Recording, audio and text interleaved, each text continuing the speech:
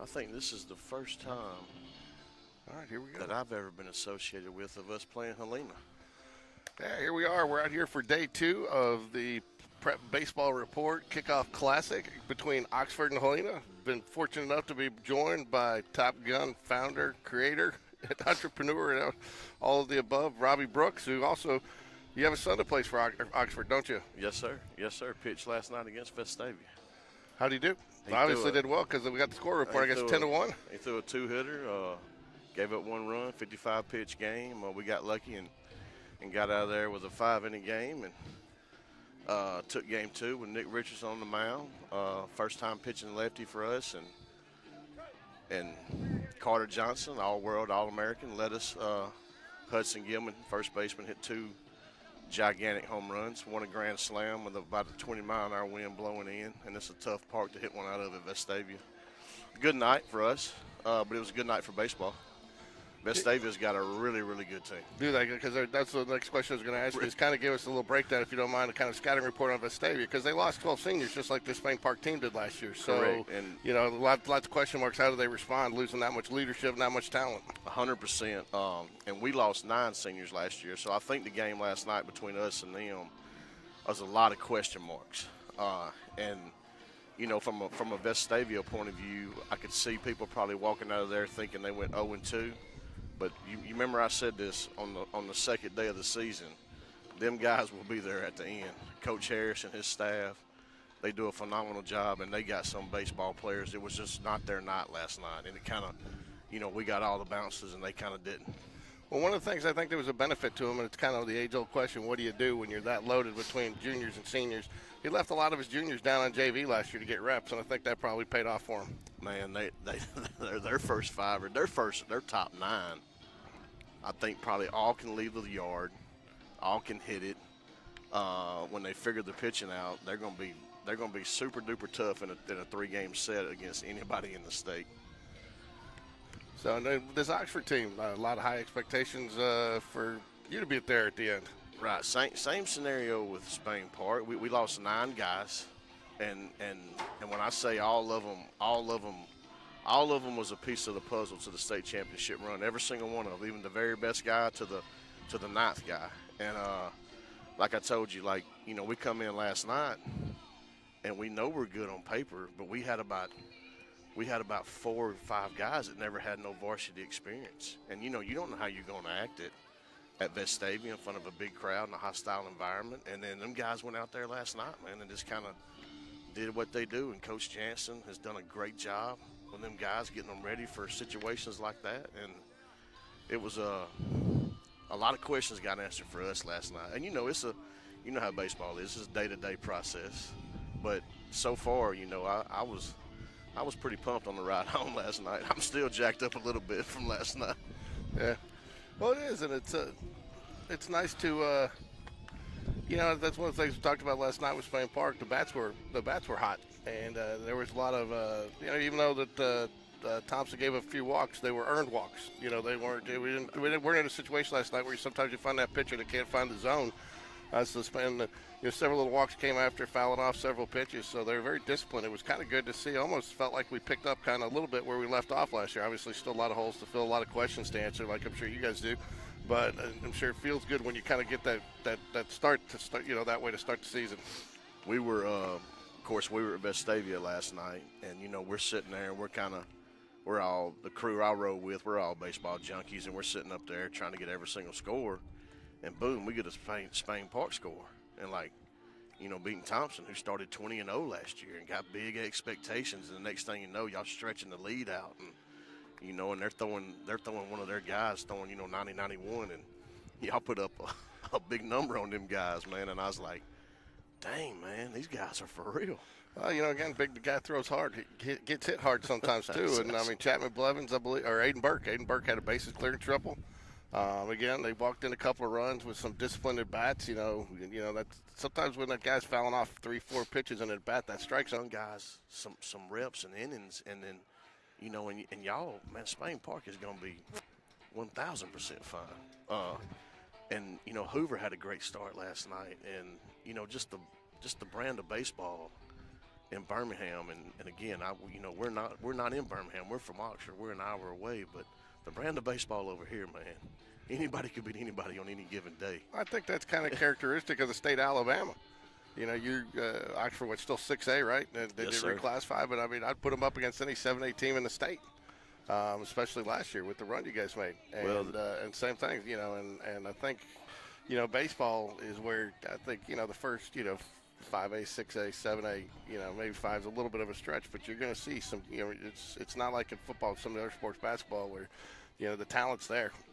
I think you're 1,000% correct. The game of baseball, man, I mean, we've all seen it.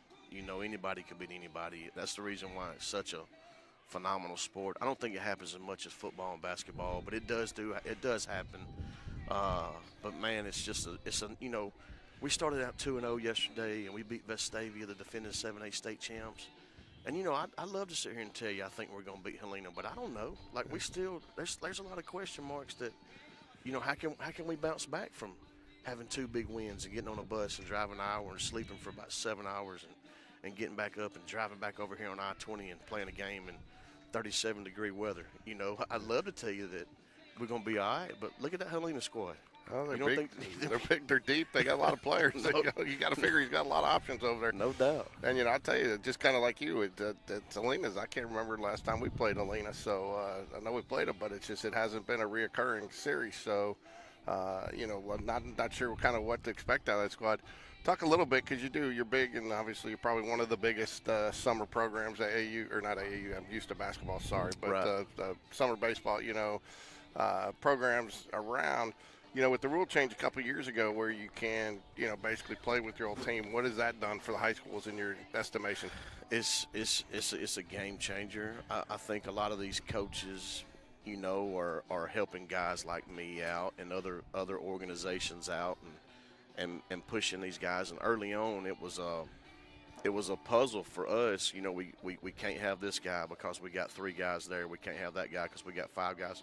Now we can kind of do, not whatever we want, but, we can kind of put a team together. And what I think the big difference is all the elite guys on every high school team, they're going to be fine. They're going to find themselves a place to play. But now it's that middle guy or even the lower level guys going to get an opportunity with somebody like us or other organizations to be part of that team because of that rule. And as well as I do, if you get together and you go play 25, 30 games in the summer against some good competition, that's going to make that kid better. That kid's going to make the high school team better. The coach is going to like us for that, and we're going to like the coach for sending him our way, and we're going to bust our tail. And, our job is, is for each and every kid to get an opportunity the same way I got an opportunity, the same way we give all of our kids an opportunity. Just, everybody deserves it. And, baseball's a sport.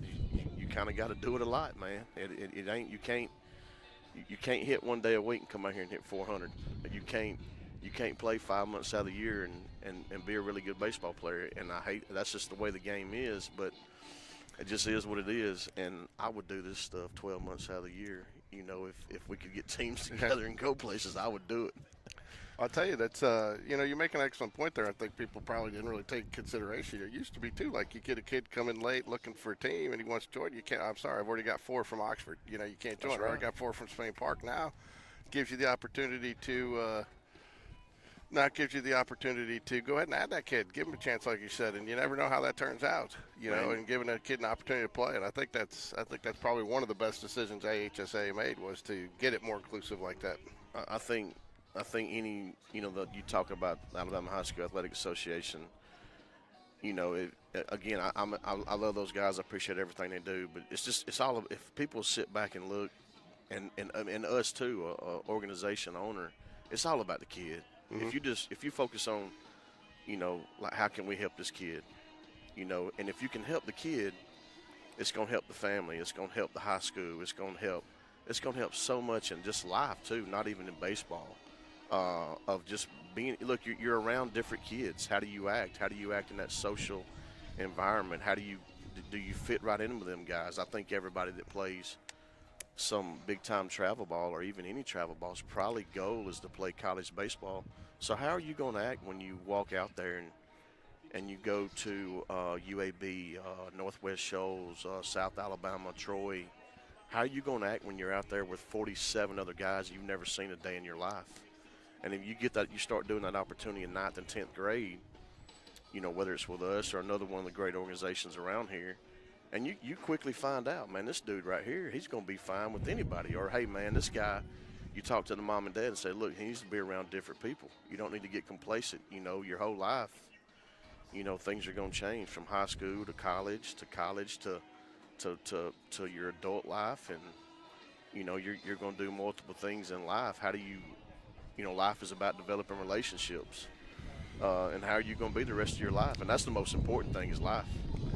No, you're right, it is. And I'll tell you, too, for some of these kids, too, I think some of the summer baseball experience is great for them because, to your point, some of these kids are used to being a superstar at their high school, and then you go to, like you say, Jacksonville State or, North Alabama or even Alabama or Auburn, and you're not the top dog anymore. You're one of many top dogs. How do you react to that, and how do you react around other people that you're not with daily?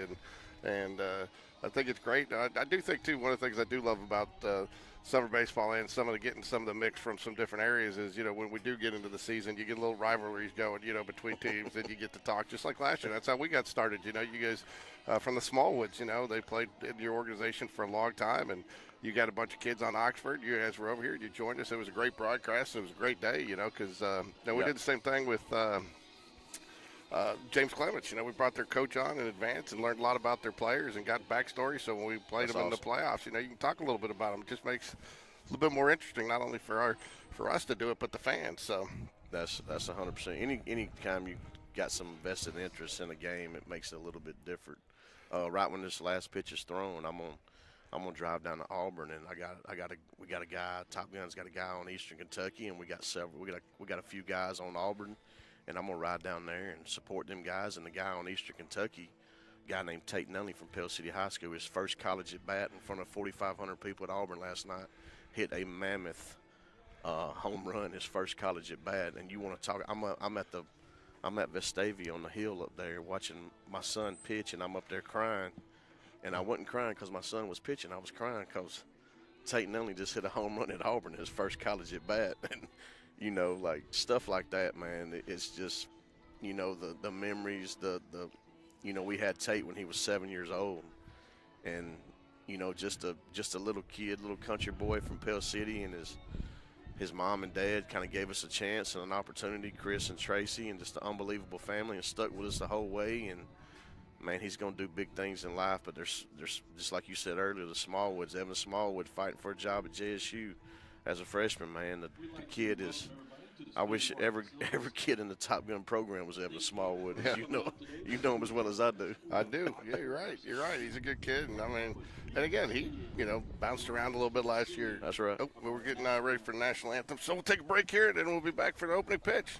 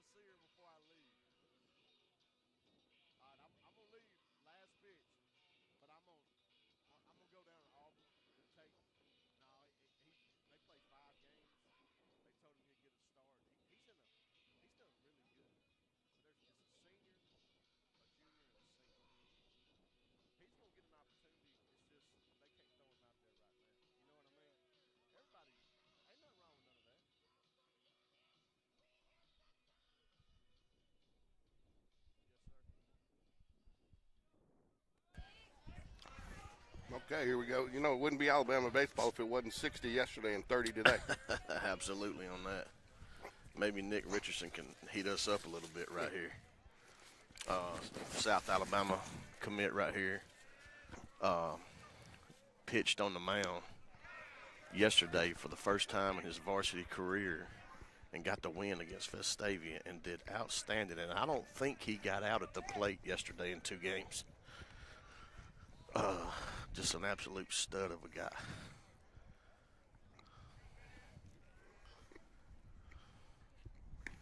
And I'm going to pump him up a little bit. He dates my daughter. Oh, there you go. So I got a little inside connection right here with Nick Richardson. That, and you also keep him in line, right? Both of them keep me in line, and my wife. My wife and them are the boss of the family. And the 10-year-old Molly, she kind of runs the household. But tell you one thing about that number 11 right there. Every time he comes over to the house, he plays with that 11-year-old girl, and Molly thinks he hung the moon. There you go. Hey, this guy right here, all he does is just get on base. He just gets on base all the time, and he can steal a bag. He can bunt. He can probably hit one out of here. He can hit a gapper. South Alabama got a great dude out of this guy. He's going to go down there with one of y'all's guys, too. Weirder. That's right. And that dude had a great game last night, too. He did.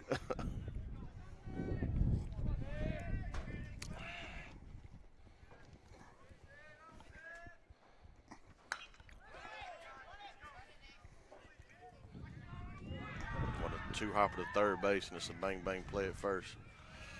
Good play by Helena. Good pitch by their guy. This guy right here, I don't know. If you don't know who this guy is, you've been living under a rock the last 3 years. Carter Johnson is probably going to be a first, second-round draft pick. Really? Alabama commit. Just a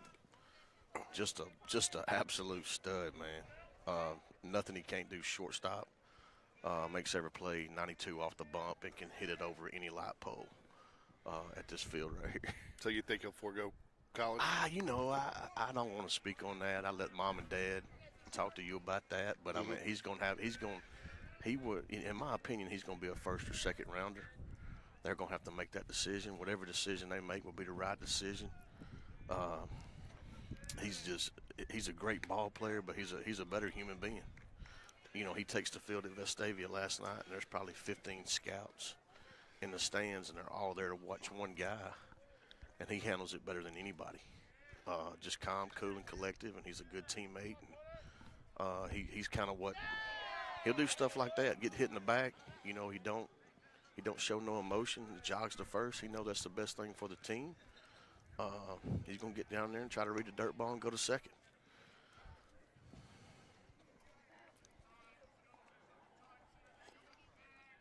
Slow me down whenever you want to. I'll sit here and talk about it. Forrest Hickok, this dude right here is our catcher for the last 2 years. And, man, he was the backbone of the pitching staff last year for us to win a state championship. And, man, this dude is look, I tell you what kind of hitter he is. They got him in there hitting after a draft pick. Now, you know and I know that Carter Johnson's not going to get a lot of hits to this year. No. So, in my opinion, Coach Jansen thinks Forrest is our best hitter to hit behind him, and I agree with him. Like, he's got this guy back there to protect Carter, and if there's anybody on the team that can do it, it's this guy right here.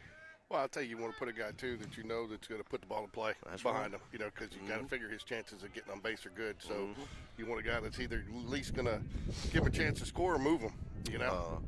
Sneed State commit. Brother played up there, too. Great family. The kid, it's the first inning. It's 34 degrees out here, and the kid's always got a smile on his face. I mean, he could hit one over the fence or strike out or line out the third. He's always got a smile on his face. He's a true baseball player. Good game last night. Sorry, one of Spain Park players walking by. Oh, that's the one that had a bunch of hits last night. Hayden Burke, he went, he got on. He started off with 2 walks. Hey, look, you got the back going. You can always tell, like, the kid comes walking around the corner, smiling. and he's walking on the balls of his feet. He's bouncing around. You know that kid got on base and got his last night.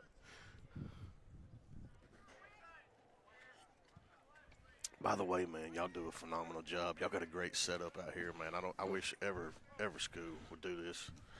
It's fun, and not every parent can make it, and that's what we do it for. A lot of the grandparents, and It's awesome. I got more chocolate chip cookies last year than I knew what to do with. I got to stay off now. So, Hudson Gilmer right here, Jacksonville State commit, hit two absolute bombs last night. The first one was a grand slam and kind of broke the game open for us, game one. And the wind was blowing in about 15 to 20 miles an hour, and he just acted like the wind was blowing out and hit a bomb to left center field and kind of opened the game up for us.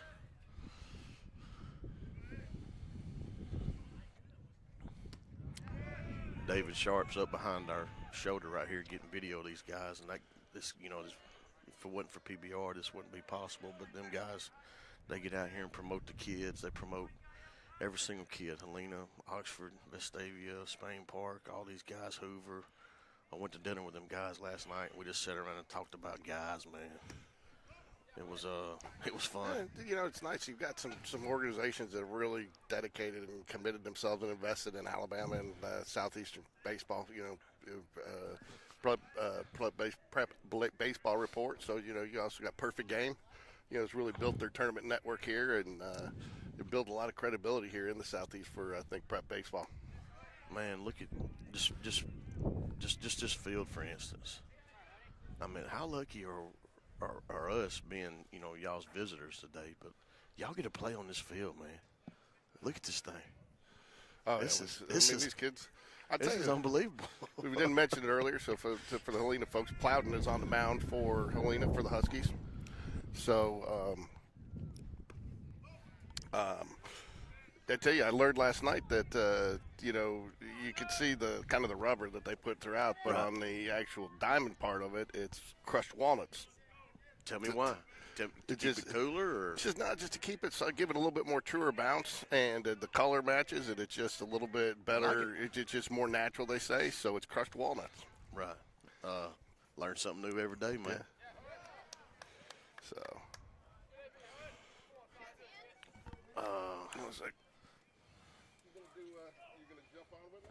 I'll be glad to. Yes, George Corey. I hope you don't mind, but I put y'all's logos on our broadcast. Okay. Yeah. So we've already hyped you up already. So you good to go, man. Hey. I'm a big Okay. Just give a little backstory. Okay, thanks. Fine. And you're gonna be able to do that better than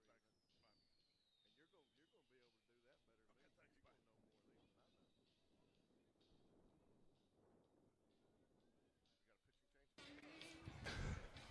Okay, thanks. You're gonna know more of these than I know.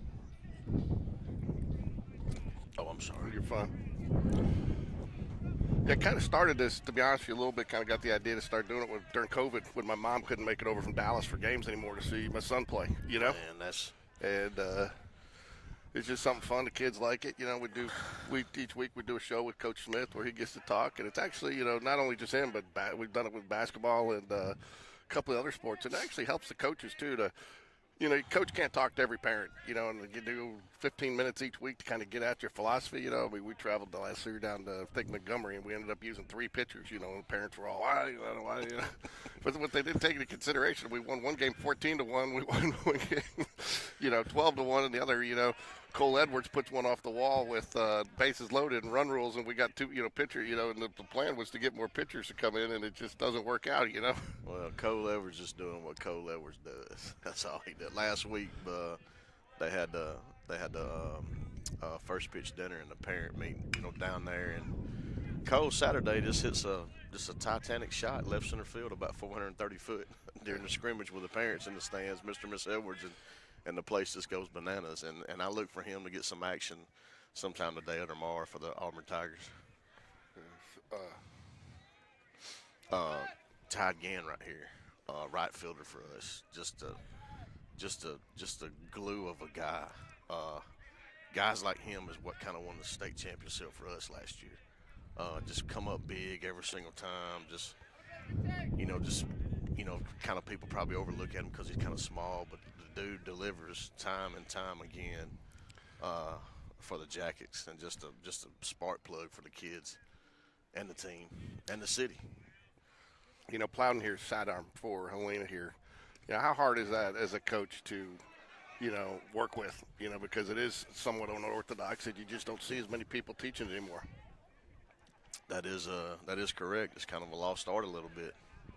A little pass ball right there, and Forrest almost tripped going back to second. As you can see, he's just out there smiling, just having a good time, and it's absolutely freezing cold. Big tie again with the bases loaded walk on the 3-2 count. There you go. Just doing what he does, man. He just gets on. The thing about Oxford is they just got a lot of guys that. This is gonna sound weird. They just got a lot of guys that get on base. Yeah. Look, if you talk to a bunch of coaches, they want a bunch of guys that get on base. And if you got guys on base, they're gonna be able to do some damage and make stuff happen. I tell you that heard one of the umpires leaving last night talking about Spain Park a little bit. I thought it was probably one of the best descriptions I've heard. He says these guys are going to be scrappy, and that's what you want, guys that are going to fight, get on base and manufacture runs. And I mean that's really what it comes down to. They talk about another lost art is manufacturing runs. You don't see quite as much of it anymore, but it actually got things started last night for Central. Started off with a nice little guy first and the hit and run. Got the second baseman going to cover, opened up the hole over there. Now you got a first and third. They put 3 runs on the board. Well, believe it or not, Carter Johnson, we have a hit and run against Vestavia in the first inning. Carter Johnson's left-handed, and we still shortstop breaks to the bag. Carter, knowing Carter just being so advanced right there, just hits a ground ball to shortstop. It's a base hit. We get on first and third, and next thing you know, we blink and we score 8 runs in the first inning. Just stuff like that wins games. So talk a little bit too, just as we're going here. Just a lot more teams, a lot more high schools starting to participate in tournaments in the preseason. What we call preseason, because now you don't get to. It doesn't really matter until you get to area. While it does matter, but what do you think that's done for the game? I think it's been helpful. Because I've always been a believer. A lot of times when you can play repetitive games, ball hits shortstop. He's going to get run the in. one. Yeah, we'll take nice it. dig for the first baseman to keep it from turning into more. R.J. Brooks with a lot of people's going to look at that as a 0-for-1 quality at bat. Hits the ground ball to shortstop, knowing he got good wheels, beats it out, and gives the Yellow Jackets a 2-0 lead in the first. Getting back on what you were talking about, I think it's really, really good. I think it puts the kids stuff like opening weekend, like what we got right here with the PBR thing, and then we also have the Perfect Game Showdown in a couple of weeks. Stuff like that, it puts them That's in your Sunday, is it? Yes, sir. There you go. Yes, sir. Well, I tell you, I wasn't going to sit down that. I didn't know that when I was going to say this, but I'll tell you, you were talking about something, but people might put that down as an 0-for-1, but Coach Smith and I talk about this all the time. There's layman stats and there's baseball stats. That's the correct. layman stats is the average and things like that, and I get that. There's some measurables there, but quality at bats is where it's really at. Number of pitches seen. Did you move the runners? Did you get the runs batted in? I mean, right there, that's a quality at bat. I mean, that unfortunately, in today's game, that's if he had hit that as a fly ball to left field, that'd be a sacrifice and wouldn't count as an at bat, right? Because the run scored. Correct. But because Absolutely. he hit it to the shortstop, the ground ball, and they scored a run, it's a fielder's choice. So Absolutely. Stolen base by RJ. It's but we talk about that, and that's what I get all these kids, they want to look at their stats on Game Changer and stuff, and we talk about it. It doesn't matter what they're looking at a lot of times isn't what the coaches are looking at. Hey, look, my son, we'll talk about that at bat on the way home, and he'll say, I'm 0-for-1 right there. I said, well, what you did right there is you gave the Yellow Jackets a 2-0 lead. And you don't know that the final score ain't going to be 2-1, 2-0. You don't know that you didn't win the game right there. So every single pitch, every at bat is is the most important pitch, is the next pitch. You don't know if you're going – this guy may find the zone. He may strike us out 14 times the rest of the game, and the final score may be 2-1, and a weak ground ball to short kind of won the game for us. They're not going to look at it that way, like you said. They're going to think they're 0-for-1. But the guy puts the ball in play right there. If he strikes out right there, it's 1-0. They come in and hit a solo shot. It's tied up and all for nothing. And what we try to do as coaches and instructors is we want to build the confidence up. Look, you're 0 for 1, but you had a quality at bat. You helped your team build off that, and take that confidence to your next at bat. I think that's, and I'm not to mention that, he's a scoop away from scoring 2 runs there. If the first baseman doesn't scoop that ball, Great guy by number 17 right there at first base. And you're look, not many guys see it like you see it. If that ball gets by that guy right there, yeah, you might could say the game's over. It's 4-0 Oxford in the first inning, and these guys are really, really good. You don't want to play against a good team who just came away from beating the 7-8 state champ twice at their home turf and give them, hey guys, here's 4-0 lead in the first. Thank y'all for coming.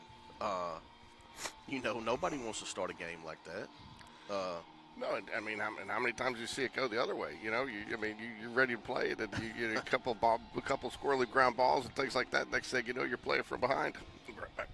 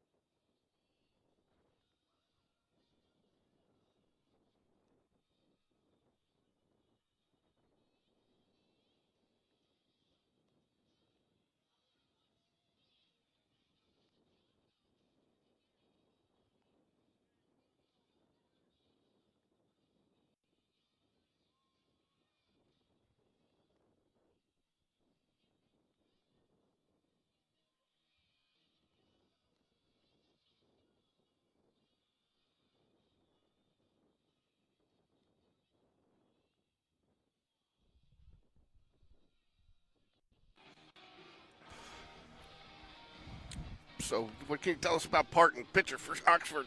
Man, nobody knows about this guy, but what you're about to see is a guy who freaking competes, man.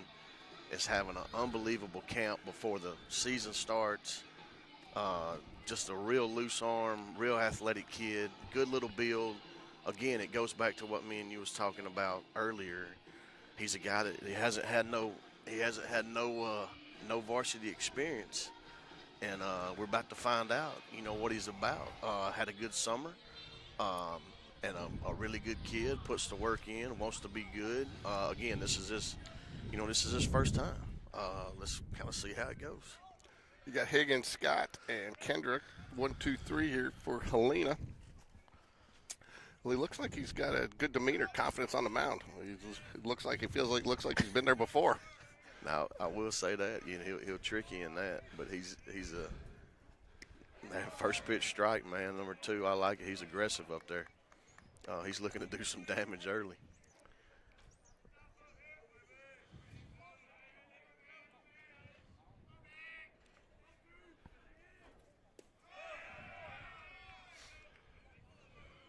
It's really, really fun to see these guys come out here and kind of get their first experience of what it's like. I'm a baseball junkie, and it's to me, there's nothing like it. And again, I played football and basketball growing up. I love those sports. I thought I was Michael Jordan in basketball, and I thought I was Bo Jackson in football. Didn't everybody at that age? 100%, no doubt. Ooh, nice pitch. Nice pitch. I mean, the bottom drops out of it. The first varsity game, the first guy he faces is the kid can swing the bat, and he just starts out with a 4-pitch K. Well, he set some of that up, too. He lived at the bottom of the zone with those 2 strikes, kind of across the middle of the plate, got him swinging, and then he kind of has that one drop off, tail off. I mean, that's almost not even fair.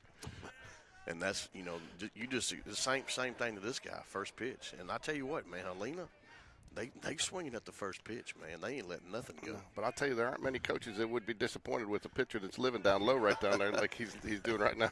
You are correct. And he's working fast, man, and I like it because it's cold out here, and I don't want to sit out here and wait a minute between each pitches. No, I tell you, that was when I pitched. When I felt my rhythm, man, I could barely get the sign. You get going, you throwing like that, you want to throw. You can't wait to throw the next pitch. No doubt, man. I'm gonna brag on my son a little bit. He threw a 55-pitch complete game last night at Vestavia, but it's just ingrained in him since he was a little kid. He throws a pitch about every 8 to 10 seconds, and last night was cold and he was dealing and. And look at that, man. Look at Colton Parton, man, with back-to-back Ks to start his high school career on this unbelievable place at Spain Park. And so in the field, we got Parton on the mound. We got Heacock behind the plate. Gilman at first. You got two Manisicos? We got Reed Maniscalco at second. We got Carter Johnson at short, and we got Rocco, probably the best name in baseball, Rocco Maniscalco at third base. This is the first guy that didn't swing in the first pitch fastball for Helena. Brooks out in left field, Richardson out in center, and Gann out in right field. That's set the field forward to your Oxford Hornets. Ground ball shortstop. That right there is what Carter Great Johnson play does. right there. Textbook. I don't think you can do it any better than that. Got Corey Hall behind us. Nobody probably knows more baseball in the state besides this guy. I got to get this guy to jump on with you later on. He probably can tell you more about these guys than I can tell you. But yeah, Carter, like right there, Carter. Just that is a tough play, and he makes it look so easy. And kudos to Colton Parton, man. He's a new guy. He gets up on the mound and gets 3 up, 3 down. Two strikeouts. I mean, that's a nice way to start your career out. And plus, the offense gave you a 2-run lead. And sometimes them guys go out there and get complacent and walk a guy. And what he did was our guys are hot. They want to hit. He went out there and had about a 4-minute inning, and now we're back in the dugout trying to swing the bat. But again, that comes back, to what we were talking about earlier. You'd sit there and say some people look at that as 0 for 1, but now you just like you said, okay, you get a run there instead. There's a big difference mentally between a 1-run and a 2-run game. And then now you come back in, you add another run or two. Even if you just add one this inning, a 3-0 game, I mean, it starts to creep away. Hey, look, you're 1,000% correct. Coach Chance is over here giving advice to the guys on deck right now. As a coach, you just want to extend that lead. You want to take it from 2-0 to 3-0 to 4-0. And look, high school baseball with aluminum bats. Look, last night, I keep creeping on that. We were up 8-0 on Vestavia in the first. I wasn't comfortable. I wasn't up there watching a game like this game's over with. I know what them guys can do with the bat. I know how quick Vestavia can put up a crooked number. And in high school baseball, you have to take advantage of every single pitch, every situation possible. Oh, yeah. I remember we were up in an area game 2 years ago with 7 runs. I remember that game. And we ended up having it. I remember that game. Reed Maniscalco, number 2 right here, second baseman, big left-handed stick for us. Twin brothers or just brothers? Brothers. No, I'm sorry, cousins. Cousins, okay. Rocco Maniscalco is the son of Matthew and Kim Maniscalco, and Reed's dad is Michael. Brothers, a big name in Oxford baseball, and just if you're a Maniscalco, you're going to play baseball. And Reed is, to have Rocco and Reed batting back to back, I think is pretty cool, man. Yeah. I thought we had a little bit of that Chapman Blevins basketball, and his brother Crawford came up, and I thought Chapman was more excited when his brother scored the 3-pointer than Chapman was winning the game this year. Man, Chappie. It looks like he's going to get fouled down the line. It's foul ball. Chappie Blevins is one of my favorite guys in the world. We're over. People gave me a hard time last night because I said it was nice to have him back on the baseball field at the start of the season this year. Everybody's like, you almost sound happy that the basketball went out early. I said, no, that's not it. But for Chapman, I think that's probably the only consolation he could take away from an early exit. Chappie, man, he's a definition of a freaking baseball player, man. And there's no doubt that he's a definition of a Spain Park basketball player. And I've never seen him play. But I just know what kind of kid he is. I know what he's going to give you every single pitch. Yeah. I'm gonna tell you a quick story about him. We're playing in the Worldwood Bat last year. There's 530 teams, and we're in the final 16, and we're playing a team from Canada, and they got a guy throwing about 92, and we're down 1-0, and he's shutting us down. It's in the bottom of the 6th inning, and Chap hits a 2-run home run that lands about halfway up the light pole, and could easily flip his bat, could easily. You know how kids are today. He drops his bat, runs around the bags, comes in the dugout, man, and he's got the biggest smile on his face. And just to see that kid do stuff like that we know he can do in a big situation, it propelled us to go deep in that tournament. And Chap, man, he's one of my guys, man. He's a dude. And to your point about taking advantage of every opportunity, and it may be a little early, the Plowden's family may get upset with me for saying this, but, he seems to have found his rhythm a little bit there, A little off in the first inning, but he's found his groove a little bit, throwing some strikes now. And that's right. Just like you say, you got to take them when you can get them because you don't know if they're going to be there later. That's right. And I'm look, it's big, for this guy to come back out here and struggle in the first inning like he did and come back out here and do what he's doing. As a coach, that's all you want. You just want to see a guy get better. I know you know Blake Patrick. Blake Patrick's been in the organization, and Blake, last night we ended up, he gets first guy out. Next thing you know, bases are loaded. He's battling, he's grinding. And Richard Moon, another guy in the organization, we got a line drive right field, makes the catch. Hit the ball hard. Judge Sire smoked it. It was Richard, gets the third to first, double play, get us out of the inning with no runs. Blake settled in, and it kind of set the tone for the pitching staff the rest of the way. And ended up having a very nice outing, But again, started off a little dicey, but he battled. And you give Coach Smith credit for, letting him see where he would go with it. And Coach Dunn went out and settled him down. And but I think that's part of what you want to see at this point is how the kids respond to the adversity.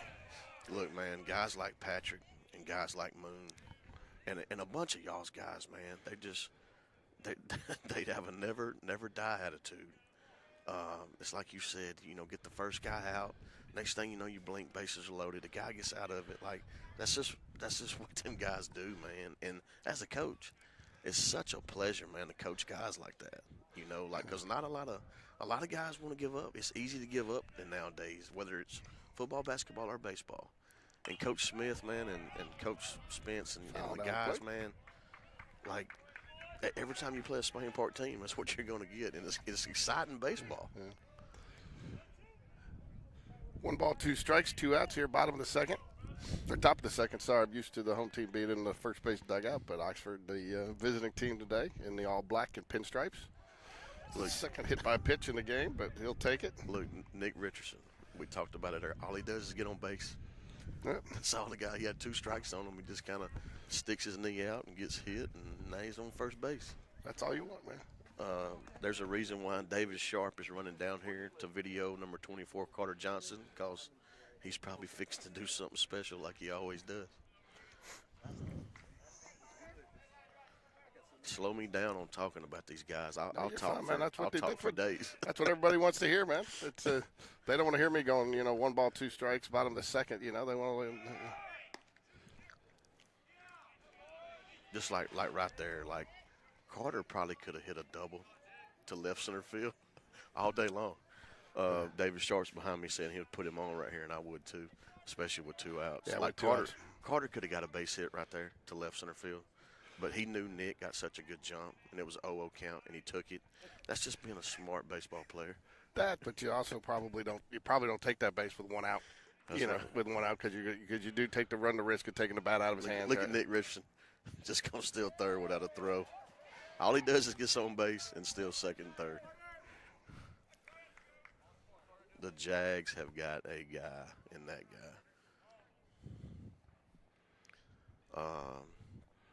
Just me, I'm not pitching the number 24 right here.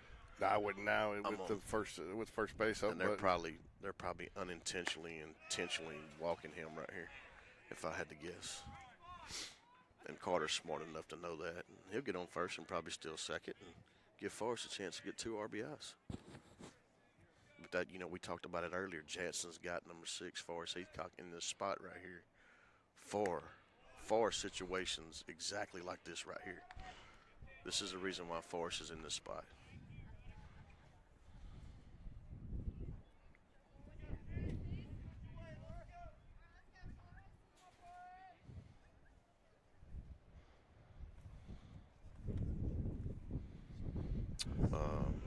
Two outs, first and third here. Catcher's getting a signal from the coach about a first and third situation, 2 outs. I can't imagine you throw down here with Richardson's speed on for third base. I definitely agree with you right here. I would think Coach Jansen's probably going to do something, but if he don't, Forrest Heathcock is the man up there for this guy. Look at that right there.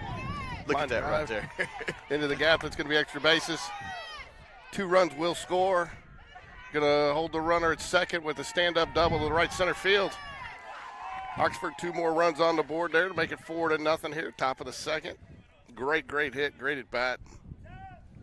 You know, how much of that comes, though, too, you know, again, you know, you got the batter before, I lost his name. Carter Johnson. Carter Johnson. You get Carter Johnson. You got to pitch around him. Now you got no place to put the guy, so you got to go after him. You know, if you're behind him, you got to know you're going to see some pitches to hit. Look, like I told you earlier, Coach Jansen has got Forrest in that spot for that reason right there, and the guy delivers time after time. And you're right. Like, if you're Forrest, you got to go to bed. You got to call Carter Johnson every night and say, "Hey, man, can I wash your car? Hey, man, can I fix you lunch tomorrow? Because I know they're not going to throw to you, and they're going to bring some stuff to me, and I'm going to take advantage of it." And Forrest Eacock definitely took advantage of that one. He did right there. And, I mean, that's what you want. Again, you know, and you find a situation, too, there where, again, great base running on first base because he knows there's 2 outs. He goes at the crack of the bat. He's going all the way. When that ball, as soon as that ball gets in the gap, he scored easily. That right there, you know, that's, again, that goes back to Carter Johnson, man. He's not only is he good, his baseball IQ is super duper high. Hudson Gilman, man, he just looks like a big old monster up there. You know, that's the thing. That's where just doing the little things makes such a big difference, and I don't think people pick up on. Again, some guys, they hesitate on that ball just a little bit. If they do that, they're sitting at third. You're right. You know, going all the way. He's looking at his coach. He knows he's going to third once that thing hits the gap. He's looking at his coach. And again, you know, a 3-run lead and a 4-run lead is a big difference. It's a big difference. Now, a grand slam just ties us up. So Colton can go out there, and you know, when you can pitch free and just relax a little bit, it's a little bit different. Well, all this whole rally starts 2 outs.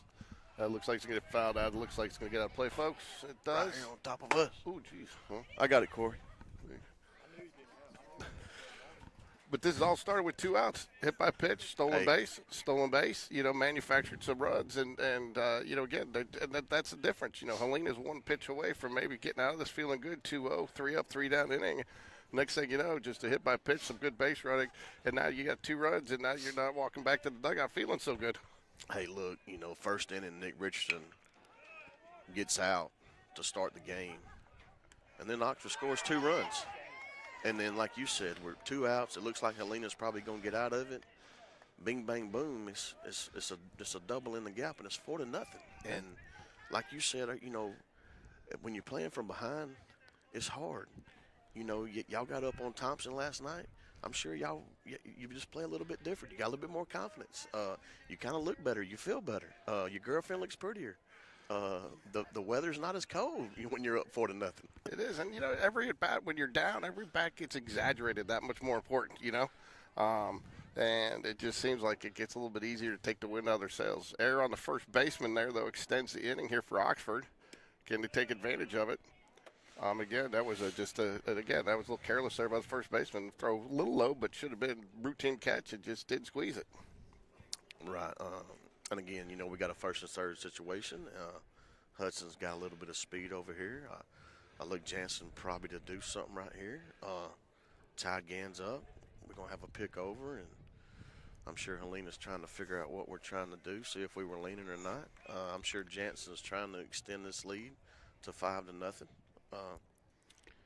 And, you know, if you look up there, I think we've got, you know, we're going to steal, we're going to throw. Now we went late. We're good. Runners on second, third. If you look at the scoreboard, we got 1 hit, and we're up 4-0. Yeah. Look, if you can get 1 hit and you're up 4-0, you're doing something right. Look at guys. Everybody who's listening to this, it's hard to hit a baseball. It is. It's hard to get multiple hits in 1 inning and score runs. And it comes back, and I think that just even further illustrates your point of that 0-1 hit that drives in a run. It's just important, you know, because, you know, I mean, with only 1 hit, I mean, one of those runs came off a fielder's choice. You put the ball in play with guys, and, you know, you made them make a play, but you still got the run. Hey, look, you know, again, you know, he hits a ground ball to shortstop, but if he strikes out right there and they strike out the next guy, it's 1-0. And it's a big, you know, it can still be 1-0. You know, to be a great team, you got to just keep adding and adding and adding. And Ty Gann, you know, is up there to, you know, like a 2-2 count. He's got an opportunity to blow this thing wide open, make it 6-0. And look again, six is a lot of runs, but it ain't enough. You got to keep pounding. Well, I mean, again, when you were 1 or 2 pitches away from getting back into the dugout and grabbing your bat down 2-0. Look at He Ty got that. Gann, That's man. in the gap. He's going to score 2. That should be an easy double. He may go for 3 here. He's going to hold up with a stand-up double there in the gap. 2 more runs for Oxford, bringing the total to 6-0 here in the top of the second. Again, it just, and again, the pitcher working from behind there becomes a hitter's count. Again, and again, you're up at the plate. Things like this happen. You get a little more confidence at the plate. Pitcher struggle a little bit. You're sitting on your pitch. You can. And when you're a good hitter like that, you're looking. You see what you want, and all you got to do at that point is execute. Look, Ty Gann goes down 1-2 right there. He's got some confidence. It's 1-2 because we're up 4-0. You know what I mean? Like, if he was down 4-0, that bat's totally different. Yeah. And again, Ty Gann's doing what Ty Gann does for us. Like, he comes up with a big knock and gets 2 RBIs. And now look, if you're Colton Parton, you're sitting over there. It's been probably 20 minutes since you threw a pitch, and you're just telling now the guy can go out there and just throw a lot of fastballs and fill the zone up, and hopefully get through this thing and let's get us back in here while we're hot.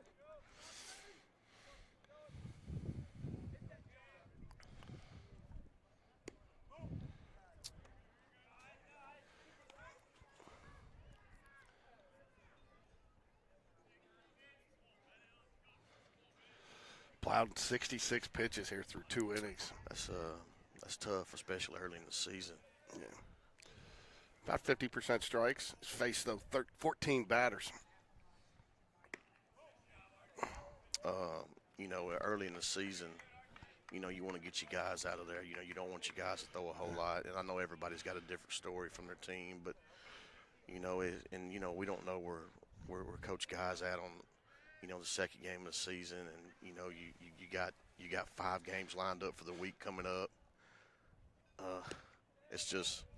You got to wonder what Parton's over there thinking, though, in the dugout. Here's a guy getting his first varsity action, gets in there, gets up 3 done, 2 strikeouts. I'm sure he's thrilled to be getting these runs, but I'm sure he's ready to get back out on the mound, especially as cold as it is, only throwing 11 pitches so far. If I was him, I would be down there in that bullpen tossing that ball around a little bit. Helena, speaking of bullpen, Helena sending somebody down to the bullpen. They're going to get going. Yeah, I see I him don't down know. there. I don't know what he was running down to first base for. That looked like a pretty good pitch from here. That did. You got to want to hit in this situation. 3-2 count. You got a fast guy. That's your son. I'm sure you'll be talking about that on the way home. We'll definitely talk about that on the way home. It was a little high, but that's all right. That ball's over the fence right there. I'm pretty sure that ball's gone. It is. Yeah. He absolutely smoked that one. Well, I guess you won't be having too much conversation about him trying to run to first. He'll be happy. No, He'll be happy that was called a strike. We'll still talk about that. We'll still talk about that 3-1 take, and it goes back to wanting to hit right there. Yeah. And he gets that power from his mama. Yeah. Up in Nashville with a daughter playing some club volleyball. Again, I can't keep stressing it enough, and I'm sure fans are probably getting tired of hearing it. But I mean, you're 1 or 2 pitches away from being out of this 2-0. It just goes to show how critical it is to get off the field, off the mound, and hit pitch. Hitting the hit batter almost always comes back to haunt you. And an error almost always comes back. In this inning, it definitely has. Look at Rocco Maniscalco following up a home run with a double in the gap. Get there, buddy. He shut it down. He could have got it. Looks like he got a little thigh problem. Great at bat. The center fielder for Williamson got over there pretty quick. I think he had a good. I think he still gets there, but I think it was going to be a little closer. Touching on what you're talking about, it's a 2 out. The score is 2-0, and we hit a ground ball to third, and the first baseman makes the error. If they get, they should be in the dugout and score 2-0. But that just goes to show you, like, if you give a good team, a great team, one little ounce of anything, it's going to turn into a 6-run inning. Oh, it is. Next thing you know, again, it's 8-0. So what's Colton Parton going to do? Sometimes it's not easy to pitch 8-0 lead. You know what I mean? Again, how long has he been sitting over there? He's been sitting a while. So, especially this time, that's something that, with the son as a pitcher, that's one of the things I always kind of think about. These kids' arms this age, and Most of the coaches, I know Coach Dunn does a great job. A lot of these coaches really have focused on arm health. I'm definitely on that side of it too. But you sit for a while, and Hey, look, I'm on echo back to my son. My son's the starting pitcher last night against Vestavia, game 1, and we scored 8 runs in the first inning, and I think somebody told me it was a 49-minute inning. So I'm up there, in the stands, and I'm like, my son hit in the 6th hole, and he don't go to the bullpen, and and I don't care. And he warmed up 20 minutes before the game started, so he ain't threw a pitch in an hour and 10 minutes. And how are you gonna go out there and expect to play against Vestavia? going to be foul out of play. And not throw a pitch for an hour and 10 minutes. Well, again, just like you said too, that's kind of could be a little bit of a seesaw there too, because when you go up against it, then you sit and you don't maybe come base out because you've rested a little too long. You don't come out with your best stuff against a lineup like Vestavia, who's got the bats that can turn it around real quick. It's not. You can be up 10-0 on Vestavia, and it won't be anything for them to put 6 up in the bottom frame. Hey, you were 1,000% correct about that, and I wanna be on record saying this. Them guys are gonna be there at the end. They are a very, very. Well, we're recording the show. We're recording the show. So when it happens, I'll cut it out for you and send it. I want Coach Harris to know that that they're gonna be there. You need to tell your son, though, next time he needs to pull that just a little farther to the right to the brand-new HARPER home run porch that we got out there. Part of this, you probably don't see it because nobody's out there today, but there's just where it cuts down there in right field, they built a home run they built a deck out there for the students. Did they really? Yeah, where it cuts down right there in right I'm field. Jealous because I'm trying to get one done at Chakalaka Park right now. I don't know if it's going to happen or not, but that's what we're trying to do down there right now. Two sponsors, Kevin Harper and RFG for that's awesome, Financial Advisory and Advisor Group, and Rick Strawn of Birmingham Landscape Design. They donated a bunch and did some of the labor. And hey, talk a little bit about real quick Chakalaka Park. That's done a world of good for Oxford and Oxford baseball and just the whole kind of that side of Alabama, the east side of Alabama, has it not? Again, I think baseball is I think Birmingham is the baseball capital of the state, but Chakalaka's trying to put a little small dent in that. We got a $50 million complex of stadium that the guys get to practice in and play in. That was, I think, about 4 to 5 years ago, got voted the best field in the whole country. And just to go out there and be able to work out on that field and walk out there and one thing about our guys, they don't take advantage of it, and we draw a big crowd. We're baseball crazy up there. We love it. We live it. We breathe it. We would love to win every game. Sometimes you do, sometimes you don't, man. But, it's just it's the kids, man, and look, it's 3 minutes from my house. So I can roll out of bed, man, and I can roll out of bed and be there in 3 minutes, and we're blessed. We're blessed and lucky to have the state championships there. So, we were blessed to be in the state championship last year. I think something's wrong with the umpire. Yeah, he got. I think he needs some shin guards. Yeah, maybe some new ones. Man, got hit last inning. We got to take care of those guys. Yeah, but I think when you had a park like that, the Oxford, and then you got what you got here over at the Hoover Met and a couple other parks that people have finally invested into it. Now you got this complex up here, and a couple of things, because I know some of these teams are playing. I think just nationally it brings, when you talk about some of the World Series and some of the bigger national tournaments that you have coming, it is putting Alabama on the map.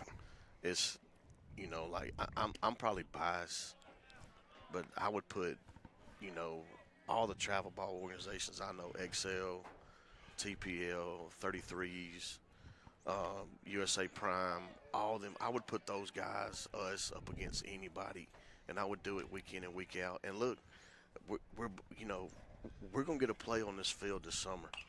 You know how freaking awesome it is to come out here and Coach Smith be gracious enough to let us play our summer league games out here and be a part of this. And Hoover got the same thing. I haven't seen theirs yet, but I heard it's amazing. Basically, from what I've been told, it's almost the exact same. I don't know if they did the colors the way we did, but you got the Hoover Med. I mean, I can drive an hour. I can drive an hour from my house and play in the best fields in the whole entire country the best. We're lucky. The best. So look, teams from California, teams from New York, teams from Dominican Republic, teams from Canada come to us and play. Come to Birmingham. Yeah. Come to Oxford, Alabama. Oxford and Birmingham are. It's just unbelievable. I grew up in Welborn, Alabama. I mean, we didn't have a batting cage. I played at Jacksonville State when we didn't have a batting cage. It's great to see older guys putting money back into the youth. Dude, that looked a little high right there. It did. But when it rains, it pours for Helena. It does. But what Helena's got to do right here, they just got to scratch. They got to scratch. They got to get a run. Well, this game's still early. Ooh, Look at nice that hit. There. That may get a run. No, he's going to get third. Great cutoff there. That definitely was. It's going to be a good play at third, too. That was a Hey, look, that was a great cutoff. That ball, a lot of guys let that ball get up to the fence. A great cutoff. Who's out there left? Oh, Brooks. That's R.J. Brooks. Okay. That's R.J. Brooks. What you got to do with Helena right here is just put a 2 spot on the board. Put a 1 spot. Just cross right. Don't get all back at once and get back into it. You put a 2 spot up there 3 times, it's 8-6. You don't know what's going to happen. But all you can do is just put together good quality bats. Number 3's coming up in a good spot right here. Runners on second, third, no outs. Get a good pitch to hit and scratch, man. And again, we got a lot of baseball left. It's bottom of the second. Foul. Looks like it's going to be caught in the coach's box, third base. Good job, Rocco. Ball tailed back on him a little bit. Yeah, snow coned it. Yeah. Right time of the year for a snow cone. 33, number 3 pops out to third base. 33 needs the big knock for him. The momentum is huge in high school baseball. It's huge in anything. They get a hit right here. They're kind of back in it. 8-2. I'll take 8-2. Sounds a whole lot better than 8-0. Look at Colton Parton dropping a first pitch breaking ball for a strike. With guys on second and third. That says confidence right there. You're 1,000% correct on that. There goes Bruce fastball by on the outside corner. He's living outside here on this. And, I like that, too. That's one of those things, again, my son caught a little, but I like that, too, working a little outside with guys on the second and third, give your catcher a little bit, not getting up into the batter and also giving him an opportunity maybe to get a snap throw down to third, by taking him to the outside just a little bit. I know some guys like to go behind the batter, but just gives you a little bit more vision. You can definitely tell that you got family play baseball and you see a lot of it. And you're a lot like me. I'm trying to figure out how can Oxford get outs right here, and Helena needs to try to figure out how can we score 2 runs right here. Yeah, again, that's just no offense to the batter before, but that's just a killer. Oh, nice pitch. Colton Parton is out here looking like a. And he put a little extra on that one. He did. I think if the radar gun, I bet that was the highest pitch of the day. But that's one of those things. Like again, it's just such the mental aspect of baseball. You get those 2 guys on, you get a double, and then a pop out foul that you got no chance to do anything, and then it's just like okay, it kind of just pops that balloon a little bit. First baseman Mims batting for Helena. Gets past him. It's gonna be close. Oh, got him. Thank the Lord for the brick wall, but that's just how the game is going for Helena. It is. They get a pass ball, it bounces off the wall. Our catcher picks the ball up and gets them out at home. It's not how you draw it up, but again, it goes back to. But it's a play. You got a player making a play. Yes, it's not that it's but you. Catcher didn't blink. Gets back there, gets it, finds it off the wall. I'm a little surprised. He did get a late slide there last night. That's one thing that they emphasized. We actually had Sam Waldrop ejected last night. Oh, man, what happened? Really, the catcher from Thompson made it look worse than it was, but kind of got a situation where after a hit, they caught the runner going to second on the throw, got him in a rundown. Sam tried to score, slid, maybe just a little bit late, but slid kind of got caught up. The catcher got up the line. Sam ended up sliding, but it was a little bit of a rough play, but nothing egregious. And then the catcher got up and kind of went after him. And so at that point, the umpires called Sam for a late slide and it basically said it's an automatic rule now, if they don't slide going in. And so they pulled him out and it was fine. But, probably if the catcher doesn't have that reaction because he kind of threw his helmet down and went after him. I thought if you're going to eject one, need to eject both of them because the catcher went after him after that happened. But I'm sure Coach Smith went up there and had a conversation with those guys. He didn't too much, and that's what I asked him. I said, "Did you?" Because we from our vantage point, he slid, and again, I think his foot might have got caught up a little bit in the turf. I said, "You didn't argue that too much," and he said, "Well, he's pretty adamant about the fact, and and then he goes and talked to him about it, but they had made that call, and we were up at that point, and he said the same thing. He thought the catcher kind of caused it more than right, but you're not going to win that battle. That's right. I hate to see any kid get kicked out. It is what it is. Hey, look, guys are out here competing, man. You gotta bang play at the plate. So we're number 9 hitter, Sire, designated hitter, and coming up. Judge Sire is a dude. 0 for 1 on the day. Hard hit ball. So again, just as quickly as it looks like, you get the first 2 guys on it, pop out the third. Strikeout, and then a very good strikeout. Started off with curveball, went outside, and hit him with the gas down low. And again, it goes back to Colton Parton's on the mound, and he's got an 8-0 lead. Let's say you're down 4-0 right there. You throw a pass ball. Do you think you run the home as fast as you do when you're up 8-0? I would think the kid does, but you don't know. When you're up 8-0, it's just different. Nah, but that's a competitor. If you're dealing as right. a pitcher, you don't want any run scoring. You don't care how many runs your team's got. You can tell I'm a hitting guy. I don't really care a lot about ERA. I'm joking a little bit, but I know the pitchers do, and I'm just thinking about how quick this guy can get us back in so we can hit some more. But no doubt, pitching and defense wins. Games. New pitcher for Helena, Butler. So looks very similar to He does. It does. So that's why I double checked. But Butler, that'll close the book on Plowden. Plowden 75 pitches, 37 strikes, gave up 4 hits, 8 runs, only 4 earned, 4 walks. That's the killer right there, 4 walks. But he did have 3 strikeouts. But the 4 walks is what kills you. Hey, look, walks every game, man. Free passes, man. It's tough to overcome. Again, it's tough to get base hits. Make these guys earn it. And, it's like we said earlier. Good job by the catcher. Yes. Good job getting by there and getting that ball. I tell you what, though, the batter been a little bit more aware, would have made a little bit more, You're right. But again, I don't think on that pitch that was more of a pass ball, drop third strike than in the dirt. I don't think you're thinking the catcher's dropping that one. That's right. That's exactly right. Nick Richardson, number 11. I think he's been on base all year except for one time, the first at bat when he took one off the knob. That's right. This guy's electric, man. He's fun to watch.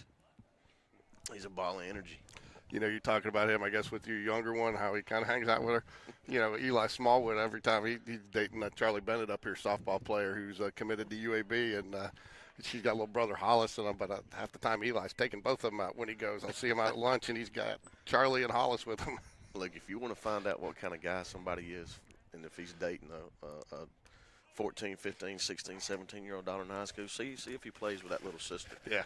And Nick Richardson and Molly, my daughter, are 2 peas in a pod, and I definitely appreciate that.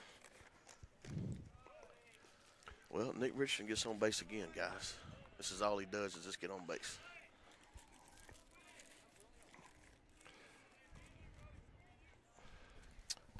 Carter Johnson, but every time this guy comes to the plate, man, you kind of want to hold your breath. He's just a. So now we were talking about this earlier. So Richardson went last time this happened, but there was 2 outs. You think he holds them here to keep the bat in Carter Johnson's hands? I'm gonna let Nick do what Nick wants to do. He's a 6'6", 60 guy. I see where you're coming right there, but I would say that a little bit different if it wasn't 8-0. I'm gonna stay close and let Carter hit one out of the park. 8-0. If they wanna let Nick go and put Carter on, Forrest is gonna hit a backside double, make it 10-0. I would do a lot of that. Now with Nick going right there on the pass ball, which he should have, I'm probably not gonna give Carter anything to hit right here. But again, it's 8-0. Sometimes you get to this point, and let's just see how far a guy can hit a ball. And they may try Carter Johnson right here. Part of what it impacts his season is what the guys do around him for the rest of the year. I mean, so You're definitely right. You know, Carter's, you know, he's just a guy, man. He can hit a curveball, he can hit a slider, he can hit a changeup, he can hit a fastball up, down, in and out. And the good thing about like Carter is he knows what kind of hitter Forrest is behind him. He's fine with walking down the first.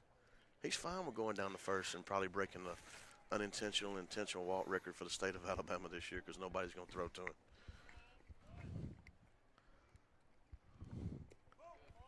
And in saying stuff like that, that just echoes of, you know, what kind of teammate he is.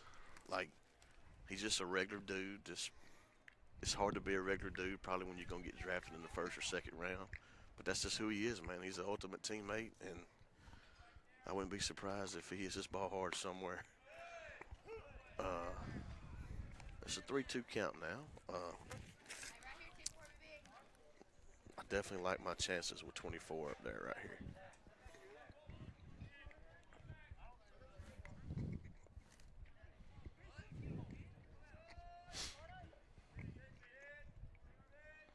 Wind is blowing out to right today. You thinking what I'm thinking right here. He just missed out. Looks like he's going to get out of play. Hey, you know what? I like this guy challenging Carter.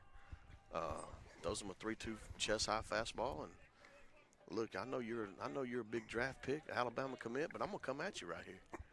And look, you see, you know, just stuff like what's going on right now for Helena. You're trying to find out, man. Look, you know who wants it, who don't, who's gonna quit on me, who ain't. Let's fight back and give these Jackets a game. Just Carter doing what Carter does, man. A little outside fastball, and To me, that right there, though, is more impressive, though, because big hitters right there, yes, most times will chase that ball. they foul it off to the left side. And the discipline there, he's willing to take that walk for the team. You know, look, that's just who he is, man. Most big hitters, they want to put, you know, they're gonna swing at that. They're either gonna strike out or they're gonna foul it away, like you say. I would love to tell you that I could do that. I couldn't do that. I'm gonna do what you just said. I'm gonna swing and miss that ball or foul it off. And Nick, that's ball's hit pretty good. Center field. Look, Nick goes all the way back. Center fielder made a great effort at that. Again, the wind's blowing that way hard on that guy. You can see the flags blowing left to right out there. And look, Forrest, you know what Forrest does? He hits back-to-back backside doubles. He does. That's just what he does, man. And that's the reason why Jansen's got, you know, Carter. It all starts with Carter taking a 3-2 fastball. And if he don't do that, the whole dynamic changes right there. Well, and, you know, Carter Johnson's going to be hugging him later because when you're back-to-back doubles and word gets out like that you're not going to be able to pitch around him like that because that's what you're facing, right? We got to start throwing the number 24. We can't let Forrest beat us. We got to start throwing to Carter. And when it gets like that, my man Carter is going to do what President Carter does. That's what we call him. We call him President because he is the man. I think you might get out of here early today. You know, if I could sneak out, and I got to see Miss Smallwood before I leave, but if I could sneak out early and get to Auburn and watch EKU and Auburn a little bit early, man, I would be ecstatic. Umpire's been pretty tight behind the plate today, but he's been fairly consistent. I agree with you, and these guys don't get enough credit. But I think anytime we're in the top of the third inning, and me and you haven't talked a ton about the umpires, I think it's a good thing. Yeah. These guys, I was impressed with the umpires last night, even with that call. Right. I thought it was a little, but they made it, and they were confident about it. You know, they were. Hey, look, you know, speaking on that. If you'll just be confident, you can trick me. You know, if I'm a coach over there, be confident and stick with it and don't change it. And if you do stuff like that, the game will go by faster, stop less arguing because you know you're not going to change their mind. Yeah. Let's keep it moving. I hate that a kid was ejected and it sounded like, you know, that he didn't mean none of that. But, you know, you said the other catcher kind of blew it out of proportion a little bit. That's a good take right there. He did. Man. It was, I believe, the same kid as last year, too. We played Thompson. Really? The same kid last year we played Thompson. The kid, Richard Mood, he slid into Richard Mood and took Richard Mood out. And he was more worried about taunting Richard Mood. He got up. He didn't realize the ball had gotten all the way down the line. They did score, and it would have won the game for him. Then we ended up winning in extras. Richard Moon look, man, every time I talk about one of Coach Smith's guys, all I can refer to them is a bunch of freaking dogs, man. They're just baseball players. Richard Moon is a stud, man. He was a glue for us in the summer, and man, we put that joker on the mound. We put him at short. We put him at second. We put him at third. We put him in the outfield. Nothing this guy can't do. David Sharp's over here giving us a good time to our left. We're going to get him on soon. Let him take over, and he's going to give you way more information. He's doing the second game with me. Okay, sweet. Y'all going to have a good time. Yeah, he's going to do the second game with me. So y'all going to have a real good time. You can listen to us on your way down to Auburn. Trust me, I will listen to every second of it. Give me something to do. I haven't driven to Auburn from here, so I'm here in 2 hours, 2 hours and 15 minutes. Maybe I drive slow like a grandpa anyway. Big game down there today. Man, it was a sold-out crowd last night. I'm talking about it in Auburn plays Kentucky at home today. I said, you're right, a 5 or 6 o'clock basketball game. I'm sure everybody will watch the baseball game and go watch that. Did Cole Edwards will play today? I think he's going to get a shot for the weekends out at DH. He deserved. He's had a good camp. Talked with the coaches. I think he's going to get a play early. Again, I'm not making out that lineup, man, but Cole Edwards, man, he's hit some balls at this field that's people will talk about 30 years from now. You know, one of you guys had a chance. I heard Clay Spencer made it pretty far. Tried to walk on down there. Man, Spence, man, he had one of the best summers for us, man. He hit a ball at Lake Point that still has not landed that we'll talk about forever. That guy, he's my guy too, man. He's just and you're right, man. He went down there and talked with Nonamaker and talked with Thompson and got real close, and he had some JUCO offers. He could have played some college baseball if he'd wanted to. But he's again, every time I talk about one of Coach Smith's players, man, these guys are studs, man. 3 balls, win streak, sir. Who do y'all got today? We play Helena right after. Okay. I tell you, that's one thing I'm not a huge fan of. You know, the pitcher struggling a little bit, throwing a lot of breaking stuff. You know, and if you're not locating your fastball, it's tough to locate your curveball. Look, again, we talk about the difference in their guys and Colton Parton. Colton Parton is 9-0. He can go out there and throw a bunch of fastballs and fill it up. And look, like you talked about earlier, RJ cutting the ball off at left field, keeping the guy at third. If RJ don't do that, it's 1-0. But RJ does that, pop up, strike out, and then next thing, I don't know if anybody's going to get this one. Yeah. There we go. Didn't matter. Infield fly, batter was right. out. That's right. So 2 outs now in the top of the third here. Yeah, you're right, though. He cuts that off. Otherwise, it run scores, and then you don't know what happens there next, And, again, he may not talk about a lot of that on the ride home with me. You can replay for me. When he gives you a hard time, say, Dad, you're my dad. You can say, hey, let's listen to what the other guy said. Again, it goes back to the ground ball to shortstop. Me and you talked about it. You're 0 for 1 right there, but it's a quality at bat that got us up 2-0 that kind of propelled us all the way up to get passing along to Rocco and try to get us to 9-0 and. He's 1 for 2. What was that one? I can't remember. It was a ground ball to shortstop, and then no, he did it again. He smoked that one again. Yeah, probably a triple in the gap, bases loaded triple. I think he's going to hold him probably up. going to hold him at second. Yeah. We're going to send. We got to play at the plate right here. It's going to be close. We cut it. A little 3 RBI double. So what's he got now? A double and a home run and a ground ball, but he's got got RBIs on every one of his at bats today. Right. That's right. And probably, let's just be honest. The home run's awesome, and it's great to have, but rolling that ball to shortstop, not striking out right there, kind of changes the mindset of the at bats the rest of the day. And it does. If you strike out right there, you go in, you start doubting yourself. If you roll one to short, you say, hey man, look, I kind of helped my team out right there. And then next at bat, we hit a home run, and then we hit a double, and it just kind of starts from there. And I wish every kid could understand that, man. You're gonna fail in this game. Just take a deep breath and learn from it, and you're the best. You're the best. This pitcher right here, he's got to think he's the best on this pitch right here. Don't look at the scoreboard. It says 12-0, but compete against this guy up here you're hitting against. Rocco Maniscalco, he's got to think he's the best right here in this at bat. and then that goes in life and school and anything. You gotta have confidence, man. Baseball's a weird game. Well, no doubt.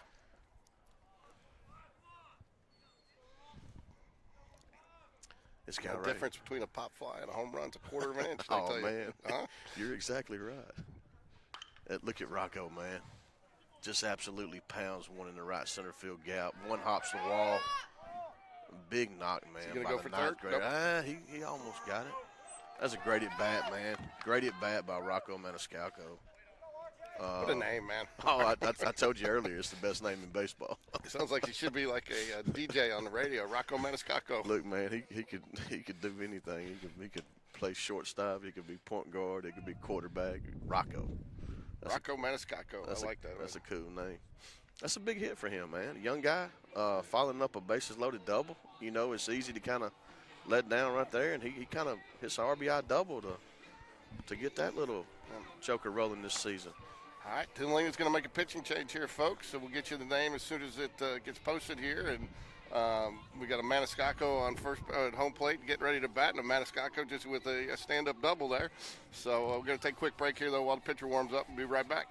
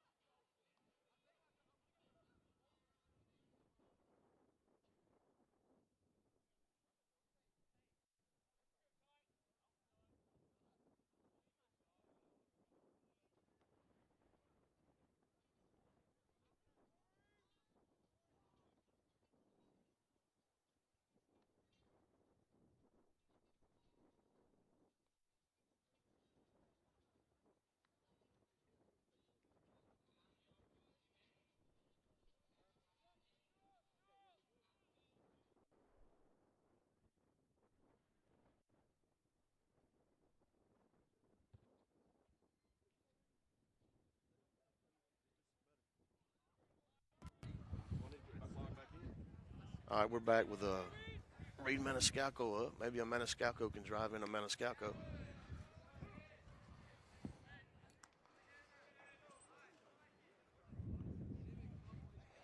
Got Jason Johnson, Carter Johnson's dad, behind me, and trying to see if I can turn my volume up a little bit so maybe y'all can hear me better.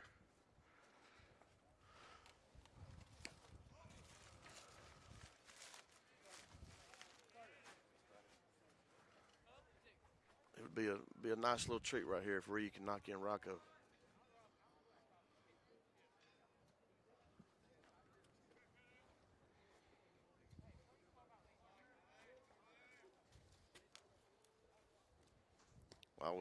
I was fortunate enough to play with my brother. We were 22 months apart, and some of my best memories of baseball is him doing stuff more than me.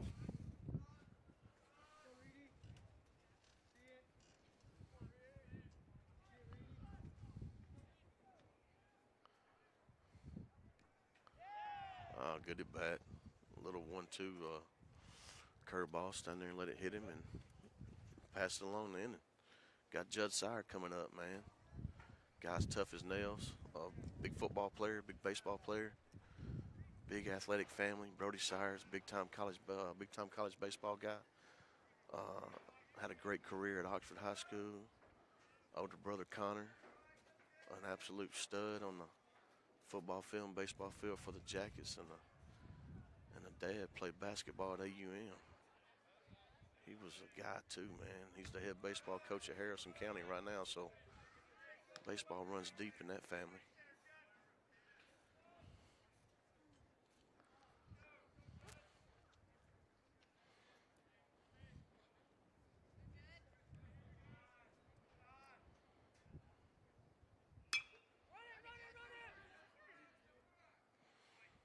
Ground ball to third, gets Helena out of the inning. 7 comes in, does a good job. Oxford pours a 5 spot on them again to go up 13-0 in the bottom of the third. Colton Parton's got to be feeling real good right now. Forrest does a real good job of calming our guys down. Coach Shanson's got the dugout, a lot of energy over there. It's always fun when you're up 13-0. Maybe we get some young guys a shot right here. Some at bats.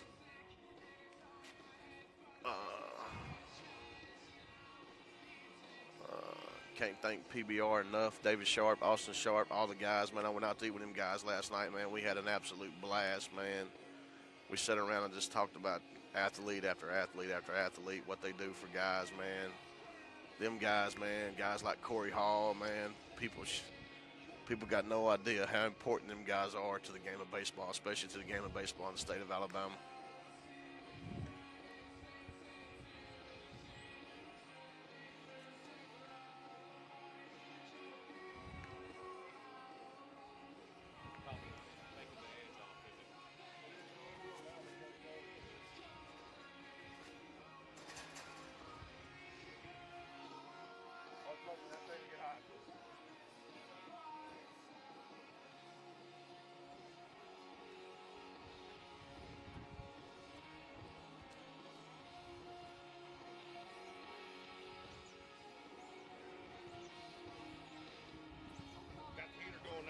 That's what I'm talking about right there, man.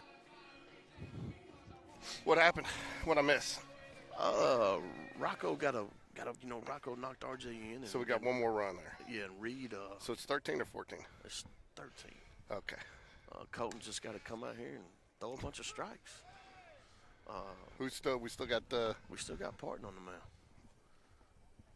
The guy just comes out here, man, and just, a lot of people talk about, it's 13-0.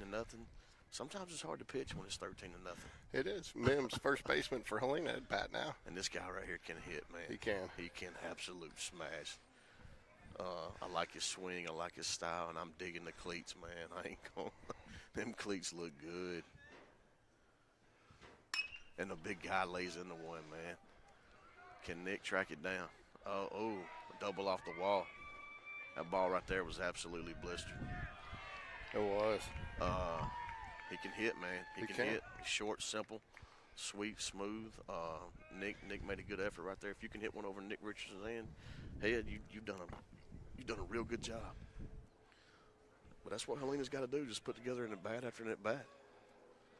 I can feel a little of that heat coming back there, can you? That feels good. That feels good on my back. If you're Helena, you're just trying to win the next pitch right here. Not really focus on the scoreboard. Don't let the guys quit. Fight, compete. It's an opportunity to get better. Again, early in the season, nobody wins a trophy. Nobody wins anything. If you win, that's great. Build off of it. If you lose, get back to practice and work to get better at it next week. I can't say enough about Colton Parton, man. Just coming out here throwing strikes and looking so calm and cool against a good Helena squad. Yeah, 31 pitches so far, 19 strikes. Only faced 8 batters. We're talking about the Oxford's offense. He's throwing up a bunch of zeros up there on the scoreboard. Oh, man, great job by Forrest Heacock, man, getting up under that curveball and pulling it up to the strike zone. It's a lost start. I still think, again, framing pitches. Me and you. Either people do it too much. Catchers either do it too much or they don't do it at all. Me and you are definitely. Oh! That was Oh, right he had on a brace. Okay, That's so right. That's right. He knows what he's doing. he had a brace on there. That sounded worse than it was. Yeah, Oxford coach wants him to turn it into it, but I don't think you're going to get that call up 13-0. And that's it was right. It was a little, but I don't think it was enough to say, That part of the game. That part of the game has changed a little bit too. Guys will do that. Some coaches teach it. Some coaches don't. I don't want to get hit with a baseball. If I'm up to bat, I'm trying to hit the ball hard. I don't want to get hit by it. But they got runners on first and second, no outs.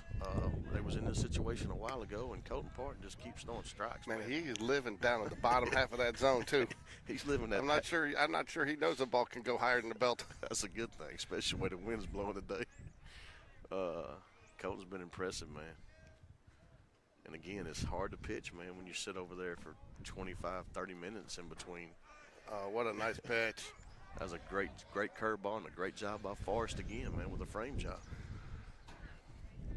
If you don't get up under that curveball and you let that glove go to the ground, he's gonna call it a ball all day long. That comes back to it too. When you're pitching and you're dealing, it's easier for the umpire to make that call for you when you've been throwing strikes consistently. Hey, look, no matter how you want to slice it. What a pitch. That's a great job by Cut. No matter how you want to slice it, look, it's 13-0. That umpire can see that scoreboard out of his peripheral vision, and he's probably going to open the zone up a little bit for the team that's up 13-0. Especially when it's 30 degrees out. But we got this heater behind us now. It feels good. Yeah. Them flags are rolling from left to right big time. I think that's the first time in a minute Colton Parton ain't threw a first pitch strike.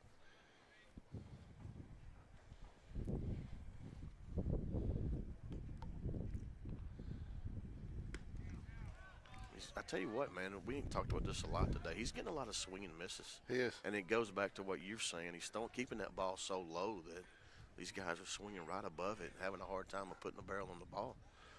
Mims did a good job of it, but a lot of other guys are swinging right over that pitch.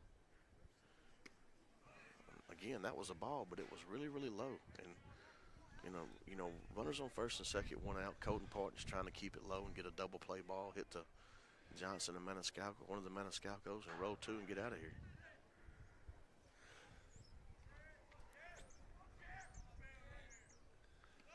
Great block by the catcher there. Great block. If he sits back on that ball, his chest is straight up.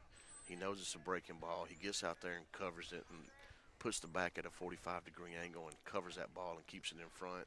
And that's huge, man. If that ball gets by him, it's 13-2. You're fighting. They're fighting right now to give Colton a shutout. Oh, wow. That looked good from here, but he called it ball four. So Helena's threatening right here. We got one out, bases loaded.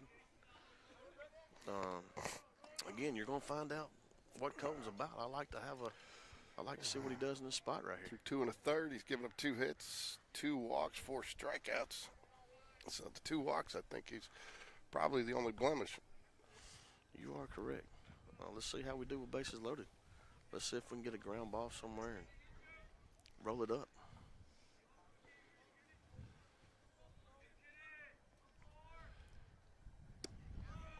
Tell you what, he's got a lot of confidence. This bases loaded. He starts the guy off with a curveball. It's a ball outside. He has gone to a heavy dose of curveballs here this inning. He was really loving life with that fastball down low. Right. I got a feeling he's going to come back with it right here, and the guy absolutely punishes one. Ty Gans a beat. Oh, tough play.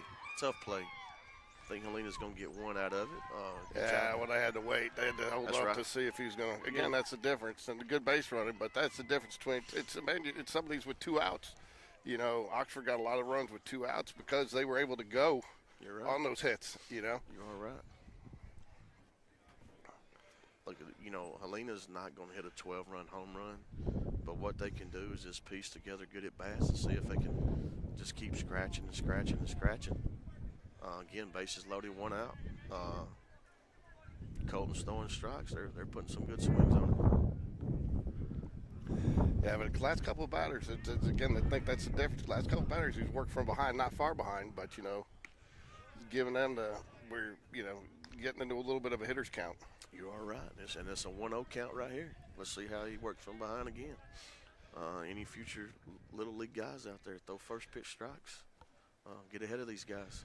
That's one stat I looked at on Game Changer last year when I would prepare some of the stuff, talking to Coach Smith. The percentage of outs, how exponentially it grows off a first pitch strike. For better, you throw that first pitch strike. The amount of times those guys get out over the times. If the first pitch isn't a strike, it's mind-boggling. It's so the difference in it's so vast. Look, we got I'm helping a 11U team right now, and we practice a couple nights a week. And what we talk about a lot with our young guys is throwing first pitch strikes. And we throw bullpens, and we talk about it. We want to talk it into existence. And first pitch strike, like you said, is huge, man. And the Helena continues to swing above Colton Parton's fastball.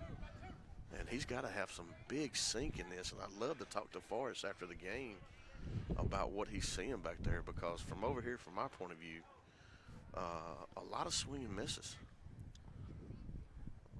Colton's got a chance to get out of this. So big strikeout with 1 out, and we've got bases loaded and 2 outs. Again, I wish y'all could see what we're seeing. We're Helena's swinging over every single pitch. Colton's doing a good job of keeping it down in the zone and knowing what they're trying to do.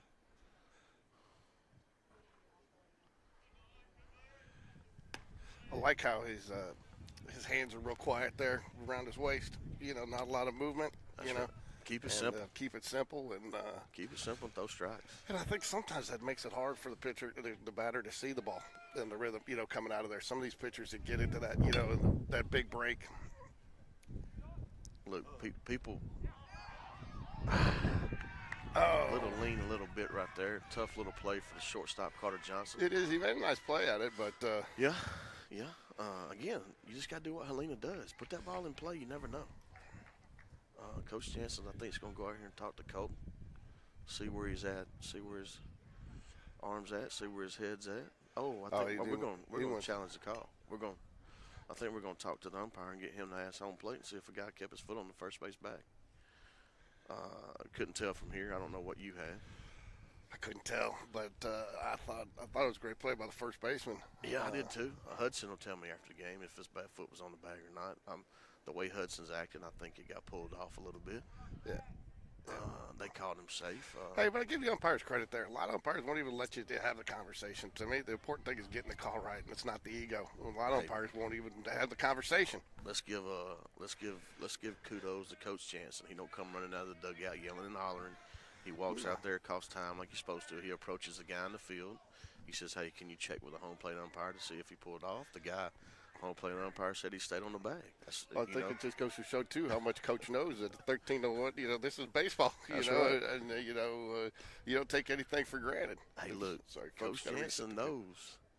We don't want to give them jokers no runs. Hard score. Gave an error on that one. I don't know if I would give. That was a tough bang play. Yeah, I'm gonna give that a base hit because of course I am a hitter. So anytime it's remotely close, I'm probably gonna lean towards the hit side. Yeah. Carter, it was a tough play on Carter Johnson. He made it. Throw it over there. Hudson stretch a little bit. Bang play. Yeah, a lot of times you're making the throw. And I will tell you too, this. I think this turf right now is just a little slow, because it hadn't totally settled in yet. It's still a little long, and it's gonna mat down a little bit. So, I think some of these you're seeing some little slower balls come off this turf. Look, I think that's gonna be huge for Spain Park's guys. Y'all are gonna know that, and a lot of guys are gonna come over here. And if you're a shortstop playing that routine ground ball, and we're just running down first base, or some of your Blevins and them guys, they're going to get some infield hits because guys are going to sit back on that ball because they're used to getting there quicker. And that's a home field advantage. You got to get out here pregame and get you some ground balls on that and know that. And I'm sure people will figure it out early, but you never know. One play like that may be too late. Colton's working fast. I'm definitely impressed with him. Bases loaded. He take a big, deep breath out there. 2-2 count, kept it low right there. You kind of want to see what you guys got. You know, you don't want them to go out there and just get 3 up, 3 down every inning, because there's going to come a time during the season where you're going to be in a situation like this, and can we count on you to get us out of it? All right, we got a little 3-2 count right here. 3-2 count, bases loaded. Guys from the stretch. I'm going to run a pick somewhere right here just to keep everybody honest, but he's probably going – these guys are going to be running. Ball 4. 13-3. Helena's scrapping back, man. As a coach, man, this is what you want to see. Where's the pitch count at? Where's he at on pitch count? I'll get it for you. Hold on. Oh, you said at 58 pitches now? Okay. I'd say 60, 70 is probably where they got his number at. Blow out my heater.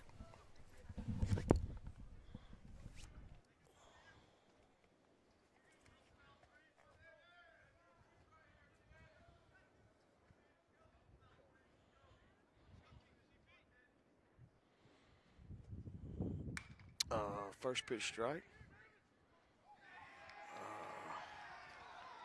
Helena's making some stuff happen, putting the ball in play.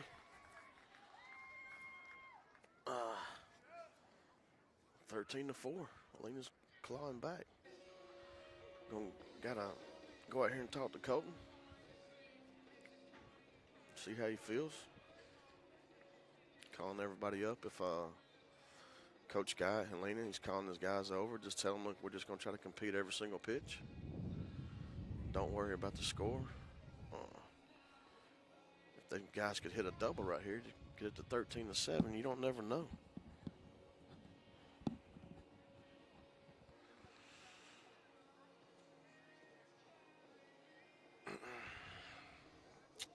Good crowd out here today with the weather. Got a lot of good baseball, a lot of good baseball games. PBR is putting on. Wish I could watch all of them at one time. Got the Mims kid up with bases loaded. Big double lasted bat. Big situation for him. Colton Parton is just coming out here throwing 0-0 breaking balls for a strike. Very good take by Mims. I wouldn't have swung at that pitch. He follows it up with another one in the dirt. Mims takes a good take on it. 1-1 count. You think he's gotten a little too heavy on his breaking balls here? I think he's trying to find something. I do. I think he's a little. I think they went out there and talked about this Mims guy and don't take this guy lightly. And we got away with it. Got a little ground ball back to the pitcher, and Mims is probably trying to do it too much right there. Yeah. He started off the inning with that double. Yeah, 100% he did, and it was absolute smashed. And look, you got to give Colton Parton credit right there. We gave up Oxford gave up a 4 spot, but look, man, it could be 13-7. It could be 13-8. Mims hits a grand slam right there. And all you want to do is just limit it. You know, now look, Helena, you got a little bit more pep in your step. Come back out here, get 3 up, 3 down, go back in and score some runs. Oxford's got to keep pouring it on. Yeah, do lead off for Oxford, Nick Richardson, Johnson, and Heacock coming up. Richardson 0 for 1 on the day, but I think he's reached on 2 walks. That's right. Johnson 0 for 0. Has he walked every time? Look, Johnson don't get a lot to hit. If he does get a lot to hit, it's going to be a lot of damage. Heacock, though, big day, 2 for 2 with 3 RBI. That's huge for us. That's huge for Forrest. Again, I told you, Jansen, apparently he is the guy, going to be behind Carter. And again, Carter will gladly keep taking them walks and let Forrest knock him in.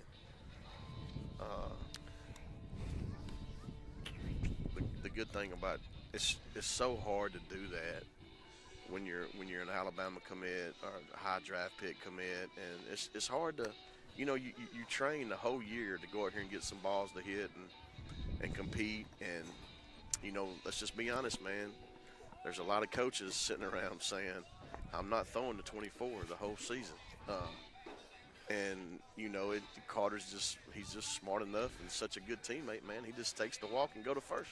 Yeah, it's funny. Last year we interviewed Coach Johnson at James Clemens about and he said, the same thing about Cole Edwards. He's like, yeah, I don't want to face that guy Hey, I don't want him, especially with the game on the line. We'll be putting him on, and sure enough, he gets there with the game on the line, bases loaded. He has no choice but to face him, and he, gets a line drive single to win the game. I definitely remember that game. And Cole Edwards is a lot like, they better field that clean right there. That's Cole Edwards is a lot like Carter. They're just both the ultimate teammate. Cole Edwards is going to do anything and everything for Spain Park to win the game, to score a run, and he don't have to be the guy. I'm sure whoever hit behind Cole last year, Coach Smith thought that was the guy, and Cole Edwards let that guy do that. Nobody's on right here, one out. They'll probably pitch to Carter Johnson right here. And we're going to see what this young stud is about. Keeping it low, first pitch. Top of fourth here, 13-4. I'd like to see Oxford answer back right here just to kind of, don't get complacent. 9-run lead is big, but, you don't want the Helena guys to get any confidence and get back close. I think all the Helena pitchers bleached their hair blonde. Every one of them. Everybody looks like the same dude. This guy's a little bit shorter, but all three guys that pitched. Same hair, same everything. I think they all, last year all the Spain Park guys got mullets. I think all the Helena guys bleached their hair blonde. You said earlier that we had a pitching change, and I couldn't even tell the difference between them dudes. No, I couldn't either. I saw if it wasn't for Game Changer, I wouldn't have known it.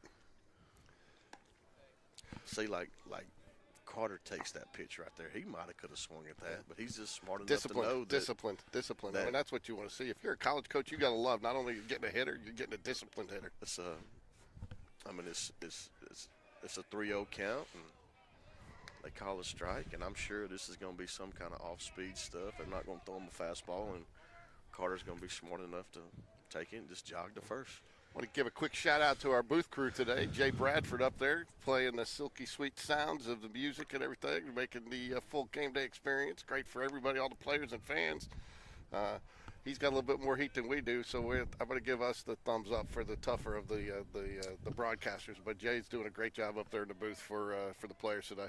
We are definitely jealous of Jay and the guys up there. We're down here grinding it out. We tried to do it up there. There wasn't enough room. There's too much chatter. I like being down here on the field where you can kind of catch what's going on. I love it. And if y'all, from y'all's perspective, when it's y'all's team and you're right over there and you listen to Will and Spence and them guys in the dugout, and you probably get a little inside information. You hear them talking to the umpires. You hear the kids talking to the kids.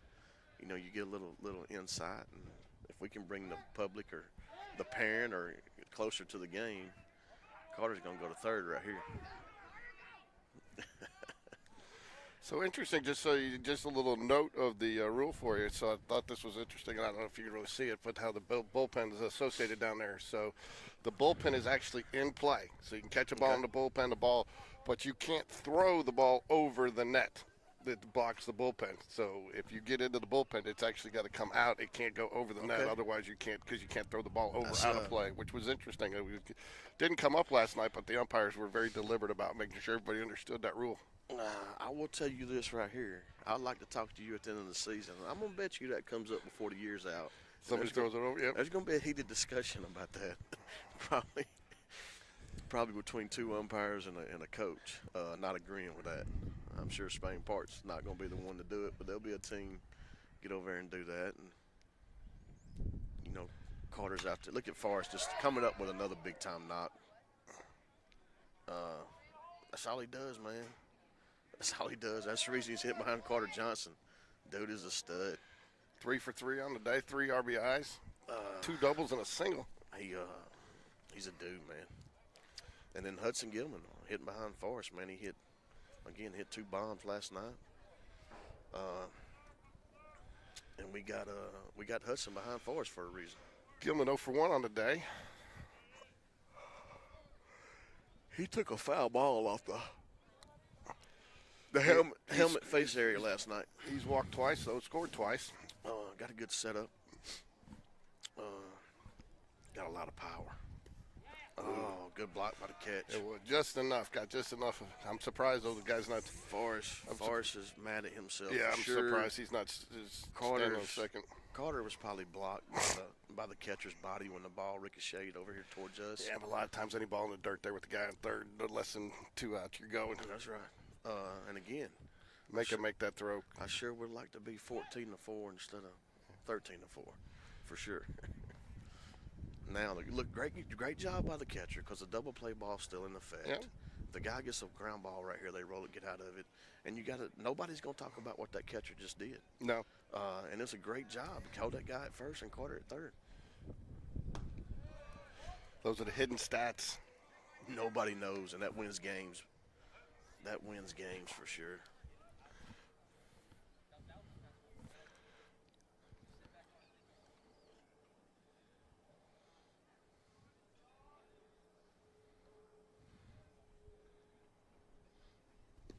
Great job. And now he goes that great time. Runner.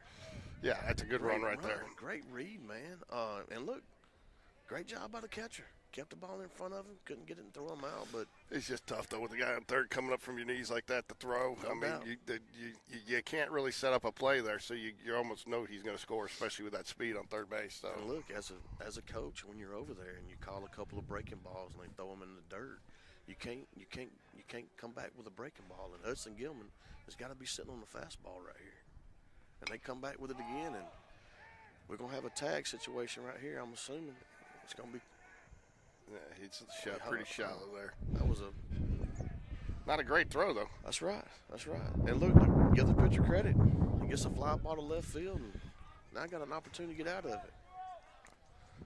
But let me tell you what about number 10. This is where number 10 makes his living right here, man. Number 10 comes up big for us last year in situations like this. Again, 1 for 2 on the day, 3 RBIs, 1 walk. He definition of just a gritty baseball player right here. Ball outside.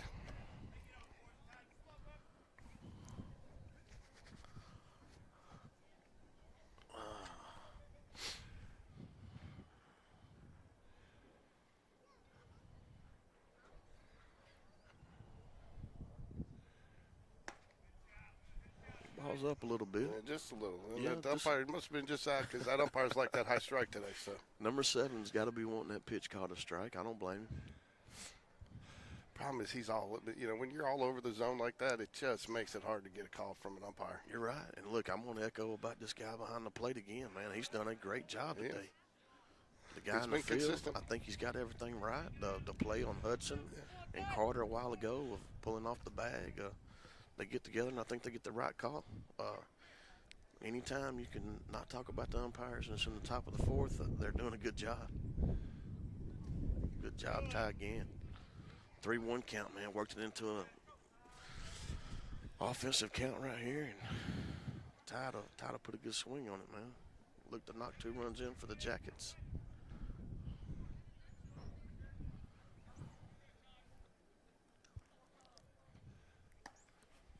All right, ball 4. Must not have been close. What? He called that a strike? That's 4. That's ball 4. That's ball 4. I don't know why he's asking us, but he don't want to reach over and ask me. I'm going for the good guys. Not that Helena's the bad guys, but I got some kinfolk on Oxford. Bases loaded for R.J. Brooks. Big Nowhere to 2 put it. back-to-back doubles. Yeah, number 7's 6 RBI on the day. yeah, first pitch ball. God, I look like a good pitch from over here. Brooks 2 for 3 on the day, 2 runs scored, 6 RBIs. Little home run and the bases clearing double, and he's looking to do some damage right here. He's had 2. You only got 2 that last time. That's right. Yeah, good pitch by number 7. Back-to-back good pitches. Yeah, good take there, though. That looked a little off speed. That's right. That's right. not what he was looking for. I think he was looking dead red fastball there. A little change up. I don't blame him. This guy right here, man, he's throwing some good stuff with bases loaded. 1-1 count. What year is your son? He's a senior. He's going to Jacksonville State. Signed to play with them guys. He'll be up there next year. Be a Gamecock. Another back-to-back changeups. Food RJ on that one. We got to toughen up right here with 2 strikes. 1 ball, 2 strikes. Good job by Helena. 13-4. You're top of the fourth. That's right. Helena gets out of it right here, comes in and scores some runs. We got a game. And to get a little lift there, getting out of a bases loaded situation, and Expect something off speed right here. Oh, we got it. Yeah, struck him out with bases loaded. Sure, you'll be talking about that one on the car. No doubt. Back to back to back to back changeups. You get a home run and a double, and they're not going to throw you many fastballs right there.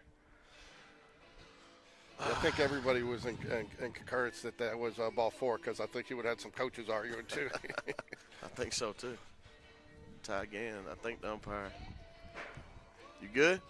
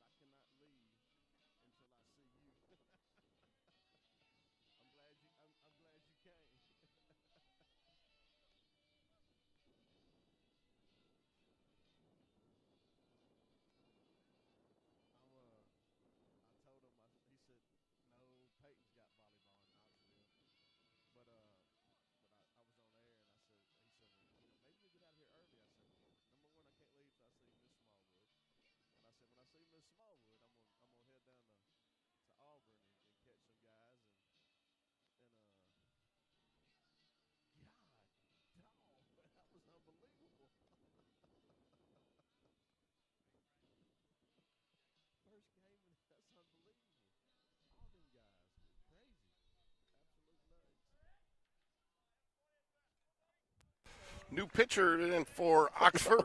We've got Griner on the mound.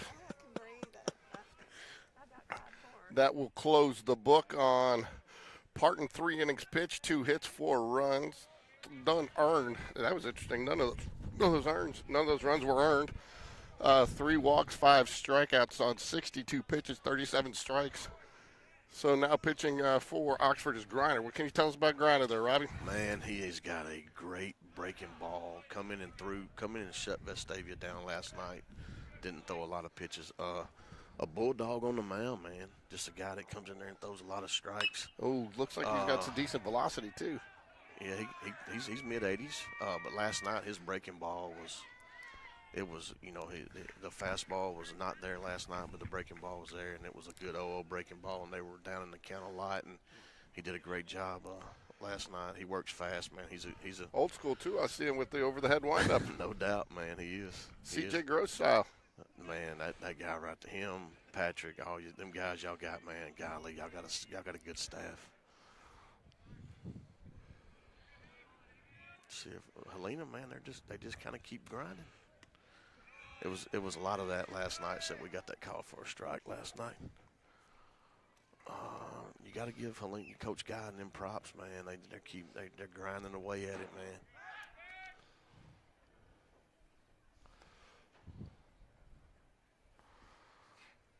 What you want right here, if you're Oxford, you just want a bunch of strikes and a bunch of outs. And I tell you what, man, Helena's still being aggressive at the plate. I mean, I think if you're the Helena coach, your takeaway here is your team's still battling, they're still fighting. Your pitchers are out there, they're challenging. I mean, what he challenged Carter Johnson with 3-1 pitch there? Absolutely. And look, like that's, again, stop looking at the scoreboard. Let's just, from this point forward, let's see if we can beat these guys. You just want to win each inning. 100%. Win each inning. 100%. You got a chance to win this inning, put a run on the board. That's right. And let them get it to 13-8 or 13-9 or something like that. You don't never know. You just got to compete every pitch, man. Every single pitch of the game is the most important pitch, and you don't know when that pitch will change the game. That, and on top of that, you never know too. Changing. I mean, these are high schoolers. Changing a pitcher, you don't know what you're going to get from pitcher to pitcher. You are right. We come out here and give up a base hit, and if Griner walks this guy, Helena's in business again. And you don't know. Helena may just see this guy a little bit better. That's right. That was a nice little pick. Yeah, I do. I like it when they don't let them do the pick without coming set. Maybe you catch them sleeping just a little bit there. He learned that from Peyton Watts, one of our guys last year, was really, really good at a right-hander.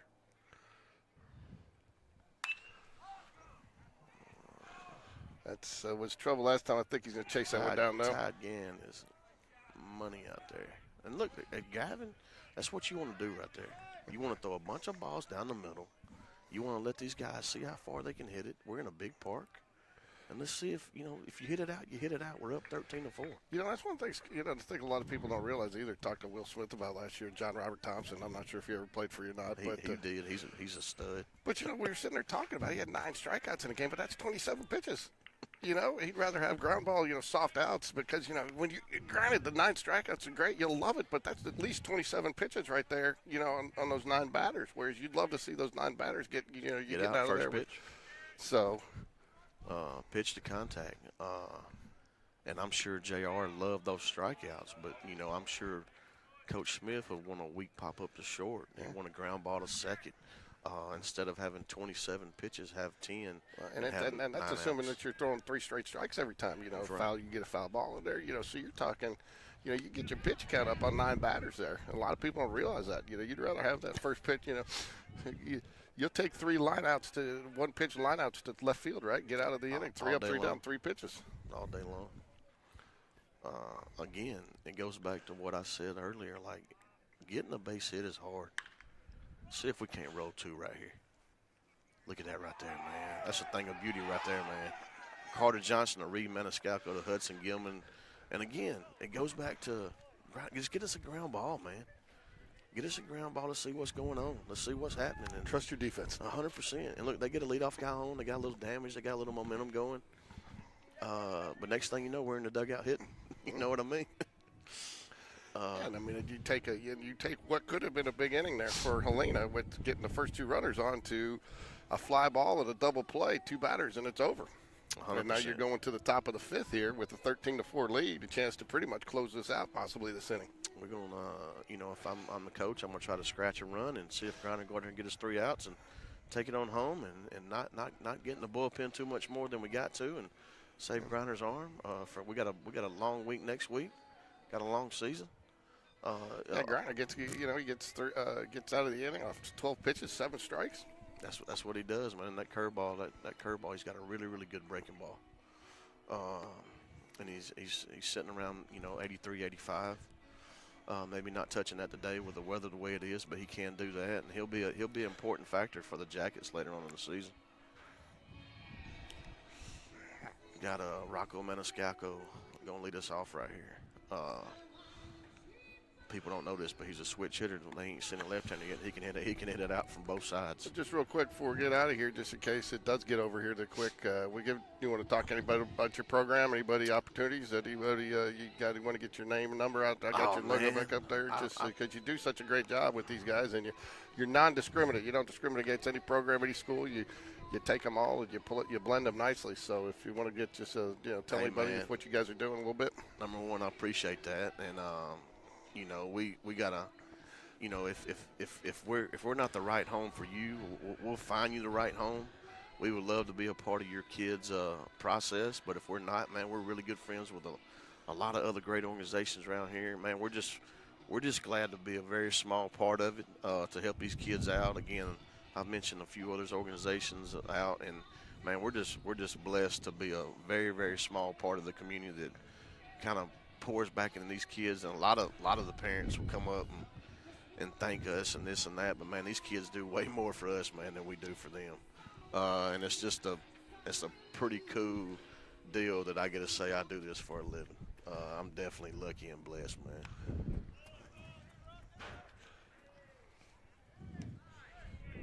Quick out there. That's what, Helena wants. They just like, you're talking about John Robert and the 9 strikeouts and 27 pitches. That guy throws a first pitch strike and gets a ground out to third. And trust me, Coach Guy's over there thinking, and these guys, we can't let these guys score right here, because if they score and we get out, the game's over. Let's compete and give us 3 more innings of baseball, and you don't never know. And even if we don't come back and win, we may get a couple extra at bats. We may get a young guy out there to pinch run to give him some experience for later on in the year. We got a pinch hitter right here, Lambert. Jay Lambert. Dude's got big time pop, man. I tell you what, it's tough to be in the Oxford High School baseball lineup. And this dude right here, man, he can hit, dude. So it's Top Gun Baseball out of Oxford, Alabama, correct? Top Gun Baseball. We got a location in Birmingham as well. We got a location in Birmingham and a location in Oxford. We'd love to meet your training needs. The number's 256-282-7902. Give us a call. Love to talk to anybody and everybody about it. Man, if we can help y'all out, man, we would love to. If we can't, we'll lead you in the right direction. We're around guys like David Sharp putting this stuff on, doing all the showcases, getting you lined up with them guys. We're right here at Coach Smith, Spain Park's field facility. It's unbelievable. We'll be able to play on stuff like this all summer long against unbelievable competition. And, man, if you don't like that, man, you don't like baseball. Nah, you guys just, I know you vet your coaches, and you got most of your coaches been with you for a long time, have they not? Man, Top Gun would not be Top Gun without them guys, man. It's definitely not about me. Them guys, man, are the glue behind it. We got some really, really good coaches that really, really care, that pour into them kids. And, if they can make them just 1% better from the summer, man, they're going to be able to take that and go back to their high school and be able to help that high school coach and that high school program win games and do big things. Let's see, we got another pinch hitter, James Tapley, right here. This dude right here is nothing but dadgum muscle too, and he can hit too, man. Again, it's hard to crack the starting lineup at Oxford. If you do, man, you are a player. And these guys, the Lambert kid and the Tapley kid, man, both of them are really, really good baseball players, and I wouldn't be surprised if they're in there before the year's out. And look, number 7, I don't know his name, but man, he's come in and did exactly what Coach Guy wants him to do. One thing you guys do too with your teams, I've always respected. You don't do a lot of mixing and matching. Your team is your team. You might do a little shifting around based on schedules and stuff, but you're not finding yourself in a situation where you're with a team for an entire season, and then the next thing you know, you're not playing in a tournament because you brought 6 guys down, right? Hey, we tell the parents that we get them, we put them together, we're gonna stick with it, and we're gonna have a good time doing it. We don't do what we do to go win games. We don't, trust me, we like winning more than anybody, but, we just want to give our guys put them in a good location, a good field, an opportunity to get in front of some college scouts, to play against some really good competition, have a really good coach, and just learn from each other and put those guys in those situations. And them guys, they're going to enjoy it. They're going to have a fun summer. At the same time, it's going to be really, really competitive. And again, man, we're just lucky, man. That's a good job by number 7, Helena. Yeah, I just know you do hear some horror stories out there, which kids, they sign up, they play, they pay a bunch of money, and then they hardly get to play because the big tournaments, they bring in guys from all over the place. We don't do that. Yeah, and you guys, I know you guys might make a switch from a team from time to time. Kids got a conflict or scheduling conflict, or you might be a little thin on a team, but for the most part, your team is your team, and you stick with them, ride or die throughout the season. We're gonna give them opportunities. The bottom line is we're just gonna do what we say we're gonna do, and no matter what business you're in, no matter what sport you're in, if a coach, a guy, a leader, an instructor, a owner, if he just does what he says he's gonna do, that's all a parent wants. It's just that right there, and that's what we try to do. And trust me, we ain't perfect at it. We try to get better at it each and every day. But you know, we want to provide an opportunity where that kid, you know, says, hey, man, that was a great summer, Coach. Thank you very much. And that's kind of like all we're looking for. And we really love it when the Coach Smiths and the Coach Harrises and the Coach Mosleys and the Coach Jansons and all these guys, the Coach Bones and Coach Claytons from Etowah call us up and say, hey, man, thank you, man, for taking our guys this summer and, you know, helping our guys and putting our guys in spots. And, it you know, a lot of times we get too much credit and sometimes we don't get enough credit as far as on the scholarship end of it, man. There's been times where I've talked to college coaches for 7 straight days for a kid, and there's times I never even make a phone call to that college that offers that guy. A lot of the time the kid's going to get what he deserves. We're just going to put him in a really good spot to do that. And again, you know, all of us get too much credit sometimes and sometimes not enough, but that you know, that comes with the territory, and it is what it is. All right, Griner back on the mound for Oxford. Gets a chance to go through the heart of Helena's lineup. 3-4-5, Kendrick, Peters, and Williamson. Easy routine ground ball, third base. 1 pitch, 1 out. So let's talk about that right there. Like, you know, Rocco Maniscalco playing third, last at bat, first pitch, hits a weak ground ball to third. You know, a lot of guys, you know, he's a ninth grader. A lot of guys kind of go in the dugout and kind of hang their head right there. This guy right here comes out there, gets a ground ball, playing deep at third, shows off the arm and throws a strike to first base. And that's a real big opportunity. Whoa. I tell you what, man, when I was playing baseball, my coach said if it's a pop-up to the pitcher better be sitting in the dugout. And getting back on Rocco, that just goes to show you, man, he's well beyond his years of just flushing that at bat, man, and going out there and making a play. And then Gavin throws pitch number 2, and it's a pop-up in foul territory, and Helena was almost trying to have a 3-pitch inning. As a coach, though, you try to get your pitchers some work. While you're thrilled with that efficiency, you might want to see them get a little bit more. Look at Griner, man. He's just throwing a pitch every 10 seconds. One thing about these Oxford pitchers, man, they throw a pitch about every 10 seconds, and I absolutely love it. Yeah, you guys are using new comms, too. I think that helps. We are. I like that. We started using it last night, and I think it works great. You know, now you just getting the call to the pitcher, you know, and it just slows it down. I mean, picks up the speed, no question marks, you know, and especially we don't have to worry about Jim Harbaugh up there, the other side. Oh, that ball right there's hit, man. Left footer's on track. RJ runs it down, man, for Gavin Griner. Good play by number 7 out there. What do you think? Gavin Griner, man, just coming in here, just kept following Colton Parton up and dealing. Top of the 6 here, 13-4. So these last couple innings have been kind of efficient, which is nice because it was grinding out there for a while. And look, man, you got to give Helena credit, man. They held the Jackets scoreless for the last 2 innings. And look, if I'm a coach over there, I'm gonna say, hey, man, let's see if we can do it 3 innings in a row. That's a really good team over there swinging the bat. Let's see if we can hold them down. And look, you're gonna take this back. You're gonna go back to practice tomorrow or Monday. And, you know, you're going to try to fix what we wasn't good at. And number 7, man, he's coming back out, man, and he's got to be full of confidence right here, throwing a lot of strikes. And, you know, I know he sees that 2, 6, and 5 up there in the first, second, and third inning, but he's also got to look at them 2 zeros he's thrown up. And if I'm Coach Guy, you know, this guy right here is going up my list, man. So if you're joining us, please stick around for Game 2 of our doubleheader today, Spain Park versus Helena. This should be about 30 minutes after the conclusion of this game. Helena shouldn't need much warm-up time, but the Jags will get out there, go through their normal warm-up procedure.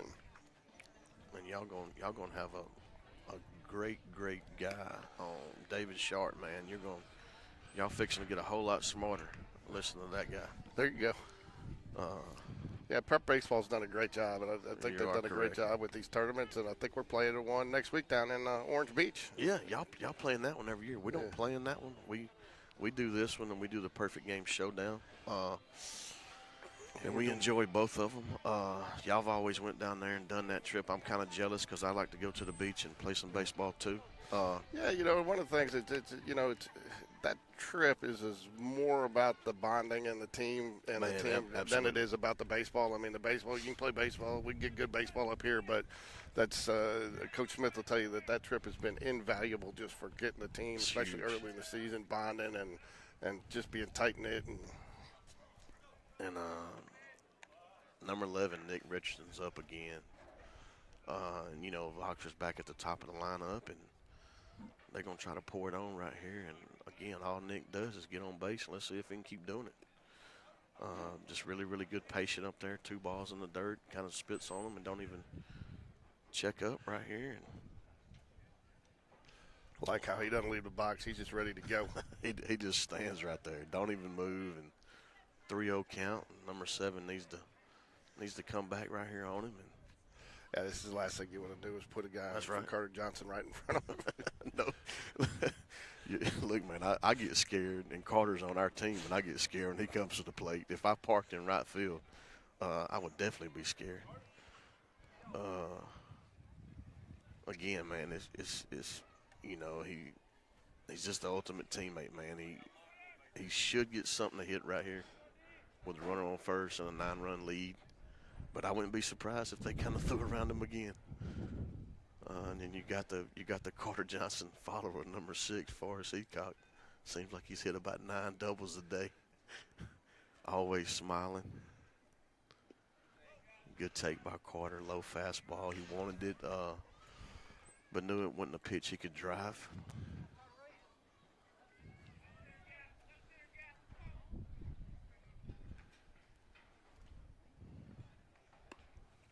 He thought he looked like he wanted that one. That's a good pitch, man. This guy's got a good little changeup, I think. He's fooled a lot of guys on it. But that's a pitch Carter knows not to swing at right there. It's a changeup, and he's probably going to come back with it right here. That's been his best pitch all night. Come back with all speed, a little curveball. His best pitch has been his You're right. changeup. You're right. It's been working too.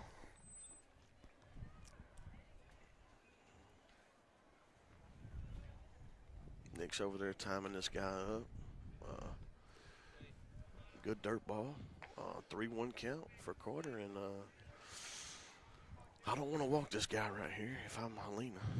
No, especially with Forrest and Heacock is Carter. Between Heacock and Brooks, they've been 2-man wrecking crew. 6 RBIs, 4 RBIs, I think, with one of them. You're not going to hear me say this a lot, but Carter's going to get a pitch to hit right here. The 9-run lead, and I would probably still walk this guy with no outs. Go the old Joe Madden and walk him even when the bases are loaded. That's right. He's just such a stud, man. Way to sit back on that. And look, it's a 3-2 breaking ball, man. He fights it off, just being a freaking competitor that he is, and don't give up on it. And, he fought that ball off to live another pitch. And Nick got a great jump. See, Nick's got the oven mitts going. I think, if I was him, I would pick right here. If they don't, I think Nick's going to go. I think we're trying to get a run to get us over the 10-run mark. And low fastball with Carter Johnson being aggressive, and he's probably tired of walking. I tell you, we were talking earlier about them just scrambling to get the stadium finished. The last thing they put in were the barriers there in the dugouts. They were putting those up just as we were walking in yesterday. Corey Hall, buddy of mine, he called me. He said, "Man, every light pole is down on the ground, and they opened up in 6 days." And I was like, "Man, I can't wait to get over there." I tell you didn't get to see it last night, but one of the things, if you could look and see on all the posts, they got the lower lights, the lights that actually they shine up. I just now noticed that. So those shine up, and what it did for fly balls last night, the outfielder said was just out of this world because awesome. The light's going up, That's and awesome. and so the field was really, and I can actually notice it more with the cameras we got going, the 2 cameras, because last year there was a bunch of black spots and dark spots on the field, and I mean it was consistent. But yeah, those lights. Y'all got it on every pole. Yeah, I love it. Those lights that they have shining up, you wouldn't. I don't think I've ever seen that, and it makes a lot of sense now that you're saying it. Another 3-2 count for Carter Johnson. Carter Johnson hits What an absolute, What an absolute at-bat. missile up the middle, and he'll take third base on an overthrow to second just because he's Carter Johnson. Yeah. Just stuff like Well, that's the thing. That's a defensive error right there. You got to know to hit your cutoff That's man right. there, and the guy's going 3-2 on the pitch. He's going to get third regardless. You got to throw that in a second and keep the force out there. That was no offense to Carter for being heads up there, but That's right. that's just not smart baseball from the field. Nick moving, putting pressure on the guy, and just a a lot of guys right there will Cadillac down and stay at first and turn and look at the dugout. Carter's looking to get to second base. And that just goes to show you again, like, it's so much more than hitting and pitching. His baseball IQ is huge. And, of course, we got Forrest Heacock up, and I'm going to probably say he's going to hit another double. Oh. It's another double. I think he might get to second. Yeah. If I'm Forrest, I'm going to second just to make this guy throw me out. I tell you what, though, the end result of that play was it could have been a lot worse because if that third baseman don't touch it, it ends up down there in that bullpen, and he is walking around. He is standing up on second.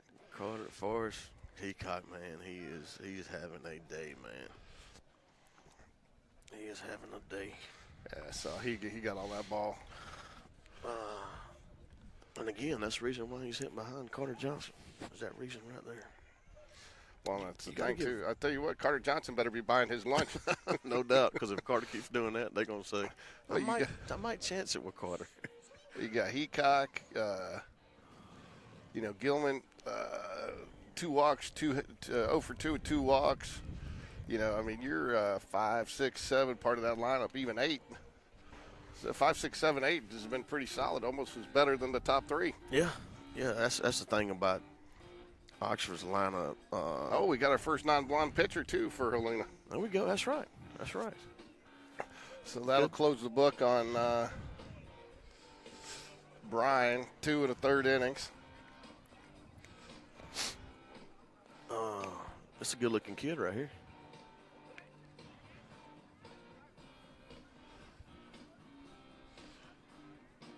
Weeks on the mound now for Helena. Looks like he throws it pretty good. Yeah.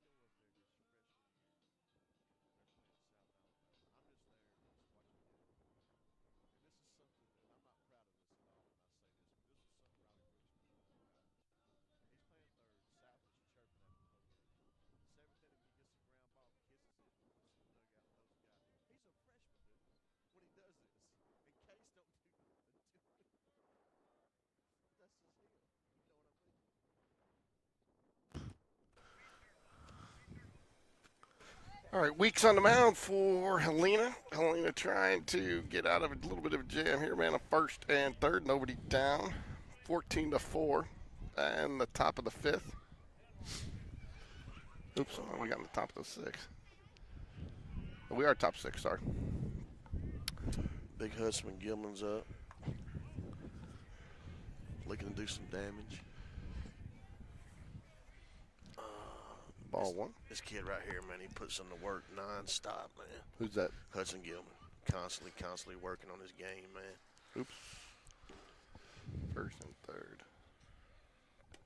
Good thing about these Oxford players, they practice.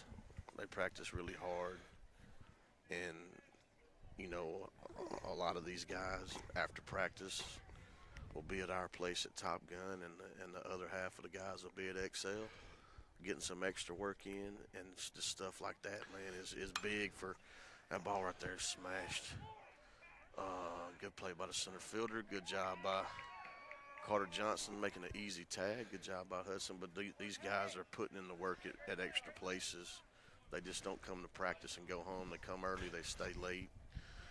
and they're just a bunch of really, really good kids, man. You know, that's a big thing these days, too, that I think too many parents have lost sight of is, you know, and I told parents this when I was coaching, whether it was basketball or baseball, you know, if you're expecting me to make your kid a superstar, it ain't going to happen. You know, it takes, you know, because, you know, if all you're doing is practicing that practice, you're only going to improve the same level pretty much as everybody else. It's the extra work that separates you from the competition. You are correct about that. And look, there's no secret potion. There's no magic pill. There's none of that. You just got to put the work in, man. Who we got batting here? We got Ty Gann. Big hits for us today and big hits for us last night. Great read, man, by Bryson. I think that's Bryson Bradford. I think. I don't know. Somebody's got Game Changers got all screwed up. They got Brooks batting. They are wrong on that. That was a great dirt ball read. I know we're up by 11, and I'm sure Jansen wants to treat it as we're up by 1, but stuff like that will help us later on down the line of getting an opportunity to get Who was out that there. that just stole? Whiteside? I think, yeah, Branson Whiteside. And, man, that was a big read by him. And that's going to let Coach Jansen know later on that, you know, maybe we can use that guy, you know, for a situation like this.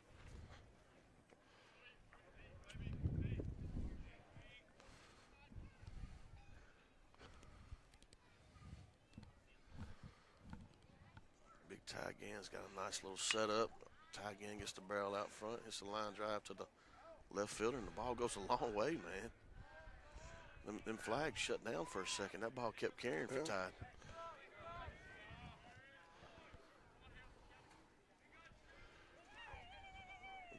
Jacob Ingram's going to pinch hit right here, number 30. I like coaches getting some young guys in right here. Some guys that put the work in that deserve it. 2 out here, bottom of or top of the 6th, 15-4 Oxford. Oxford will have to put at least 2 on the board, or not Oxford. Helena will have to put 2 on the board to keep it one more inning. What do you think Coach will do here? Will he bring? You think he'll stick with the pit? You think he'll bring in somebody close it? I think he's going to let Griner go the distance. I think he's going to lean on Griner as being one of our closers. I think he wants to, you know, it's a back-to-back day. I want to see how he reacts to it. I think he's trying to gather some information for later on. We're a little thin right now on the mound. We've had a couple of injuries and stuff happen. I think Coach is just trying to figure things out early in the season to see what he can and can't do. Look at Jacob Ingram getting a barrel out front. Good play by the third baseman. And that'll do it. Third out. Go to the bottom of the 6 here for Helena. That's right. Now I think we do have a new guy coming in, or a guy coming from the bullpen.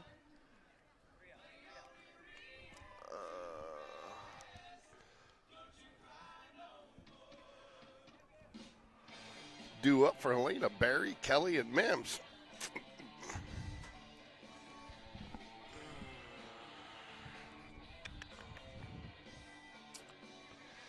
I would like to get 3 up, 3 down right here. Get us out of this cold. How many games you got today? 2? Just 2. Okay. Next one's should be a little bit warmer though. Hey, next one when it's show guys, your temperature goes up a little bit. Does a little bit. me sitting here doing this has kind of got me through the game. Yeah. I really enjoy this, man. I wish we had something like this back home. Well, we appreciate you joining us today. This is tough to do by yourself. Man, Keep it all up, and it's always better when you can get a little bit of information about the players, you know. And then it just makes the broadcast a little bit more enjoyable. And, you know, whether the parents will admit it or not, some of them like to hear the kid's name called on the radio. Hey, man, look, everybody wants to be wanted, man. I'm 48 years old, and I want to be wanted. Trust me. It's a cool thing, and you're right, man. These kids, they put the work in, man. They get up at 5:45. They lift weights, man. They practice all day. They got to go to school, make A's and B's, and they stay after school and they go late somewhere and train. And man, we got to reward these guys, man. It's tough being a teenager. It's tough in this world, and baseball's a small part of it. But man, these kids are in the best time of their lives right now. They are. All right, Barry at bat here for Helena here. He's got to make something happen to keep this game alive. Fouled it off his leg. Tell you what, man, Helena's been taking some big hacks all day, man. They haven't played scared. No, I like it. I know the scoreboard ain't gonna show it, but I think Helena's got a good baseball team. It's got to figure some things out. Good 0-2, man. High fastball by Gavin.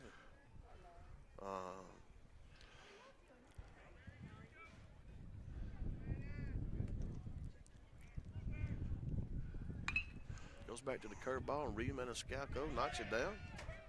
Stays with it. Bang, bang, play it first. Well, Helena's got another leadoff guy on. Yeah. And what Helena's trying to do right here is just score 2 runs. They're trying to extend the game somehow, some way. Yeah, routine ground ball there should have been, but again. That's the reason why you run hard, man. That's the reason why you dig to first base. And again, though, another unfiend stat there is that catcher.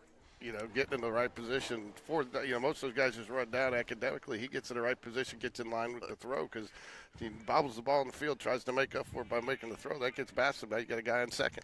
And look, if people don't know this, that is Mr. Forrest Heacock, the guy who is got about 15 hits today.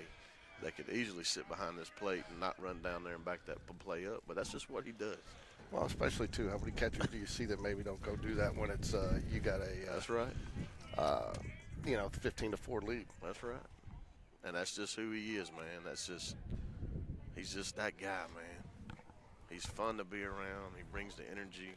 Again, he's always got a huge smile on his face.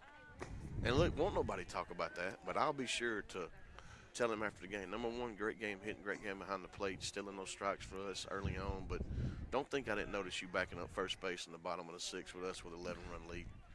Well, without a doubt. I mean, and again, those are the things that people don't notice. There's no place to put that in the scorebook. That's a place for me to give him a hug after the game and say, hey, I see what you're doing, man. Nice pitch inside, jams him up, turns on it. That's right. What time's Auburn play today? 1 o'clock. I wish they would move it back so I could get down there and see them guys. Looked like you were going to for a while. Oh, well, it'll be fine if I don't even make it down. I'm going to hang out with a couple of all the families are going to go out to eat, and we're going to eat a little bit and spend the night and get up and watch them guys tomorrow. Fouls it away. This guy's battling a little 3-2 count right here. Do anything you can and look, man, coach is over there coaching them up in third base, man, like it's a one-run game. I love to see stuff like that. I love for coach to coach him up every second of the game, no matter what the score is.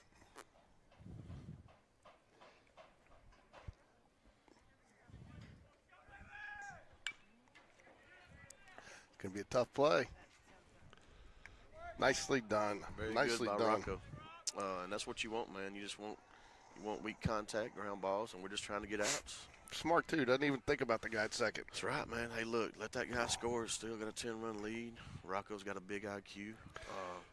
Just come up, field the ball, throw him out at first. We're looking for outs. You got to give Gavin Griner, man. You got to give him props right there. 3-2 strike, man. That's big. You got the Mims kid up, man. A big bat coming up. He's pretty much been the one-man wrecking crew for Yeah, that's right. Helena today. He's got a lot of that right there. Top 25 action in basketball. Number 10, Iowa State leads Texas Tech 57-37. Alabama, number 15, over Texas A&M 56-47 with 14 and change left in the second quarter. Houston out to a 17-14 lead over Texas in the first. I'm going to give you a big roll tide, man. There you go. Even though you're heading down to Auburn today? I'm not cheering. I'm probably going to get in trouble for saying this. I'm really not cheering for Auburn. I'm cheering for Sam and Cole and Tate, and I'm saying that jokingly. I love Coach Thompson and Coach Nonamaker and Coach Gross down there. They're good dudes, man. But I grew up a big Alabama fan. Yeah, I'm bad. My daughter's down there. My son's going to Auburn next year. But I tell you, it's funny. We cheer for players too. That's right. That's right. Look, we got a guy on EKU and 2 guys on Auburn. I hope they hit 9 home runs between all 3 of them. I'm not going to lie to you. I'm an Alabama fan, but Cole Edwards gets up and he has a chance to do something. Cole Edwards. Cole Levers, man, I can't say enough about that dude, man. He's an absolute stud. He's hit some balls, man, in my lifetime in the summer with us that I don't know if I've ever seen anybody hit a ball like that. And I know you're going to remember this one here. It's to right center field. Oh, yeah. And I promise you it don't get higher than that yellow when it goes out. And it was probably, if it wasn't for the woods, it would probably be found down there on 280 somewhere. I don't know. But, like, he's just done some stuff, some freakish stuff. Oh, he hit one to left field. I think it's still going. I don't doubt that at all. So, Well, this is probably your last chance, but just want to put you back up there. Robbie Brooks, Top Gun Baseball in Oxford, Alabama. If you get an opportunity, looking for a program to get your kids involved with, there's probably none better in the state of Alabama. So they've been around for how many years now? Been around for 11 years, man. 11 years. So same blinking, man. It just flies by. And you tend to have multiple teams at all ages, and same coaches. That you travel some, and you don't. I mean, there's a lot of good tournaments here to play here, and you guys do it. You do it the right way, and I think a lot of that's evident with what you see out here on the field today with Oxford, because I know a lot of these kids come through your program just with you being out there. Man, I definitely appreciate the kind words, man. It's been a blast these last 11 years. Again, we're a small part of it, man, but we're lucky and blessed to be a small part of it. It's really fun to do what I do. These kids, man, it's just fun to be around them, man. Again, I said it before earlier in what we were talking about earlier. They do probably more for us than we do for them. Gavin Griner. Oh, nice backhand. A little high on the throw. We need an out right here, man. Yeah.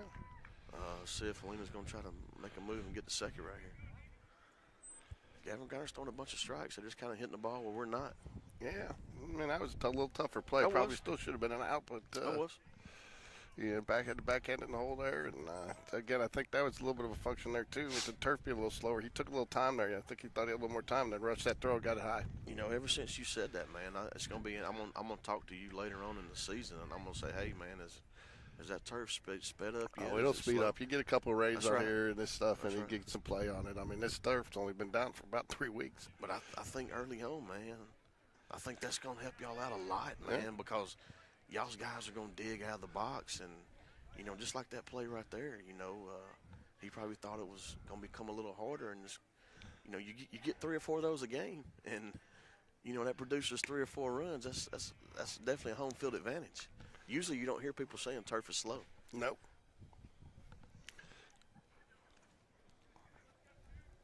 But, it starts out a little bigger. It'll shrink up a little and, tighten up.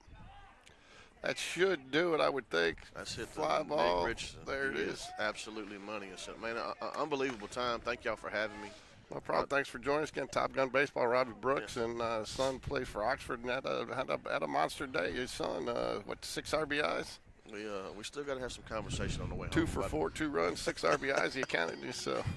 We'll, had that home run, but he had a strikeout. And but again, That's I right. think as we talked about, the one that you probably are proudest of is that little fielder's choice man. he had in the first inning to make it 2-0. We started out this on that play right there, and if he strikes out right there, he's got a different mindset the rest of the day. He does his job. He gets the run in, and he comes back later on and picks a big move for the Jackets to help them extend their record to 3-0 in the year. And I'm super duper proud of him, man.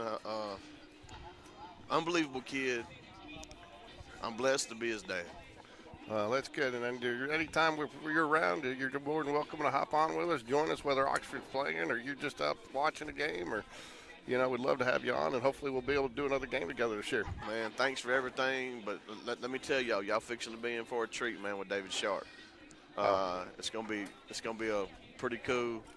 You finna get a whole lot smarter right here. Well, that's good. I'm at a 12 on the ACT, and David Sharp is a way smarter man than I am. Y'all gonna have a good time.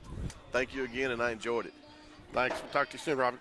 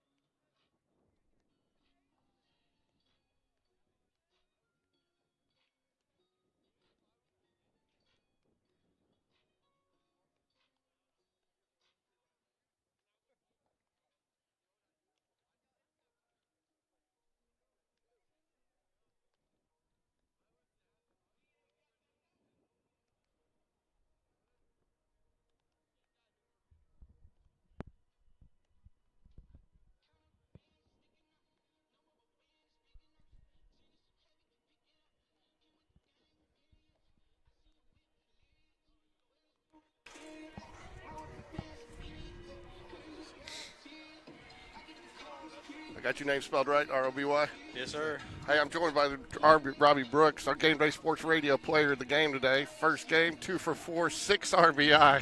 So Yes, your sir. dad said, your dad called the game with me, but he also told me you had a hell of an outing pitching last night. Tell us a little bit about that first. Oh, yeah. I mean, I just got up there. I do what I normally do, throw a lot of strikes, 55 pitches in 5 innings.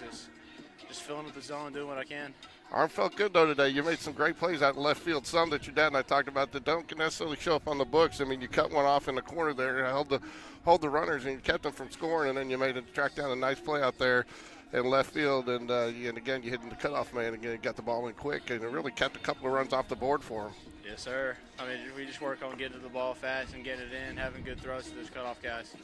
So your first at bat, fielder's choice, but you get a run in there, which is big because you get a 2-0 lead. But then after that, it just seemed like that ball was coming up like a watermelon to you. Home run and then two doubles there. So what were you seeing in those last couple of bats that made it look so easy for you? Man, it's just like that first at bat, I was a little too patient, a little too comfortable. So I just decided to be more aggressive those second and third at bats, and I just got served fastballs, and I just took advantage of it. Did you realize you had 6 RBIs? I didn't realize I had 6. No, to be honest. You had 6 RBIs. Top to bottom, this lineup is tough. It's tough, but it's good because you know you're going to get to see some pitches because one after another, you guys got pretty solid batters. So how's it feel going up there knowing you're going to see something pretty much every at bat?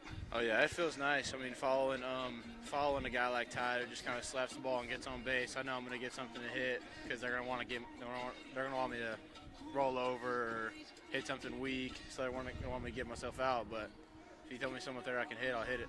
I heard congratulations too. Did you sign with Jacksonville State? You're going to be a Gamecock next year up there? Yes, sir. Well, congratulations. A great game today from the Game Day Sports Radio player of the game. Thank you so much. Wish you the best of luck for the rest of the season. Appreciate it.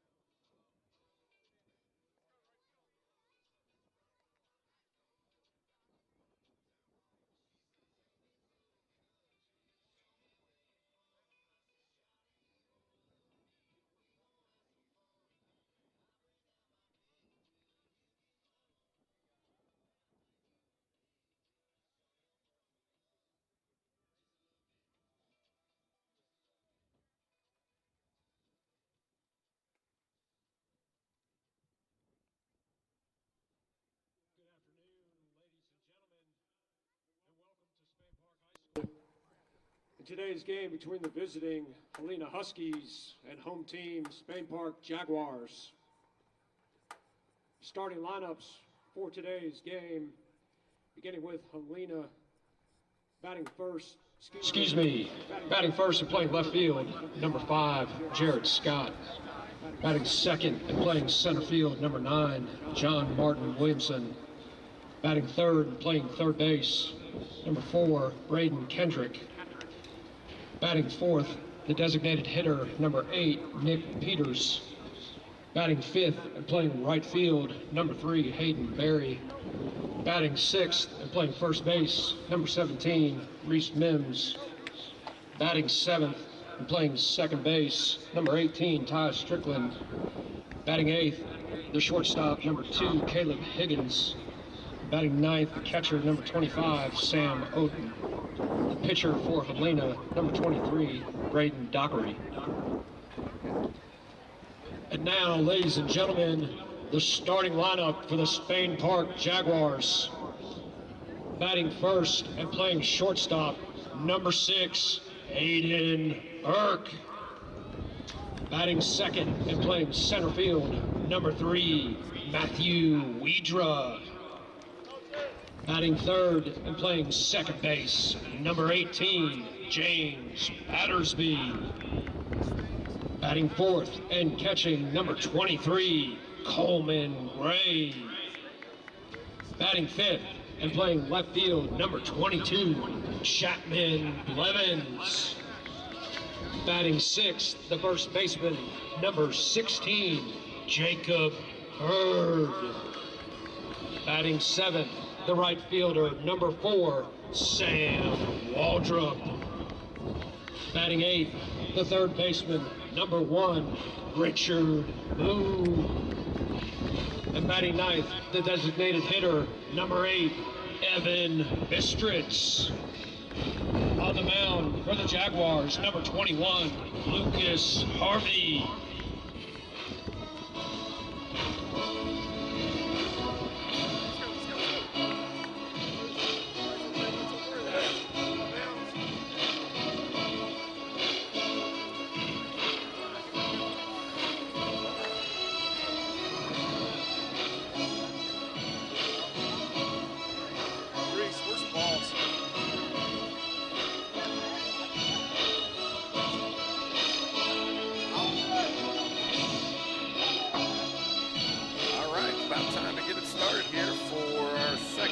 Our doubleheader, Spain Park versus Helena. Spain Park coming off a big victory last night against Thompson. Blake Patrick saw the mound and got the victory. Pitchers Sean Corey, CJ Gross, and Connor Langston all contributed to the win. I think the most impressive thing about the game last night was the bats for Spain Park. Not only did they get the hits, but they were also very disciplined at the plate, drew a lot of walks. And so Lucas Harvey will be on the mound today for the Jaguars as they try to pick up from where they left off last night.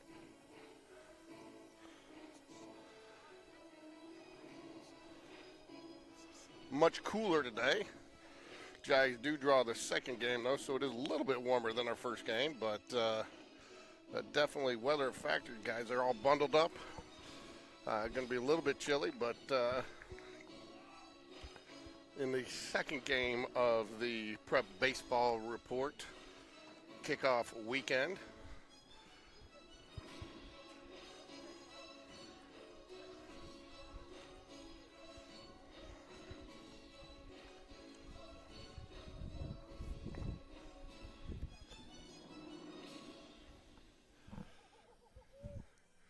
Jaguars in their cream uniforms with Jaguars across the front, and Helena in their the black.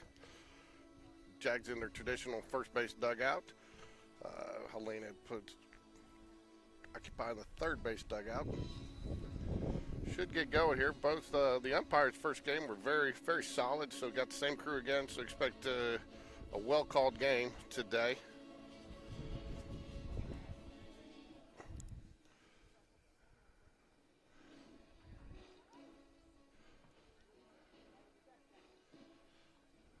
Welcome again to Spain Park High School. And now, if you would please direct your attention to the left center field fence. Please stand if you are able as we honor America and those who protect her by playing our national anthem.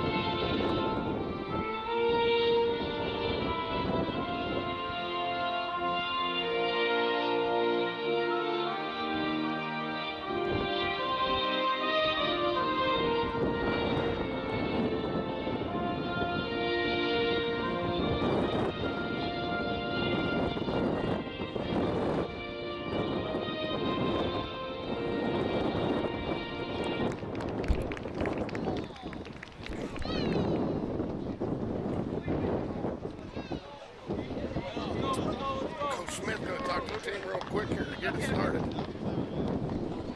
Jaguars are the home team.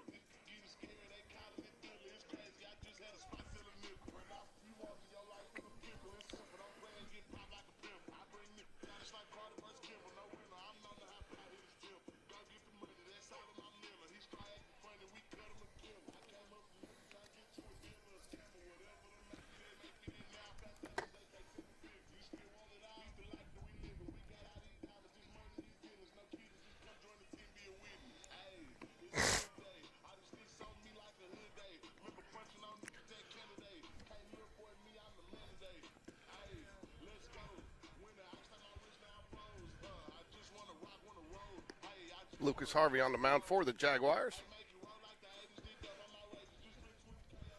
Jacob Bird at first base. Richard Moon at third. Hayden Burke at shortstop. James Batterby at second. Going to be Sam Waldrop in right field, I believe. Chapman Blevins in left. And Matthew Weidner in center field. Still waiting for Game Changer to start to get the official lineups.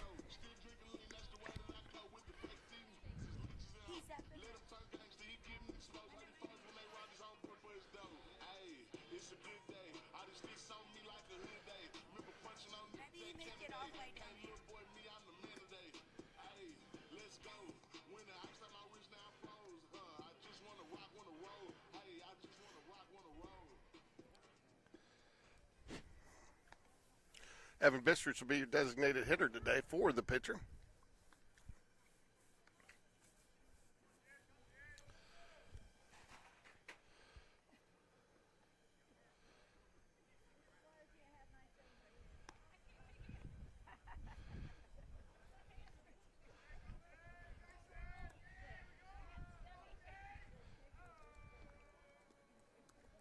Leading off for the Huskies, number 5, Jared Scott.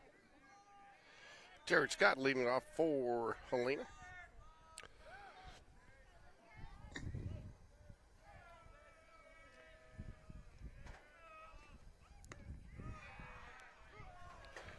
Great start for Lucas Harvey there. Sorry.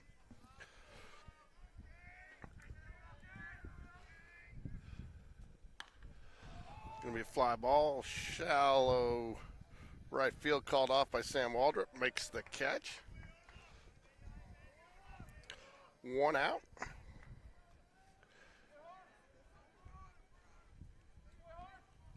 Up to bat, number 9, John Martin Williamson.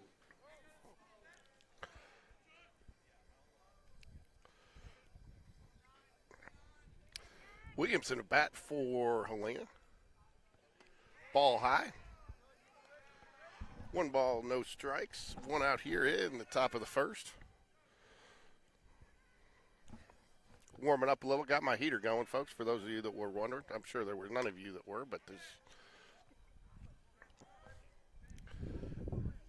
foul ball down the line there. Just a little dribbler. 1 ball, 1 strike. Rick Strawn, wherever you're at, I hope you're listening. We miss you. We wish you were here today.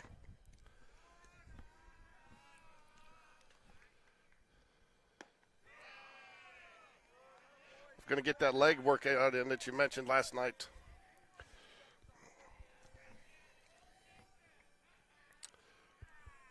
Two balls, 1 strike. Foul ball. 2 evens the count at 2-2 for Williamson. Decent little crowd we got out here at Spain Park today. Kind of nice after having some possible chance of weather last night, not having to tarp the field and everything with the new turf. It still looks great. It's going to be a line drive. Is it going to hang? It is going to be a fair ball. No, he just calls it foul.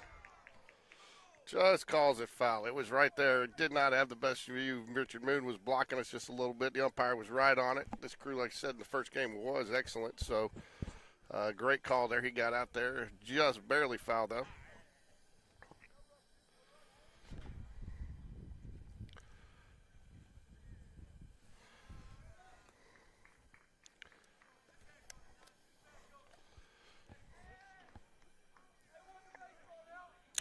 I want to thank Robbie Brooks from Top Gun Baseball for joining us in our first game of the doubleheader. It was enjoyable to talk to him and have some insight into the Oxford team, some of the players, just with his, and not just those players, just his knowledge of baseball throughout the entire Birmingham and Alabama area. It was just great to have on. We really want to thank him for joining us.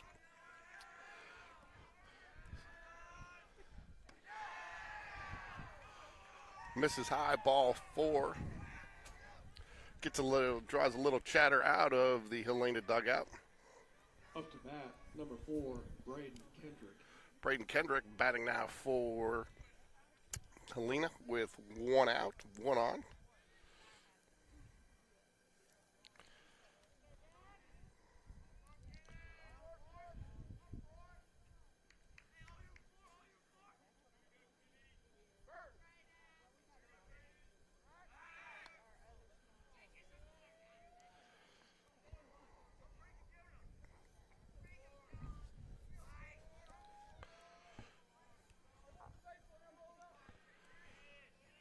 Keeping him honest at first there with just a look over. Ground ball to third base. Should be a double play. 1, and to get him. Richard Moon, second time in 2 nights that he's turned a double play in the first inning to get his pitcher out of the inning. A little different last night with bases loaded, but still. Off for the Jags. In the bottom of the first inning, the shortstop, number 6, Aiden Burke. Aiden Burke, shortstop, steps up to the plate. Aiden had a great night last night. A couple of walks and ended up with a triple, several RBIs, a couple of nice plays at shortstop.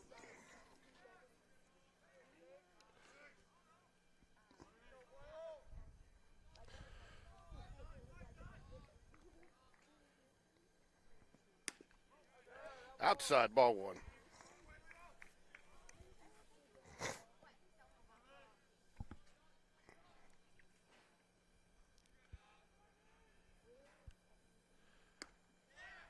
Nice pitch right down the middle. Strike 1.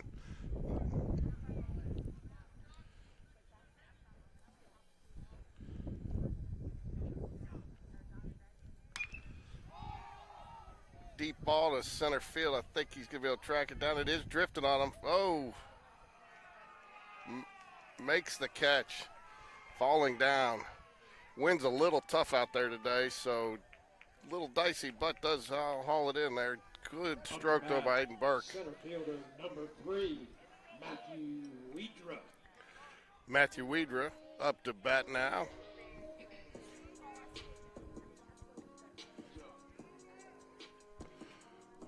James Battersby on deck.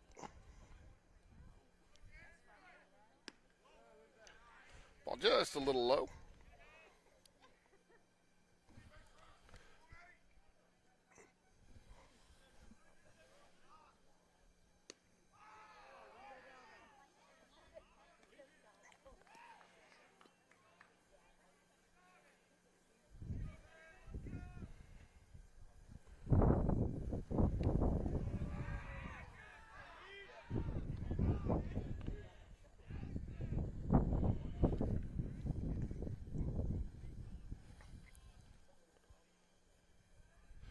Braden Dockery on the mound for Helena. He's actually committed to the Auburn Tigers.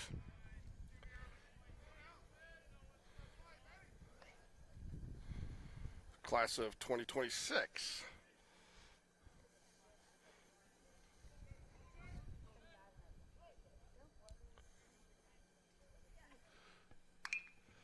Ground ball right side of the field. Second baseman should be routine, and it is out.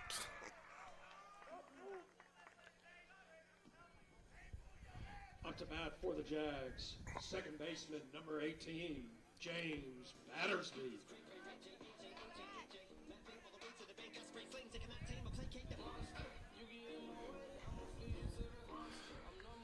Coleman Gray on deck with James Battersby at the plate. Nobody on for the Jaguars, 2 outs.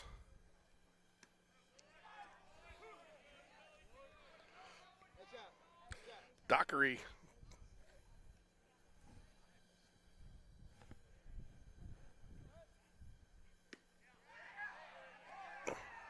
low and outside, but he catches the corner. Strike 2 call. Dockery working ahead here. Not something that we saw in the first game. High, tries to get him chased, lays it off. 1 ball, 2 strikes. 2 outs here at the bottom of the first.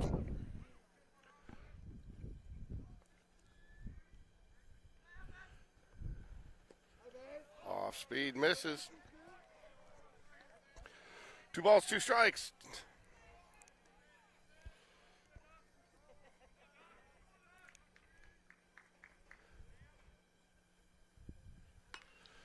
Gets it off the end of the bat. It's going to be foul. We'll reset and do it again here.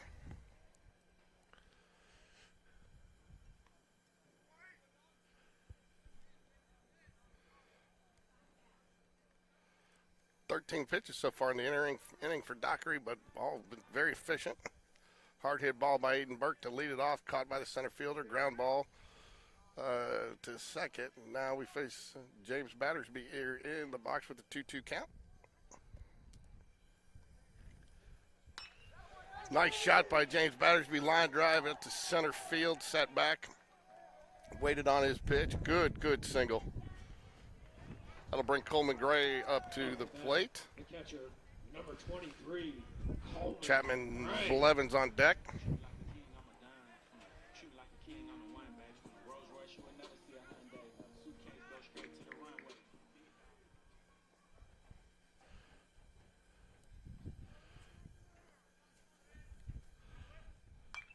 Fouls it back out of play. No balls, 1 strike.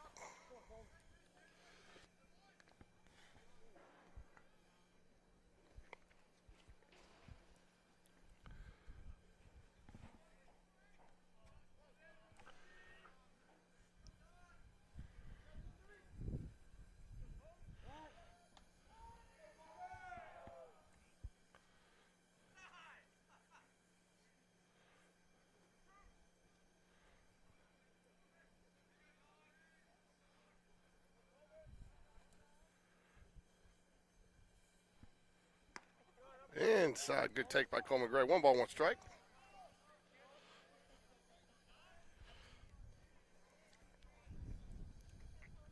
James Battersby on base on at first base. Coleman Gray at the plate batting.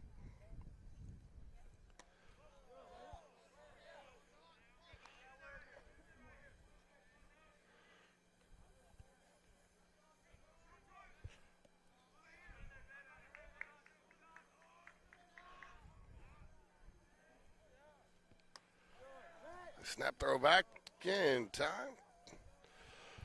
3 balls, 1 strike.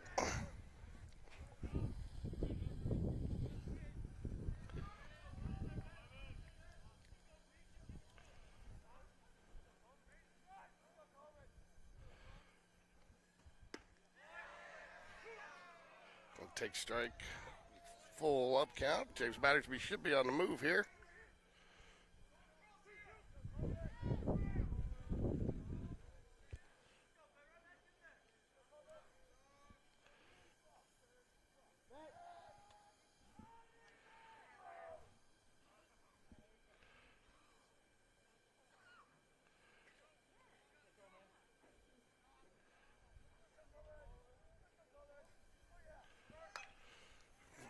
Slow roller. It's maybe trouble.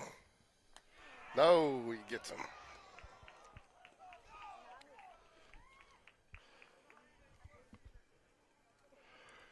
Jaguars strand 1 at the bottom of as we head into the second inning here. It is 0-0.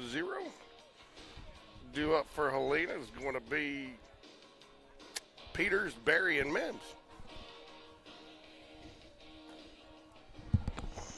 So, that's just a mute button for you if you want to mute it, and that's your volume if you want to change your volume at all so you can hear. What's your name again? David, that's right, David Sharp. I got the Sharp, but it's Prep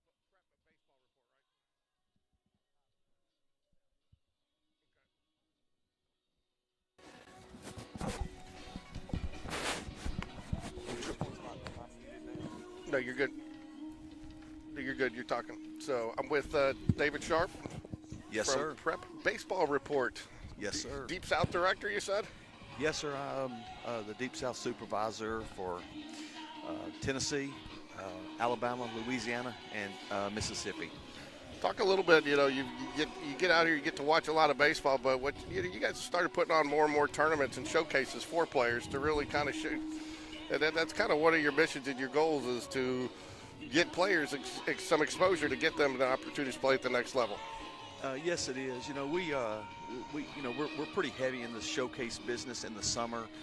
Run showcases throughout Alabama and in the other states as well. But we love to get out. Part of our job that we love is getting out to in the high school season and going and seeing games and seeing good players and good teams. So a couple years ago, we said, let's start a preseason tournament. And this thing has really evolved, and we've got a couple more events. One next week down in South Alabama, and then the middle of March we got one up in North Alabama. So we run 3 high school events, just getting some good teams and good players like we have here today. That's kind of nice, too, because it takes a little bit of the pressure off the schools and the individual institutions for scheduling. You get to play some teams you might not normally get to play, get to go to some areas. Like I know Coach Smith has talked about the tournament we play in, which is PBR next week, is down at Gulf Shores. And just he talks about the bonding experience for the players and just coming together as a team is almost more – it's better than better than the baseball. The baseball's good, but just the experience to get that early in the season. And so, it's nice to be able to go some places and play some teams. We just had a home run there by Nick Peters. Yeah. He's been to several of our showcases, and hey, I missed that for him, but that's a good swing right there. He's got an older brother came through our event, and he's playing college baseball now, but Nick's a good player, and he got a hold of that one, no doubt. Not a good hitter's day, not a good pitcher's day at all. Any way you look at it. So. And that wind is going out, and it's going out deep in right field. So. Yep, that's correct. You got some players you want to talk about here? I know the pitcher for Helena is committed to Auburn, right? Yeah, he's a 2026. Braden Dockery committed.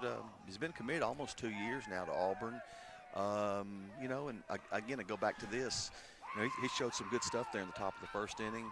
Fastball was anywhere from 82 to 84 miles an hour. But, I don't think the velocity part today is going to be that big of a deal because velocity is not going to be where they're going to be moving forward. With Spain Park, obviously Matthew Wedra going to South Alabama, kid that we've seen him at a scout day we did 2 years ago or a year and a half ago. Came out and ran a laser 6.5, 60, which is flying. If people don't know what are good times in the 60-yard dash, there's both of these teams are, those are some of the headliners. But there are a lot of junior college type players and, maybe Division II, NAIA type players, that can go on and play. Again, this Kickoff Classic is filtered with just quality teams throughout. Well, there's a reason those teams are quality, because they've got good coaching and they got good players. And you put that together, that's recipe for success. Yeah, a lot of good players in the previous game, too, with Oxford. And you got that team is loaded for bear, is it not? Yes, and they lost a good bit last year from last year's team. And Oxford has come over here and made a statement the first two days of this season. And, I think I don't want to say the knock on Oxford, but I think the question mark with Oxford this year is their pitching depth. Well, I mean, they've pitched it well this weekend, and obviously they're headlined by their shortstop, Carter Johnson. Right. PBR, we have him ranked the #1 player in the state in the 24 class, and he is the #4 ranked player in the country. He's probably going to be a first-round draft pick. I saw him last night, 2 games, saw him again today, and it's going to, for a kid like Carter Johnson, everybody has his name circled. Right. He's the guy that the opposing teams are not going to let him beat them, and he's going to be pitched different, and it's going to be a difficult year because, as you saw, when he went to hit during the first game, I mean, there was probably 18 scouts that go over there and they're videoing him. Yeah. That's tough for a 17-year-old kid. I mean, it really is. But I was impressed with him. He's a disciplined hitter. There were several pitches that he laid off of that he could have, and especially when they were kind of pitching around him. And then, I think what's going to help him this year is it looks like he's got some bats around him that are going to be able to, he's going to have to see some pitches, and he's going to be in some situations where they're going to have to pitch to him, where, other teams where you may not have that. He may not have the season that he wants to have. That's right, and that's weird you bring that up because I spoke with his dad. He went to our future games 2 years ago. That's our big event over at Lake Point. It's all for uncommitted players, and he got tons of offers right after that, committed to Alabama. And I spoke with his dad today, and I said, he's going to really have to have guys hit behind him. And, Forrest Heacock was hitting in the 3-hole today, had a big double early in the game. And then, you've got Hudson Gilman hitting in the 4-hole, kid going to Jacksonville State, catcher, first baseman, right-handed pitcher. He had 2 home runs last night, had a double, and had another laser today. So you get production behind. And then in front of him is Nick Richardson, a little center fielder that can just – handle the bat, can sack bunt, can drag bunt, can move the ball, plays really good in the outfield going to South Alabama. So, he's got some protection around him. So there's other hitters in that lineup that can do damage. Yeah, Robbie Brooks Jr. had 6 RBIs, 2 doubles, a home run, and even a fielder's choice. He got an RBI and a fielder's choice in the first inning. But, you mentioned Nick Richardson, too. He's just, I think the best word for him is scrappy. He's going to find ways to get on. I mean, he got on a walk. He got on hit by a pitch. I think he beat one out, and that's the other thing. When he gets on, it's almost a walk turns into a triple for him. You're right. And you think you can win a lot of games with 9 guys like Nick Richardson on the field for you? Yeah. There's no doubt about that. But, yeah, RJ had a good day. And, I don't know if you know, but RJ threw it last night. He did. He threw 55 pitches in 5 innings, got a complete game win. I think he gave up 2 hits and was just super efficient and, he's had a good weekend. Yeah, I think they were very proud about that because Robbie said his dad was talking. I asked him to kind of scout or kind of preview Vestavia for us. Obviously, a little bit of a rivalry here, and they lost 12 seniors just like we did. And he said, "Trust me, they're going to be there at the end." That was a good win for us last night. That was a good team. We beat a good team last night. And he's right. That team is. Did they lose a lot? Yes, but a program like Vestavia, much like Spain Park and a lot of the other schools around here, that they're going to continue to get good players feed into their program. But, you lose so much from a state championship team. There's going to be some growing pains because you're going to be depending on some guys that you did not depend on last year. And they're going to, Vestavia's going to be fine. They're going to swing it. A pitcher that they're going to depend on a lot. That was the right call there. I think he got under that. I did too. It looked like we had the best angle at it. It looked like he, and I tell you right there, for those people that don't see it, that you want to talk about fundamentals. The great slide away, reach for the base. I mean, if he doesn't slide that way, he's out. That's right. Slid away, got that hand back onto the backside of the plate, and got in there. So, and you're right. I don't think he tagged him. I think that was the right call. But back to Vestavia, the guy that they threw last night had a rough outing, and kid that's committed to Southern Miss, Bruce Littleton, and he's going to be fine. you can't make a mountain out of a molehill after one day. No. You know. See, I mean, this is, I think, where if you're Coach Smith, you want to see how Lucas Harvey responds here. Gives up a home run, Yep. Battles back a little bit. Does get another hard hit ball, but it gets knocked down. Guy gets on anyways. But then that air, you want to see how your pitcher responds here. And I think that's really what you're looking for early in the season.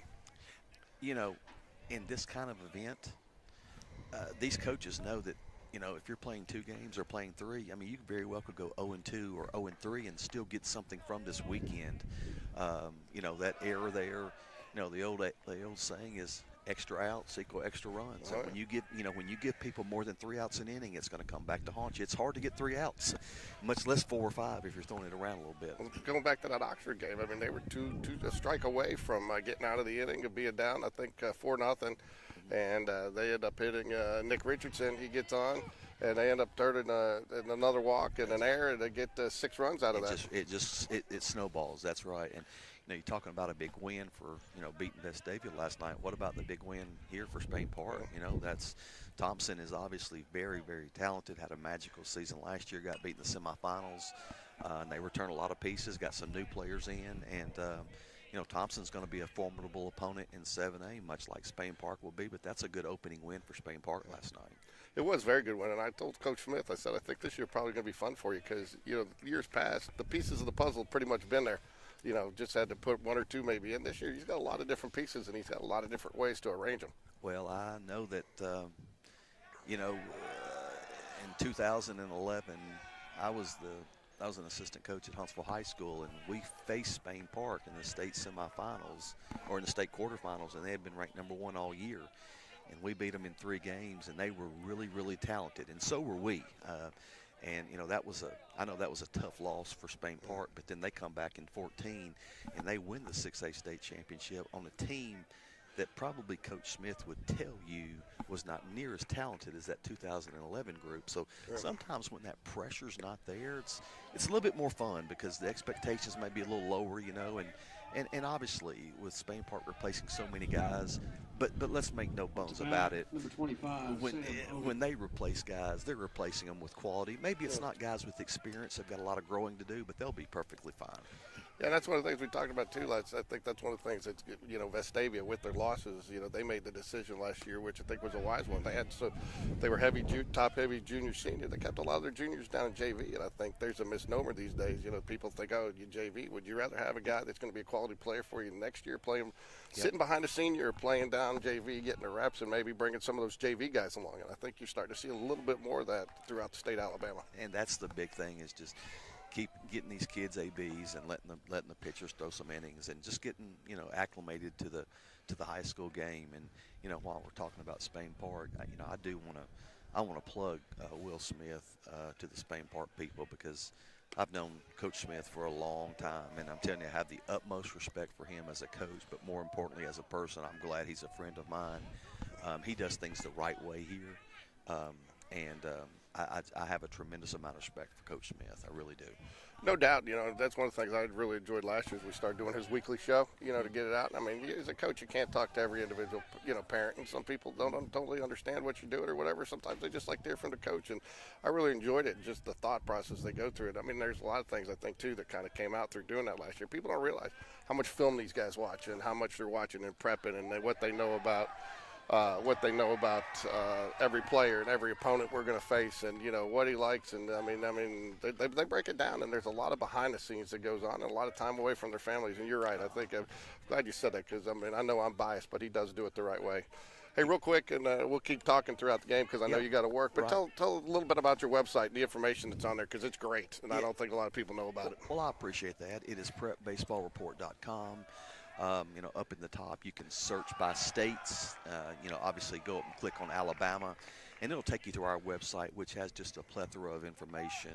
Up at the top, we've got a little task bar across the top with, you can check rankings, and there is one tab it's called it's just AHSAA. It's everything relative to the high school season. We have our 1A through 7A polls, our top 25, our players of the week, our diamond notes. We do a podcast every week that we do live on most Sunday nights. Sometimes we're forced to do it on Monday nights, but that's been a big thing for us. People like to listen to our podcast. Last week we had over 6,700 viewers on there. Wow, that's great. Yeah, it was crazy. We were surprised at that. But now we did release our top 10 last week in each class. So, Okay. So that's why everybody was chiming in to see where their team was ranked or if they were ranked. So then we had some. Then we had some questions about, why aren't we ranked and all that stuff. But we enjoy it, and it's hard to rank a preseason top 10 because you haven't seen anybody play. It's based on history and roster coming back from the previous year. Yeah, I mean, about the best you can go off is maybe if you've had some juniors coming up, that you've seen, and you got a little bit of history on them. But it's tough, and people move and move in, move out, and so. But it is, and I knew we use a lot throughout the season to prep for. I use a lot to prep for my conversations with Will before we play a team, and because there's information on their players, but there's also just general information on it. I think there's good, especially for players that are looking to get to the next level. I think you guys touch on some of that and the do's and don'ts of recruiting, and you guys get into a lot of the things that they can do as players to prepare. Yeah, it's a recruiting notebook, and it's for players to know different things to do, how to email college coaches and, just all of the information that goes involved in it. But there's a lot of stuff on there, like I said. And but it's my son, Austin Sharp. He is currently over at Hoover High School covering those games. He is our scouting director in Alabama. And he does a lot of that stuff on our website, does a phenomenal job. He's a lot younger than me, so he knows how to do all that kind of stuff. But he does a great job there, and he really helps our brand a lot in the state. And, the high school coaches are a joy to work with as well. And we just, we love doing what we do, and we enjoy doing it. I was surprised how receptive, just even when we do that. Coach Johnson up at James Clements. He's awesome. He is, and in fact, it's funny because we grew up and we almost played against each other in high school. We were just a couple years apart, and then find out he was the ball boy when Texas Nolan, Rangers. When Nolan Ryan beat the crap out of Robin Ventura, and that he handed him the ball and stuff. So we got to connect on that. But we reach out to a lot of these coaches, and we do try to talk to them sometimes before series and stuff, just to get to know them and their players, because it does, and our fans like to know who we're playing and vice versa, and it's good. And so, and again, I can't say enough, and we will have your website in our description for all of our broadcasts, even though it's not always going to be PBR, but we do rely on you guys for a lot of information as we try to learn about some of the teams that we're playing. And it is a great resource out there. But I know you got to get back to work for a little bit for an inning here, but please come back on because I got some more questions for you. I will be back, and I'll say this to you. Next week, maybe we got better weather than this, right? I hope so. I got a condo on the beach, so I'm hoping I can at least see a little sun and a little less wind. 100%. Yeah, I'll be back to talk, and we can talk about next week's event, and I'll be glad to talk. Thanks for having me on. Thanks, and yeah, we'd love to talk to you here throughout the day. Yeah, don't forget you take your headphones off there. That was great, though. But I do have you tagged in there. And like I said, I got that up there, and I got you down. I got you down here on the broadcast, and I got the logo up there for the thing. And I'll do the same thing next week. For next week, that's awesome. Yeah. No, that's for this. That's what's broadcasting right now. That's awesome. So yeah, and then I got you link to your website in our description. That's perfect. All right. Thanks.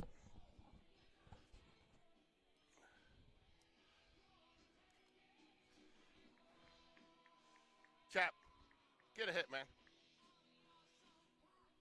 I caught all sorts of hell last night. You coming over tonight? Huh? I caught all sorts of hell last night for talking about we were glad to have you back on the baseball field. And everybody's like, you almost sound like you're glad they lost the basketball game. I was like, no, I'm just trying to find a silver lining in that. There we go. That was nice. Can't say enough about Prep Baseball Report. It is a very great source of information, especially if kids play baseball. Helena gets a couple of runs that inning off a home run and a couple of errors. So Chapman Blevins, Jacob Bird, and Sam Waldrop due up for the Jaguars here. Lucas Harvey, 2 innings pitched so far, 2 hits, 3 runs, only 1 earned, 2 walks, and 1 strikeout. Nice fire ball hit by Chapman Blevins. That'll definitely be extras. He'll probably get held up at second here.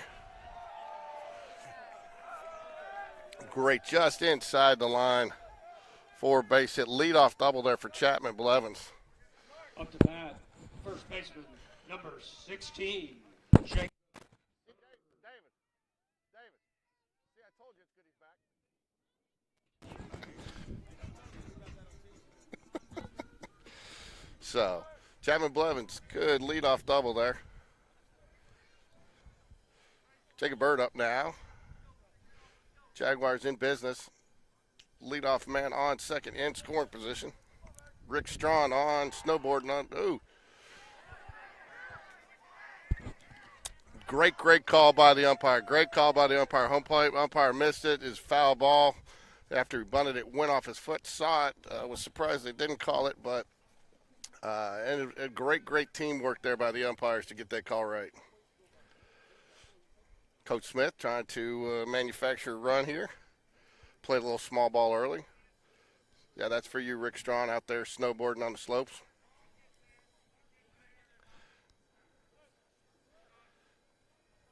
Could have stayed here. It's just as cold, Rick.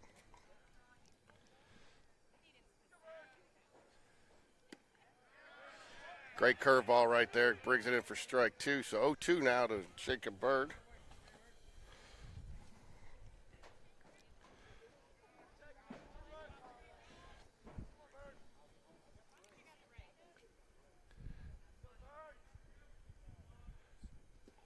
Swing, but it's going to be a drop third strike. He should reach. Good awareness there by Jacob Bird to advance, and the runner advances on the pass ball. Right fielder, number 4, So Sam Waldrop. first and third, nobody out now for the Jaguars. Sam Waldrop at bat with Richard Moon on deck.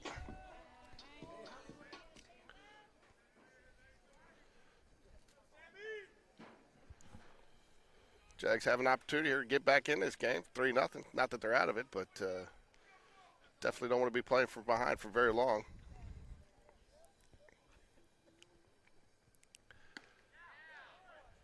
Oh, ball must have been a little high. So, but the umpire's been fairly consistent in his strike zone today. So, oops, sorry, it's a ball, not a strike. First and third, bottom of the second for the Jaguars. Nobody out.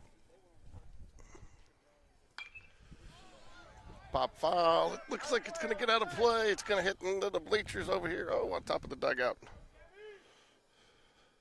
Foul ball. 1-1 count now.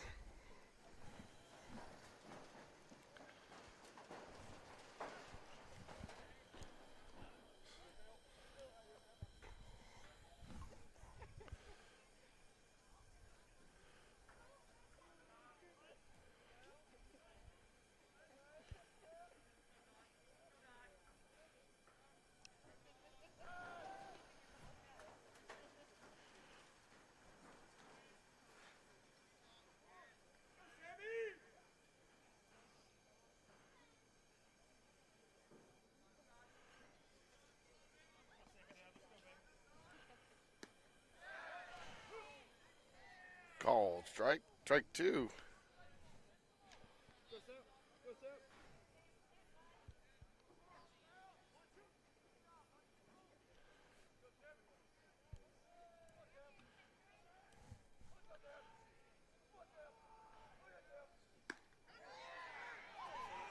I think Sam knew that the way he looked back at the umpire. I think that was more of a look of hope than a hope.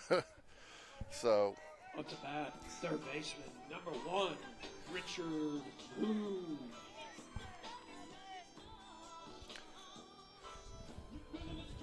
One out now for the Jaguars. Richard Moon up with Evan Bistrich on deck.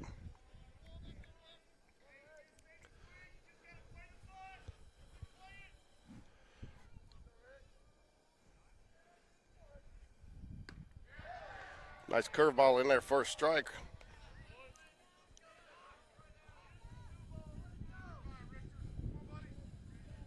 A little surprised with Jacob Bird's speed that they haven't tried to go ahead and get a first and third here, but great sit back for Richard Moon. Ground ball through the left side of the end. Will score a run there. Jacob Bird will hold up at second. Up to bat for the Jags, the designated hitter. That puts the Jags on the board. Evan Bistrich. Evan Bistrich, designated hitter, now steps up to the plate. Hayden Burke will come back on deck. Nice ground ball through the hole there by Richard Moon.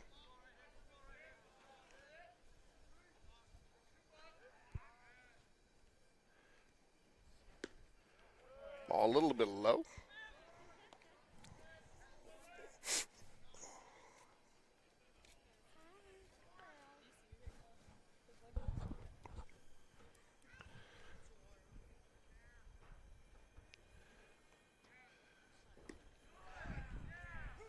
Called strike. Just brought it up just a little bit. Didn't look like it was much different of a pitch. 1 ball, 1 strike here to Evan Bistrich. 1 out, man on first and second for the Jaguars.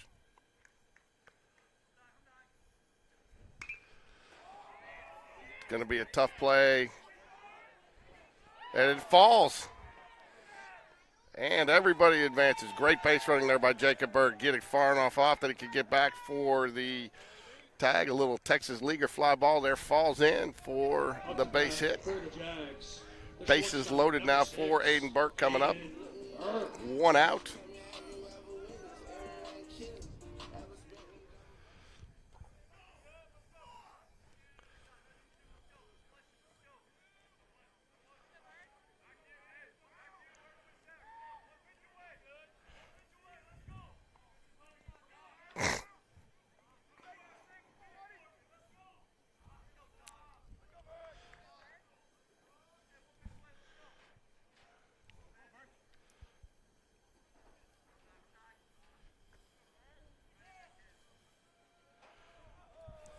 Bases loaded for Aiden Burke. No balls, no strikes. 1 out here. Jags trail 3-1.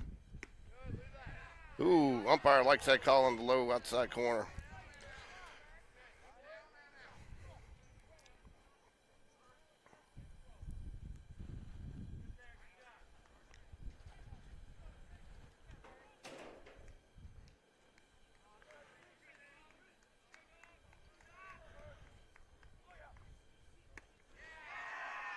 Must have been just inside.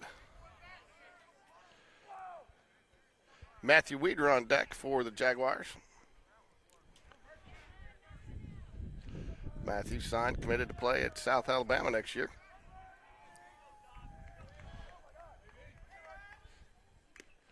Fouls it away. Big cut there. 1 ball, 2 strikes. Jags looking for a couple more runs out of this situation here. Started off with a leadoff double down the line by Chapman Blevins.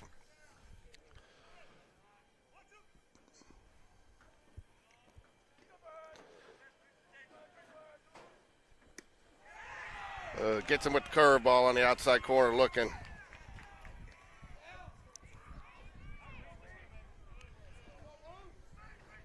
Aiden Burke not happy with the call. Center fielder number 3, Matthew Weedra. So 2 outs now. Matthew Weeder steps up. Probably, if you're the opposing pitcher, the least person that you want to see from the Jaguar bench up at the bases loaded situation, even with 2 outs. Ball high.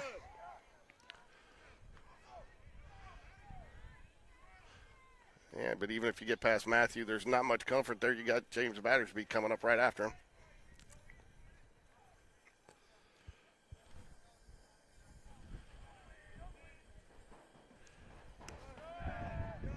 Ball low, 2 balls, no strikes.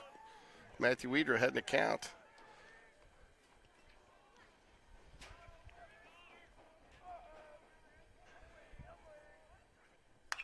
There it is, hard hit ground ball. It's up if it's going to be close. Oh, I don't know about that. Looked like he tied it. I'm not sure I agree with that call.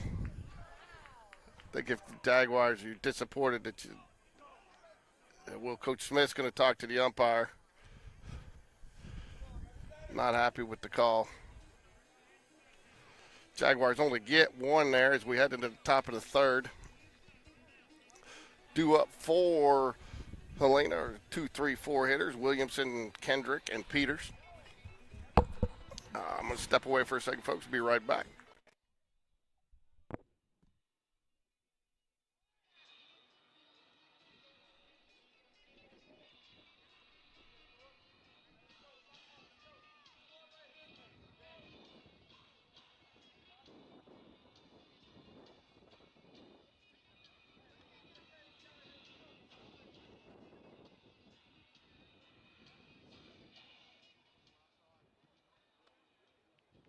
pitcher for the Jaguars. Now on the mound, number 14, Kalen Phillips.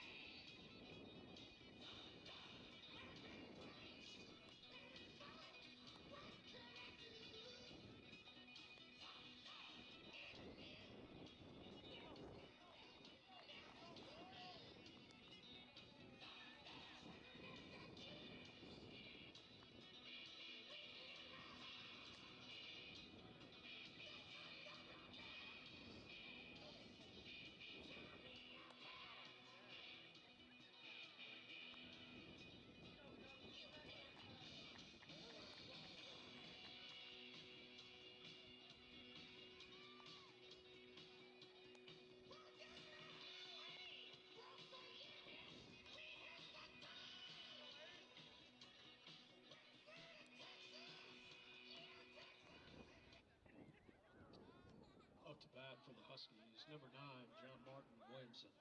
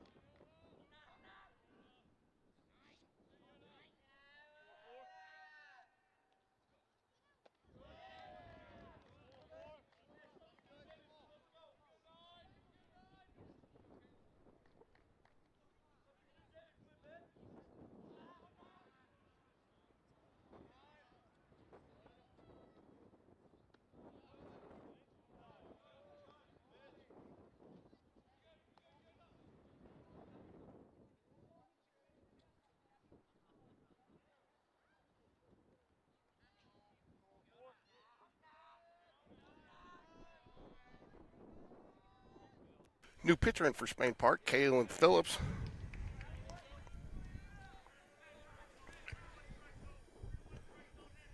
Top of the third here. Jags trail 3-1.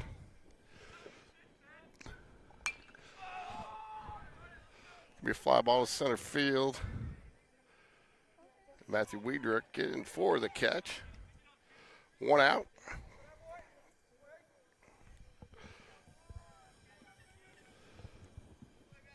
Up to bat, number 4, Brandon Kendrick.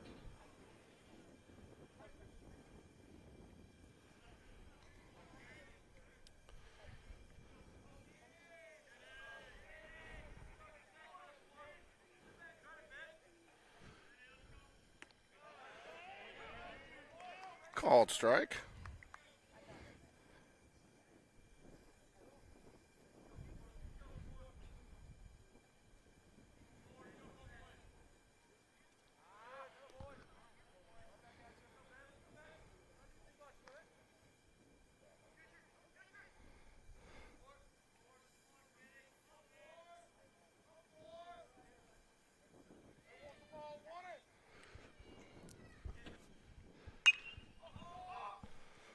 Going to be down the line there. It looks like it's going to get out of play. It does. It drifts out of play. So it's going to be 1 ball, 1 strike to Kendrick.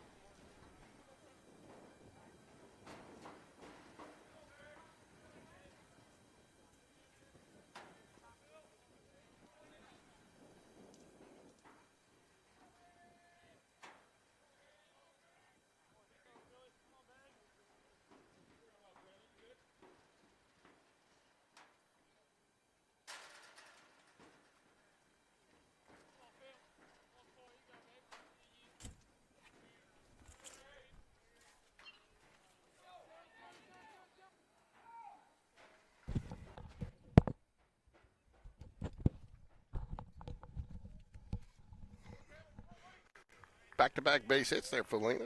Man on first and second. 1 out.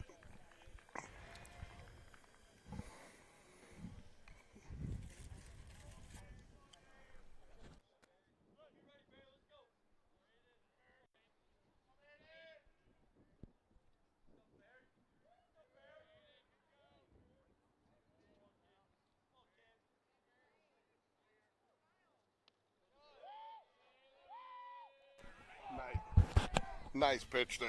Get some swinging. No balls, 2 strikes, 1 out here.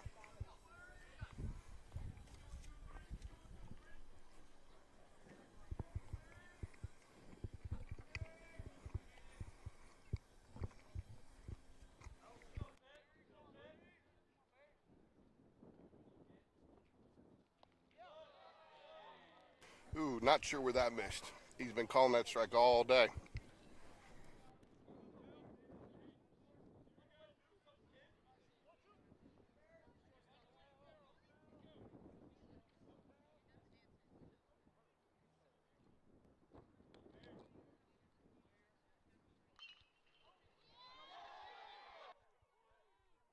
Base hit to right field. They're going to try to score the runner.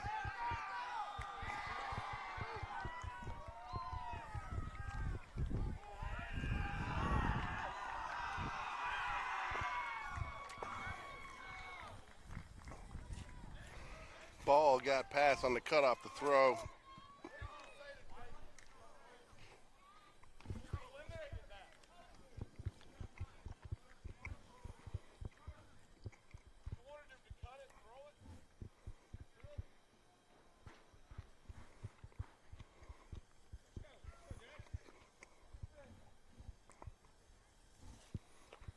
Five to one, a little miscommunication out there.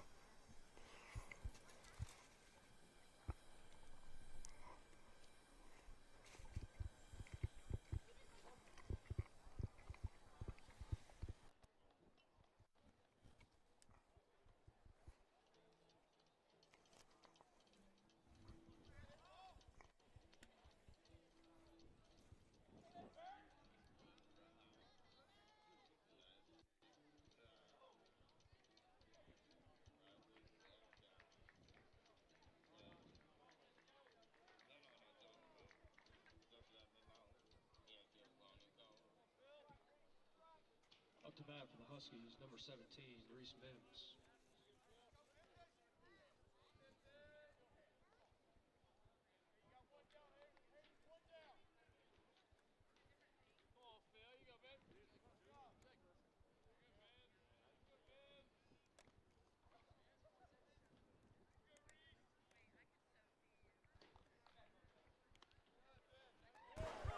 Good pitch, strike. I think a little miscommunication on the previous play. Coach wanted the ball to go through, and it got cut and thrown and then missed. And Kalen Phillips with good backup there. Tried to get the out on the runner going to second, but slide took out the shortstop and allowing the man on third to score.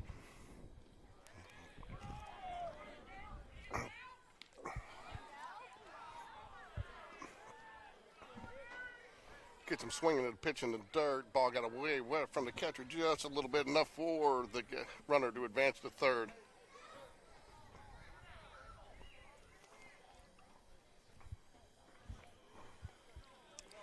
Going to call the infielders in with 1 out here.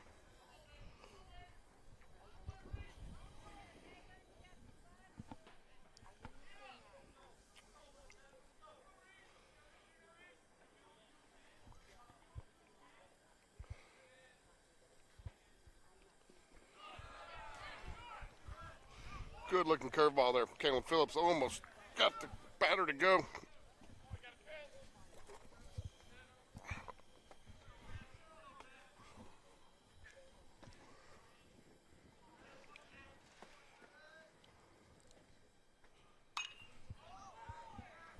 Fly ball to right field. It's drifted. Gets down. Going to score another run. Going to be a long fly ball single for Mims. 6-1 now. Now batting number 18, Ty Strickland.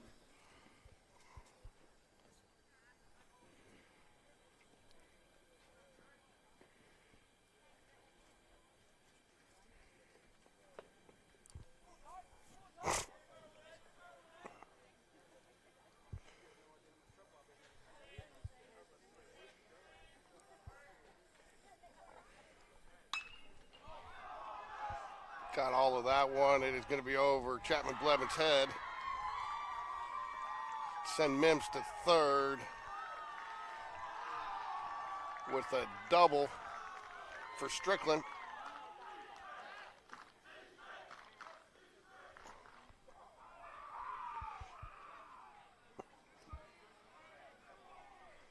Off the bat, number 2, Caleb Higgins.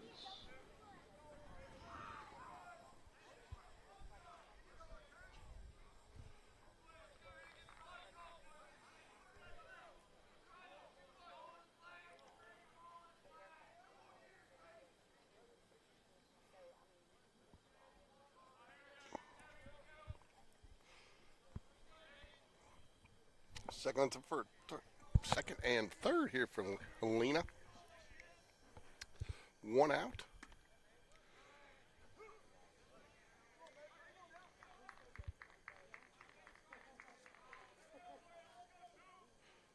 Nice call, nice strike there by Kalen Phillips. 1 ball, no strikes here.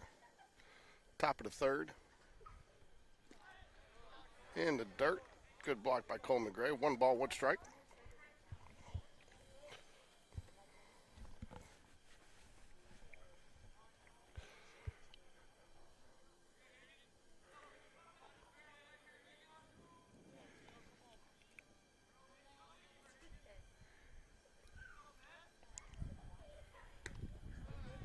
Nice. Living the bottom of the zone like that, Kalen. Great pitch.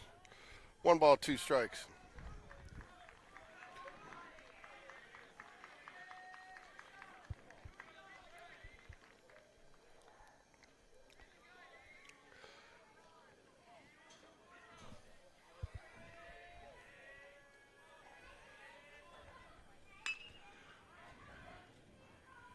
Good scoop by Richard Moon. Nice play to get the out.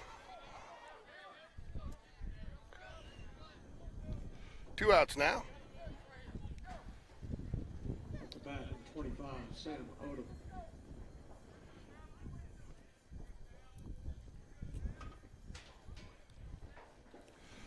Great play there by Hold the Runners.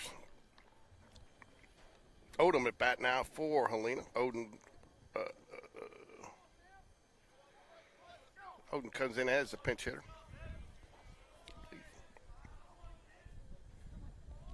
Nope, Odom's catcher. Foul ball. Odom 0 for 0 on the day with 1 walk.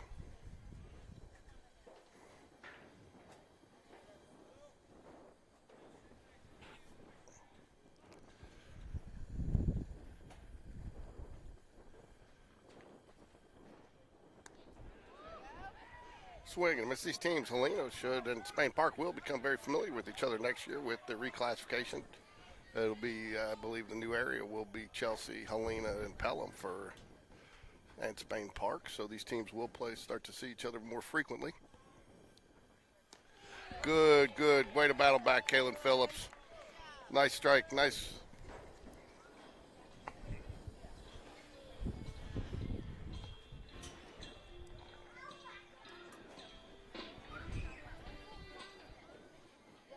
Up for the Jaguars is James Battersby, Coleman Gray, and Chapman and Bevins.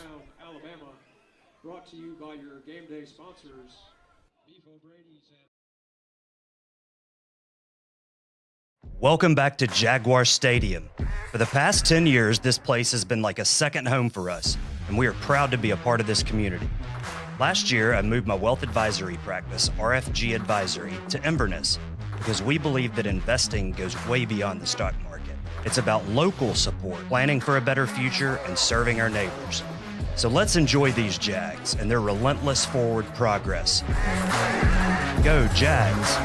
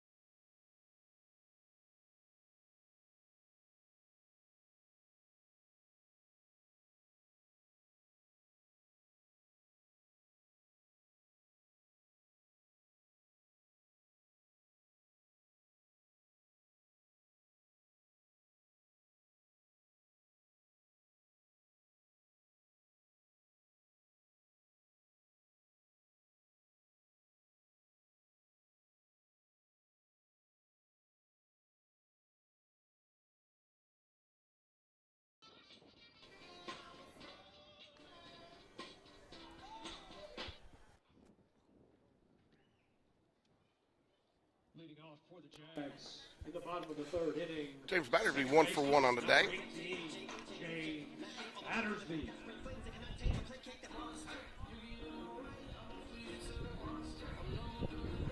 There we go. 1 for 1 on the day. Takes strike one.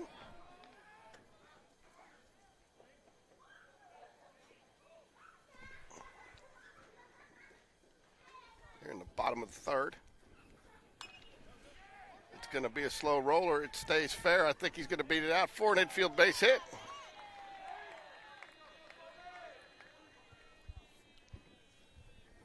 Up to bat for the Jags, the catcher, number 23, Coleman Gray. Coleman Gray, the catcher now. Coleman 0 for 1 on the day.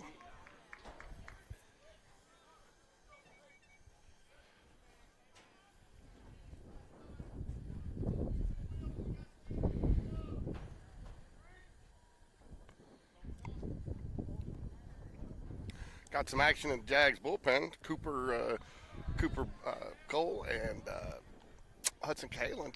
So one of those two, expect to see one of those two come in next inning for the Jaguars. I know Hudson Calen's probably ready to get on the mound after sitting out most of last season with an injury. Hudson had a great year on the football field too, as led a offensive line that continuously improved throughout the entire year, to the point that I think people were glad the Jags didn't make the playoffs because nobody wanted to face them by the end of the year.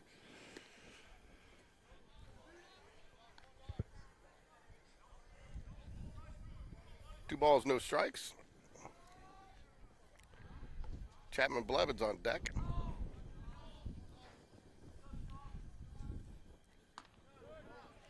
Three balls, no strikes.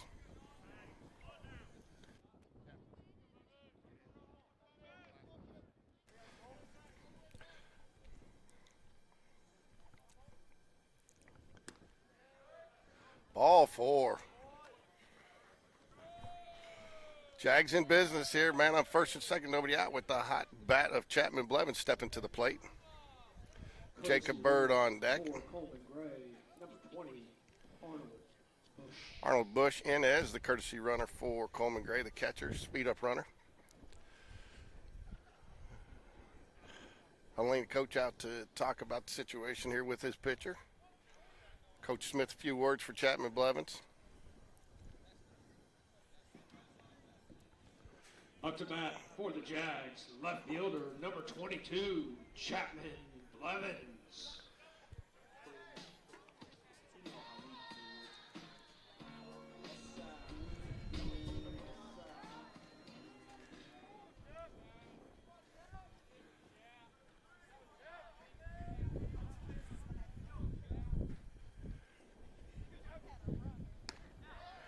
Called strike.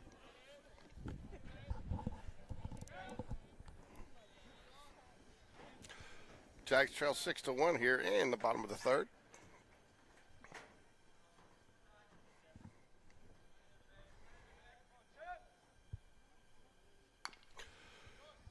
Tried to sit back on the off-speed pitch, fouls it away. Oh, no balls, two strikes. Nobody out here. Man on first and second for the Jaguars.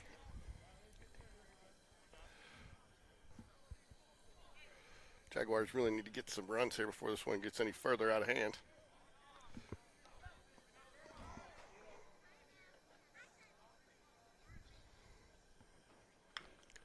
Kent sits back, foul. Ooh. One off his foot. Fouls off the off-speed pitch.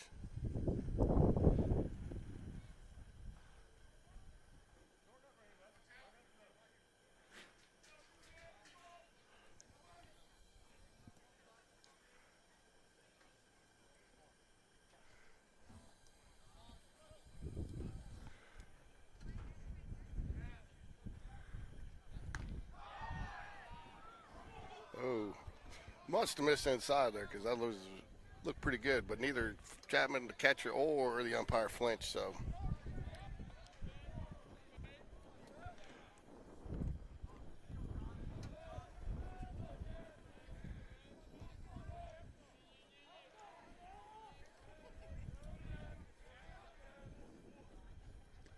Ball in the dirt.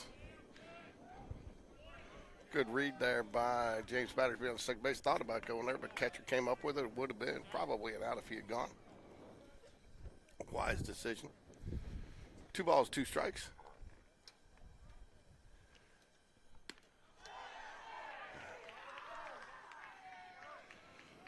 Goes down looking at strike 3. Ball right at the knees. Tough pitch, tough pitch. Now batting for the Jags, first baseman, number 16, Jacob Bird. Jacob Bird steps to the plate for the Jaguars.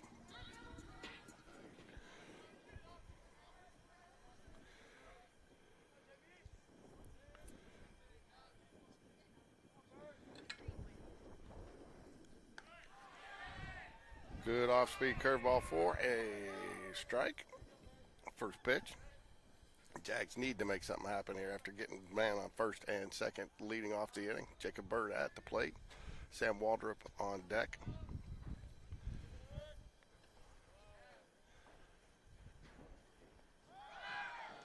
Ball in the dirt.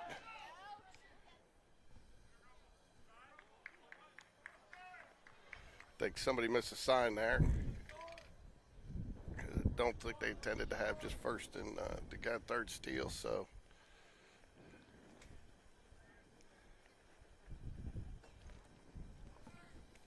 Good pitch to steal on there. 1 ball, 1 strike. Man on first and third now.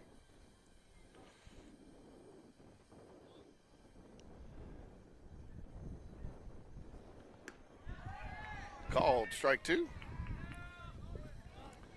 First and third now for the Jaguars. 1 ball, 2 strikes to Jacob Bird.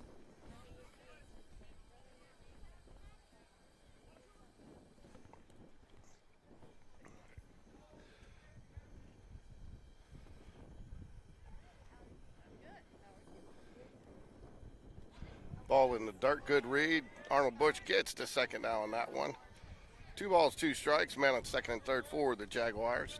Jacob Bird at the plate.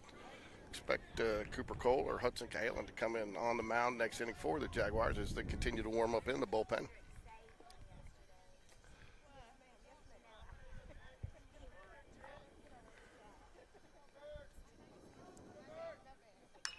Fouls back out of play. We'll reset here, folks, and do it again. A little chilly out here today at Jag Nation. But decent crowd nonetheless.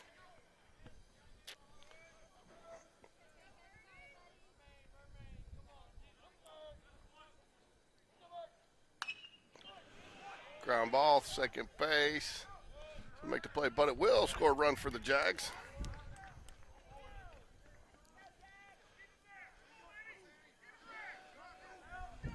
Now batting, right fielder, number 4, Sam Waldrop.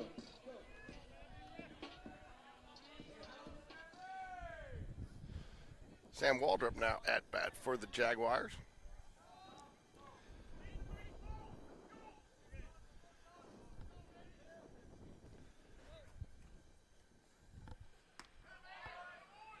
Called strike 1.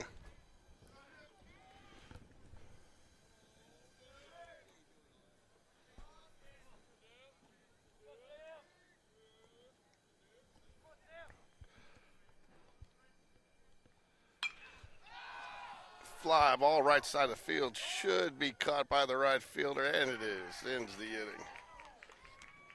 Jags get 1, little strand 2.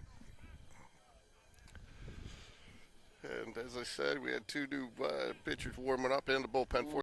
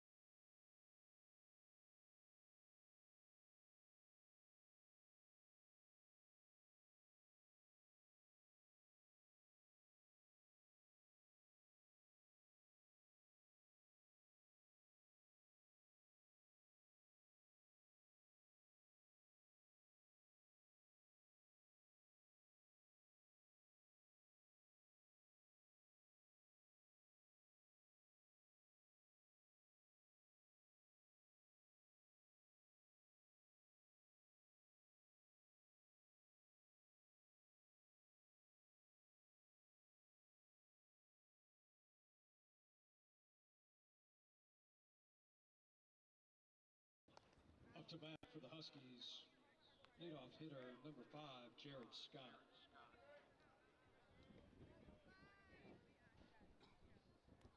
All right, we're back at it here. Top of the fourth, Jags trail 6-2. Kalen Phillips out for another go on the mound. Fouls it away. Actually, Kalen had a pretty good inning. It's unfortunate, a couple errors and a couple of hits just didn't get deep enough to get caught, but actually pretty good inning, not reflective of what the score shows for.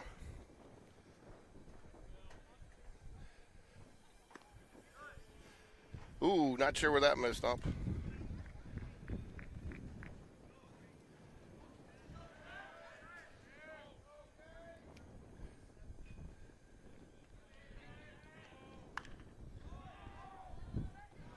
Deep fly ball.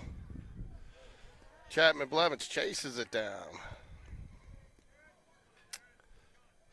That's a tough play for the left fielder as the ball's tailing away from him with that wind out there. They could ended up tailing a little farther than they realized. Probably would have been a little easier catch for Matthew Weeder, but probably didn't look that way from the start of it.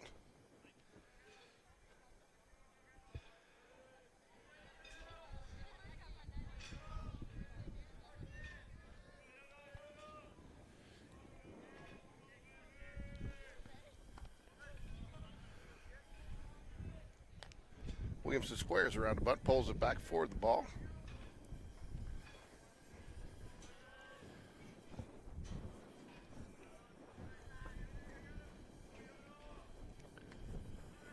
Inside just a little bit for ball two.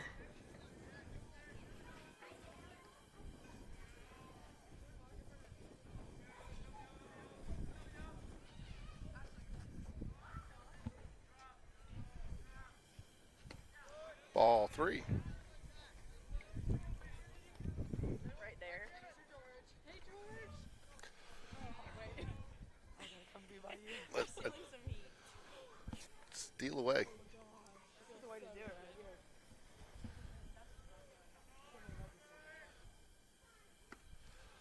Way to battle back there, Kalen. Get the 3-1 count now. All the way back now, all the way back.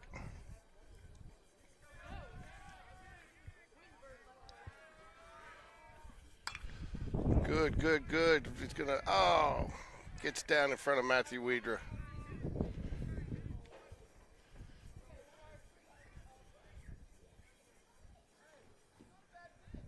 Up to bat, number 4, Braden Kendrick.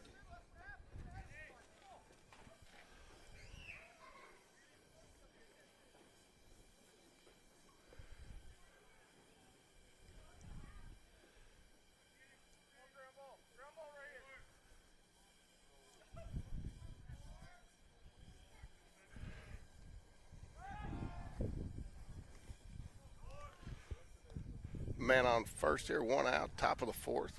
Jags trail by 4. Still plenty of time left for the Jaguars to get back in this one. Oh, mistake there by Jacob Bird on first base. Kind of got a little careless with the catch. It gets away from him, allows the runner to get to second. Wasn't a bad pickoff move there by Caleb Phillips.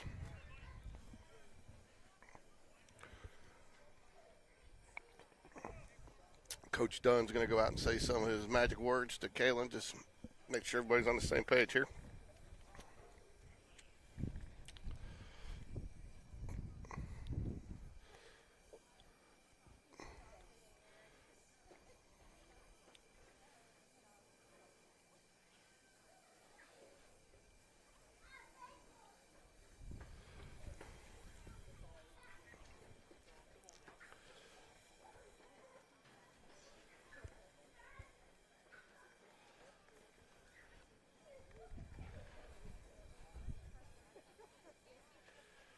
Showing Coach Dunn some animation out there.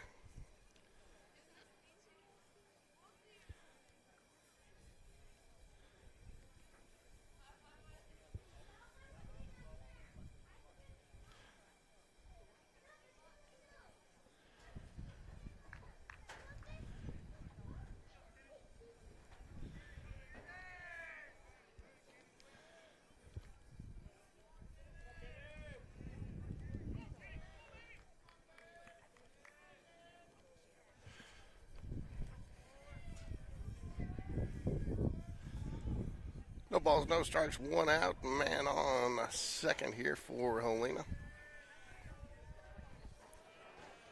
Kendrick at bat, 1 for 2 on the day.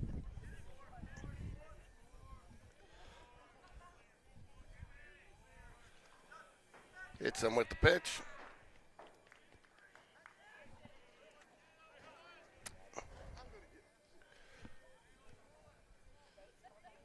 Man on first and second out. Up to bat, number 8, Nick Peters.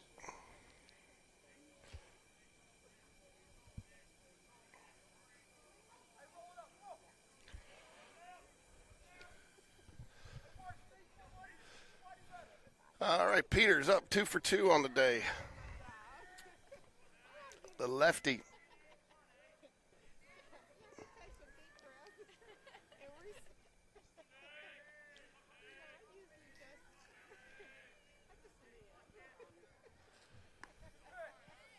Called strike.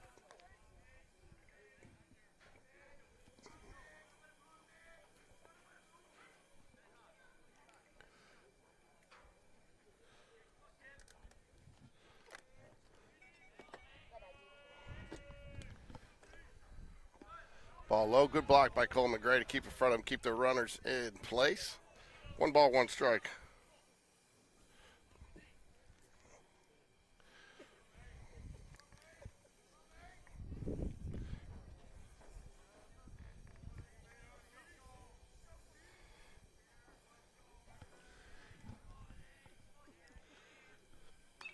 Fouls it away. Good off-speed pitch there by Caleb Phillips. Cole McGray gives chase, but runs out of room. 1 ball, 2 strikes. Top of the 4th here, 1 out. Jags trail by 4. Jags have not played as clean as they did last night. A couple of errors. Have not taken advantage of a couple of left several runners on base. Had some opportunities maybe to get some runs in that did not materialize.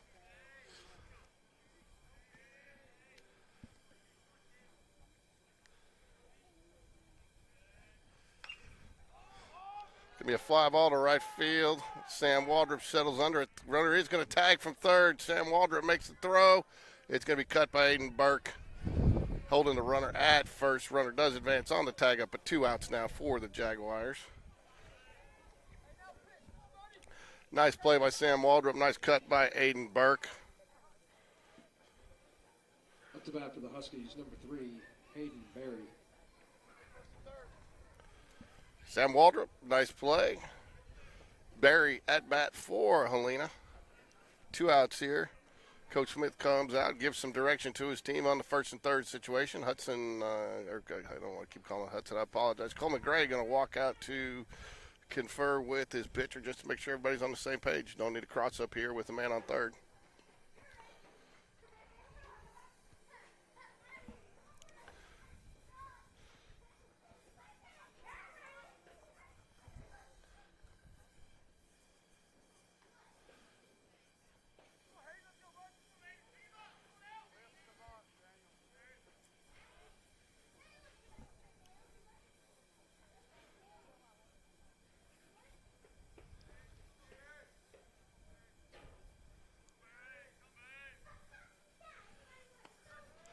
Ball 1.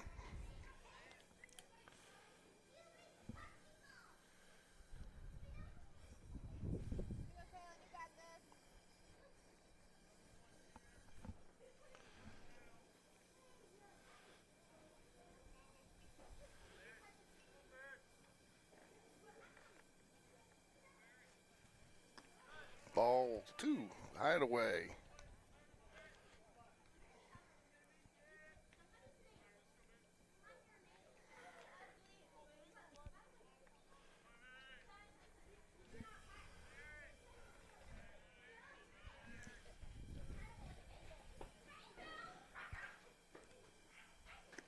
Swing and miss. Nice way to come back there, Caleb. Nice little off-speed pitch down in the zone for a strike. Swing and a miss.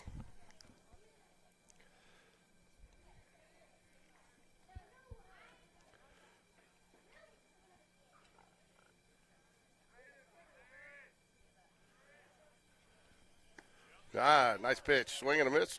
Evens the count now, 2-2.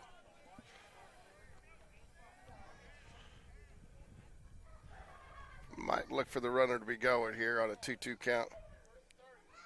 I think Coach Smith thinks the same thing as he's coming out giving some direction to his team.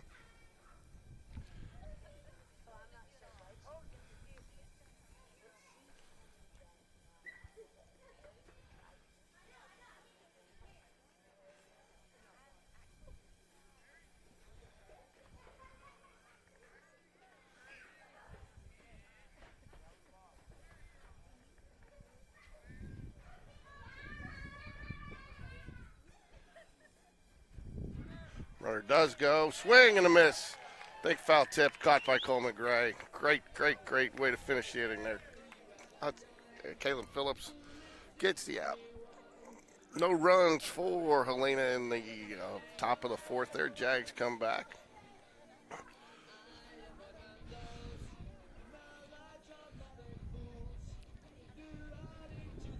I believe we'll have Richard Mood, Evan Bistrich, and then back to the type of the lineup with Aiden Burke, but waiting for confirmation there. Game changer moving a little slow. 6-2, the middle of the fourth here.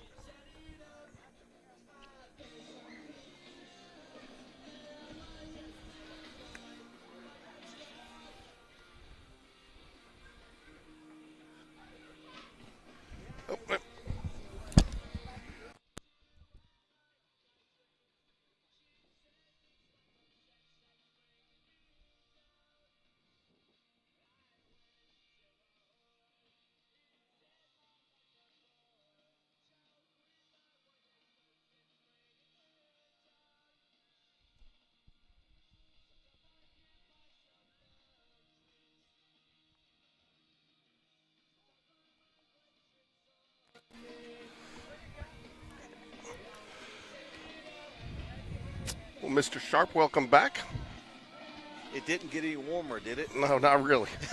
It's funny you said that because just as you were coming back, I was sitting there thinking about the beach next week and really hoping it's going to be warmer. Well, I have already looked at the forecast, and it's 67 to 70 every day. No chance of rain, sunny to partly sunny. So yeah.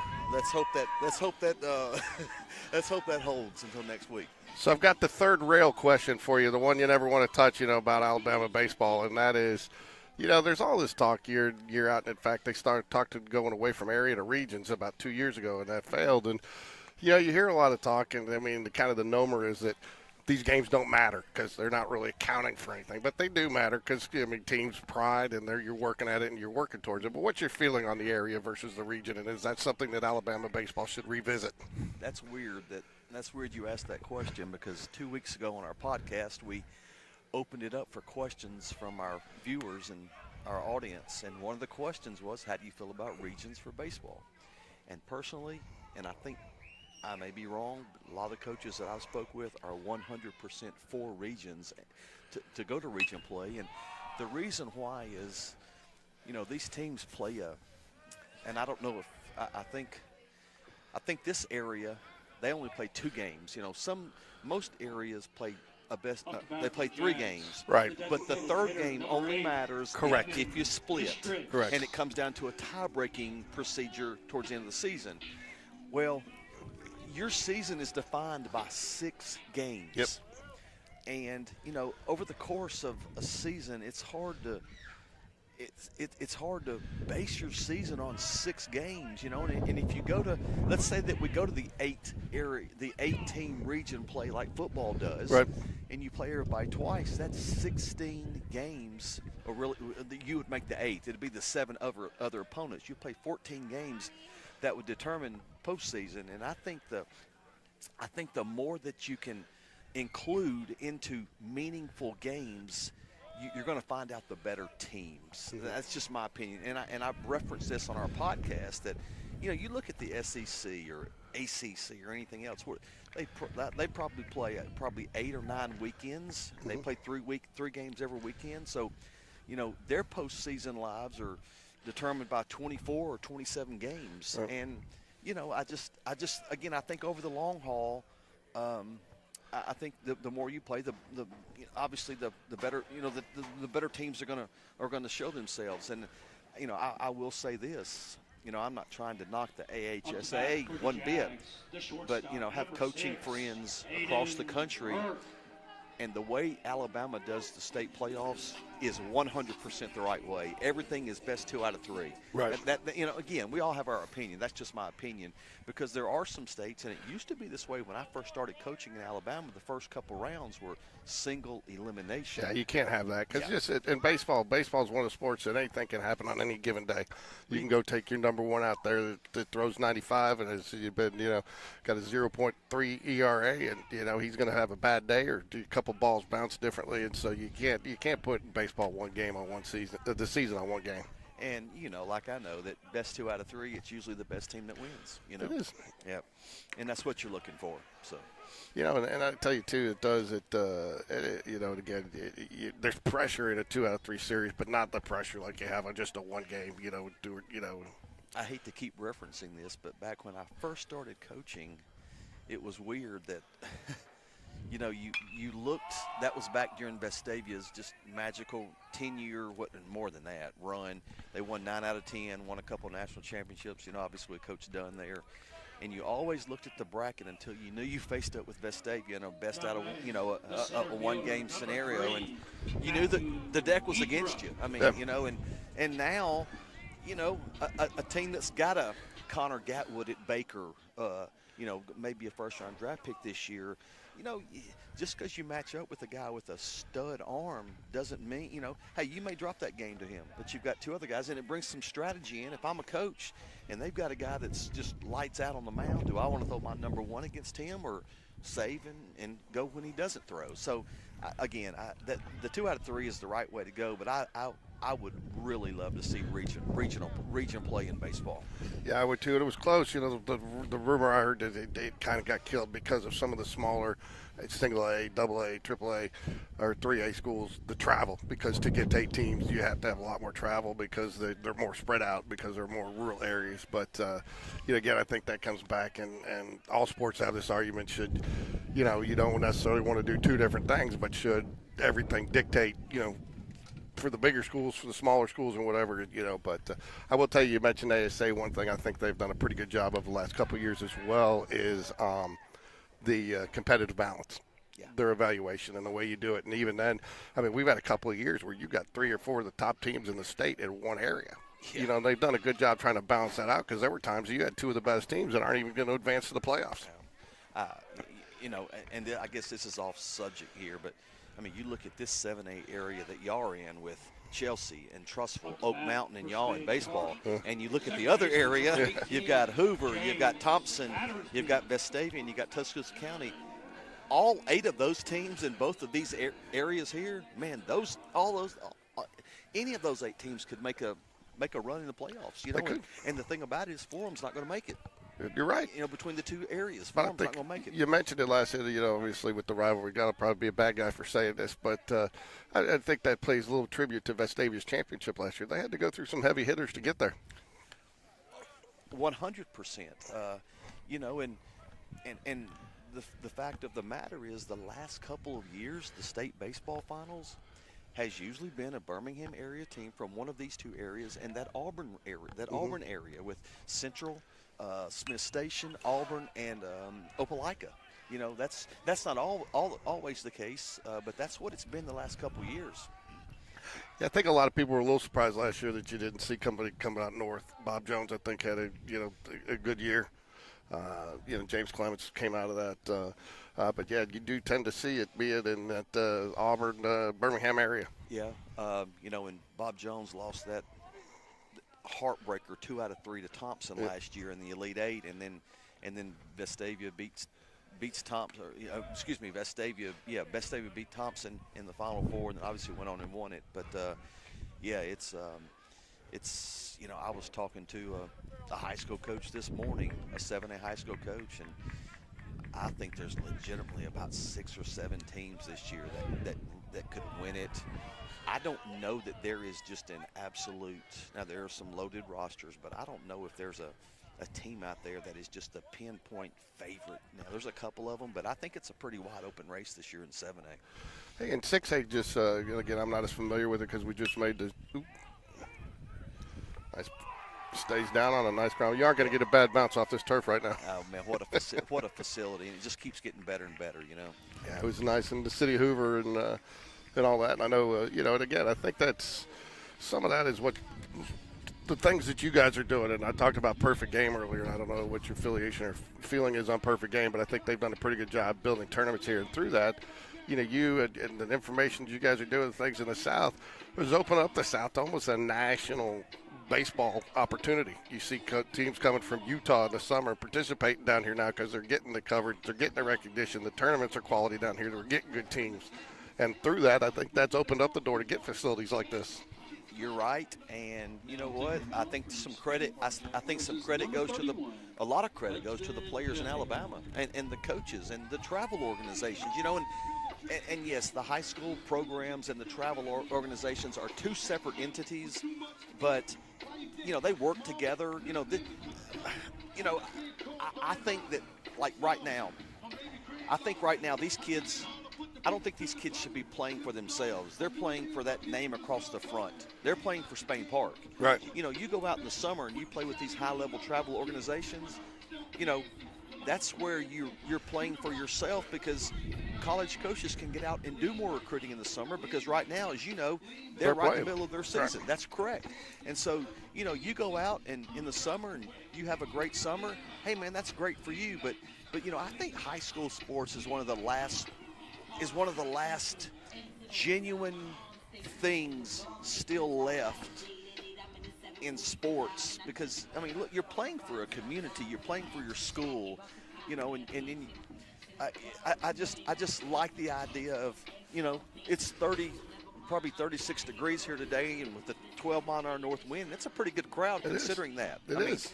And I think that should be important, that you're playing for your school. And so credit goes to the players, the programs, and the travel organizations for continuing to help Alabama baseball evolve. Yeah. And it is. It's become a national. But again, it's things. Again, I think it's not only that, but it's evolved from Alabama, but also the entire Southeast region. I think you said you covered Tennessee and Florida? No, I have Tennessee, Alabama, Louisiana, and Mississippi. Louisiana, Mississippi. Okay, there's not much in Mississippi, is there?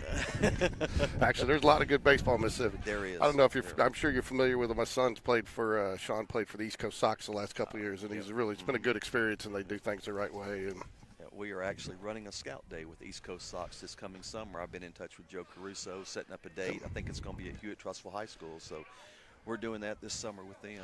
They're a good organization. There's a lot of good organizations around here, and and most of the organizations have the best interest of the players at heart, and that's what you want as a parent. Hudson Cahalan on the mound now for the Jaguars. Hudson coming back from had an injury, started off the season a little, could have probably gotten in some last year, but they were very cautious with his arm. But I'm sure he's thrilled to be back on the mound after taking pretty much all last season off. Yeah, I'm sure he is. And again, I said this in my previous segment with you. It's not the best day to make your first appearance of the year. No, it's not, and it's tough. That ball gets a little slicker. It's a little tougher to hold, and its fingers a little cold. But you know what? Both teams got to play through it. And you know what? Most coaches take this as a learning, experience. That okay, things aren't great. Are you going to be tough enough to battle through it? Or are you going to be, can you not do it? And so, there's a lot to learn from playing in these cold temperatures. Yeah, there is. So, tell us a little bit about the tournament next week down in Gulf Shores. Yeah, we teams are going to get four games down there. It starts on Wednesday starts on Thursday. I forget if it's 4 or 4:30, but we've got two slates of games on Thursday, and then some teams will play 2 on Friday, some will play 1 on Friday, and then everybody will play a doubleheader on Saturday. I think we've got like 16 teams coming in. I know from up here we've got Spain Park, Tuscaloosa County, Hueytown. They're all headed down there. And then, and I'm going to leave some teams off here, but we've got, we'll be playing at 3 different sites at the Gulf Shores Sportsplex. That's where Gulf Shores plays their games. The Orange Beach Sportsplex, which is a new turf facility at Orange Beach High School, and Robertsdale High School. Those are the 3 hosts. So at Orange Beach, they did get the new turf done, because I know they're under a big, huge capital expansion on all their athletic facilities. Yes, they are. And it's a pretty cool little setup. They've got nice, tall bleachers behind it. They turfed their field this year, but, you know, we've got Mobile Christian playing. We've got Spanish Fort. We've got St. Paul's. You know, I'm leaving off a ton of people, but we've got Baldwin County. A lot of teams down there will be playing in that event. So it's again, it's a fun event just to get away, I guess, you know, and good early season, as you mentioned, a bonding time for the team, and that's when you make those bonds and memories, and hopefully carries over to the field and helps you be successful on the field as well.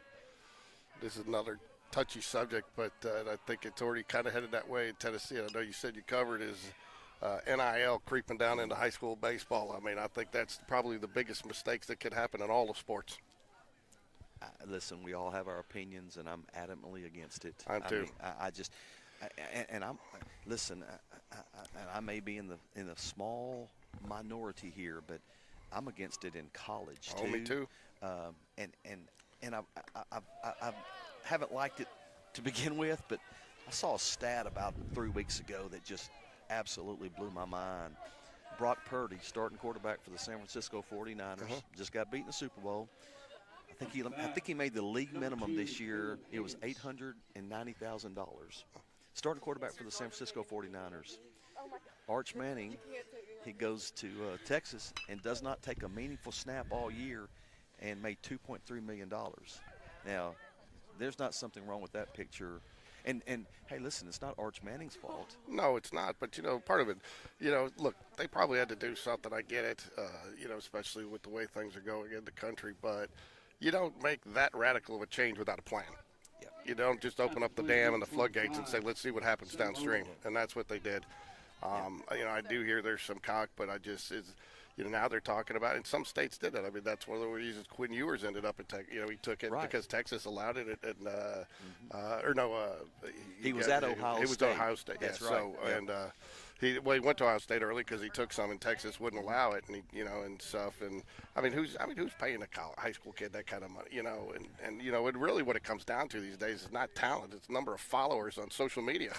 Seriously, you're right. And you know, I mean, can you imagine being a high school coach and you've got a big-time high school player on your team that's a top 2 or 3 round draft pick, and someone comes in and wants to sponsor him, I guess you can call it, as an NIL, and here's a kid that's going to be making, you know, they're going to give him $100,000. I mean, that's more than high school baseball coaches make with their teaching salary. And you know, I just don't like the direction it's headed. You know, I think that I would sort of be for, let's say in college, let's say football, for instance. If they said, okay, if you're an offensive lineman and you play 40% of the snaps, you get X amount this month. And it doesn't matter if you're at Boise State or Alabama or Ohio State. But revenue share model, you know, based off. No, I agree with you wholeheartedly. You know, and I mean, because then now again, it's getting back to, you know, you get all these. I mean, it's just another area for corruption. Now we're talking money. I just want to say, your website, you have a free area, but you also have a subscription area, right?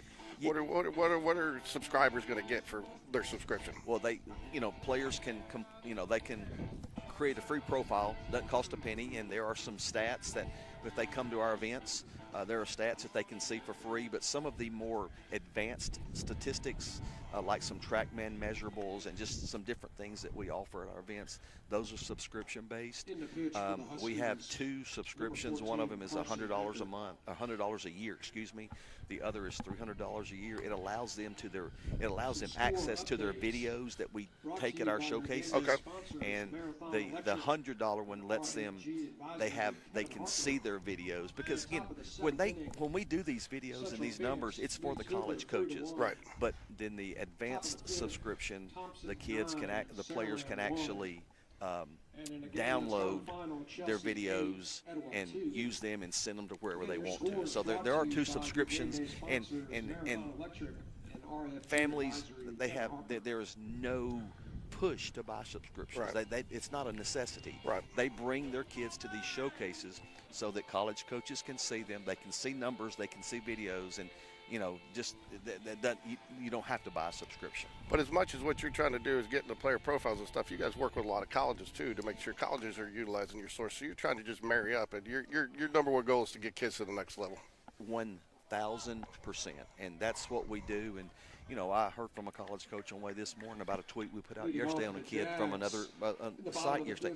They reach out to us a lot, and you know, we try to do a very good job, and you know, we try not to blow up any of the numbers. You know, if a kid is 84 on the mound, we're not going to say he was 87, 88, because you know, then the college coach sees it and they'll never listen to us again, because our credibility is at stake for everybody for everything that we relay to those college coaches. Yeah, and I'm not just saying this because you're here too, but I've done plenty of research, because I said we do use your site to get some of our information as we look at some things. But I think that's one of the things that separates yourself from some of the other people. That there's a lot of people out there that I get it. I'm getting lambasted every day from lacrosse sites that wants my stepson, who's a lacrosse player, to read.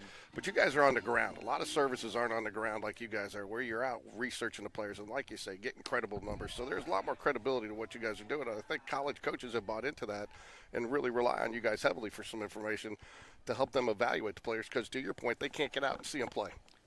And we truly believe that. You know, I mean, we truly, you know, we take pride in trying to get to as many high school games as possible, and you know, and get those numbers and get those videos and pass on true measurements. And you know, again, that video doesn't lie. You know, anytime you put a video out, you can't doctor that. Well, you can, but we don't doctor that video. So no, and I think, you know, again to pat your back just a little bit from a layman's standpoint here, you know, I think it's important to recognize that you guys are college or high school coaches. You mentioned, I think the key word that you really resonated with me earlier is you mentioned these guys are playing for a team. They're playing for the community. They're playing for each other. And I think you've taken that concept in there, and I don't think that can happen unless it's a service that's developed by people like yourself that have walked the walk down here with these kids and seen what it takes to get them there, and then built a service around what they need, right? Yeah, I mean, you know, that's what we try to do. Yeah. I mean, you know, that's what I see that you're doing. And we don't go around trying to beat our chest and say we do this and that. That's just not who we are. But right. We just try to provide a service to people that choose to do it, and help these kids reach their goals of playing after high school. But it's important that, and I don't say this because I'm on air or because it sounds good, but it's important for these kids to understand this very well might be the best time of their life. Are you right? You don't need to look 3 years and I hope I'm doing this and I hope I'm doing that. Well, let's just worry about this pitch. Let's worry about today. Let's just enjoy today, because none of us are guaranteed tomorrow. Let's just be honest. Well, I mean, I know a lot of the high school kids, you know, and that's one of the, you know, we do this a lot for families that can't make it, stuff like that. But we got a lot of past players watch, not only in this, in football and basketball. They miss it when they get out. It's not, you know, and even some of them that are playing in a college sport, it's a different, it's not worse, but it's a different experience. And to your point, some of this, I mean, they're mature a lot here in this age, and they grow up, and this is a very important part of their lives. And so you're right, this may be some of the best days of their lives. Amen. And these will be memories they take forever. So can I go get some numbers on these couple arms here that are coming in, and I'll try to come back? Yeah, that's right. Is that good with you? Yeah, not a problem. Get a couple, and if for some reason we don't get to talk again today, we'll definitely be talking next week, because I'll be in Robertsdale Thursday. I believe Friday, I think, are our 2 facilities, and then over to Orange Beach on Saturday for 2 games. So I'll run into you somewhere, hopefully. Yeah, it'll be me or my son or one of our other guys. And before you get out of here, I'll give you my number so you got it. You and your son we can communicate, okay? 100%, yes. Yep. Okay. And I'm not trying to rush off. No, please. You got to do a job, and I appreciate any time I can get from you. Yes, sir. Thank you.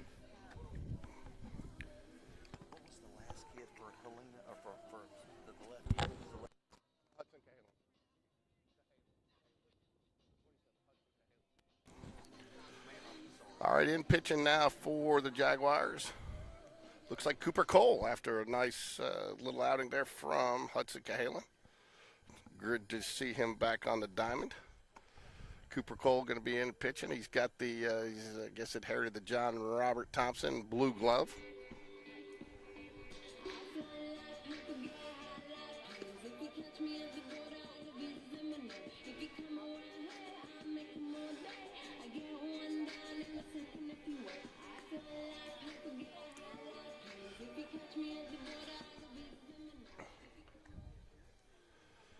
All right, If you're out there listening or watching, if you had a chance to like and subscribe, please do so. At least subscribe. That way you'll know when we're covering Jag action. I think we should be covering a game at Pelham on Monday, and then down for all the action at the PBR Gulf Shores tournament. You don't need any power today? You good?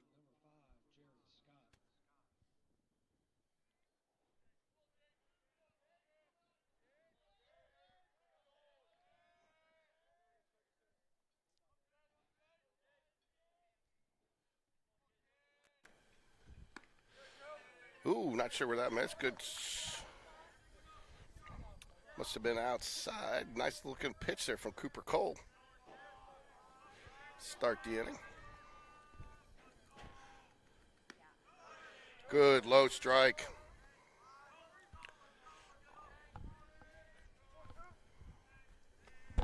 Hey.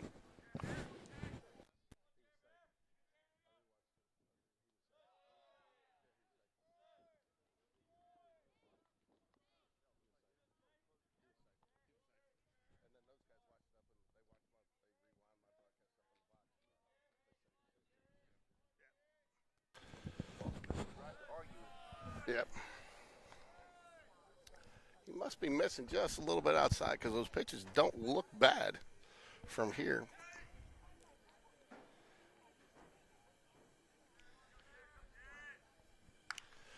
Nice ground ball. Should be easily routine fielded by Jacob Bird. Easy out there.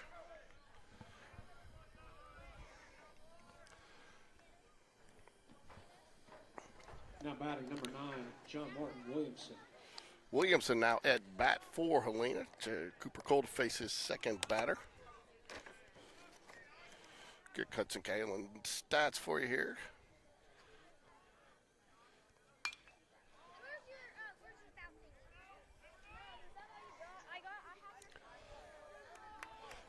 Great chase down there by Matthew Weidra for the out. Hard hit ball, but definitely checks it down, and it's a tough one. Numbers for Hudson Kalen: 1 inning pitch, 0 hits, 0 runs, 0 earned, 1 walk, and 1 strikeout. Up to bat for the Huskies, number 4, Braden Kendrick.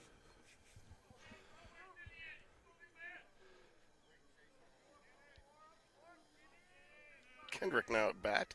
2 outs here. Top of the 6th, 6-2. Nice pitch, Cooper Cole drives it right in there for a strike. I'm told that Doug Cole, Cooper's dad, may be joining me on air next week down in Gulf Shores, which I look forward to. Even though he's a Tennessee fan, it's always great to have Doug Cole on the broadcast.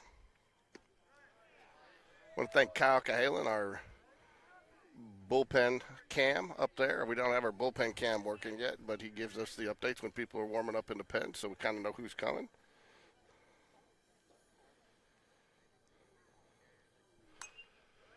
Fouls it away.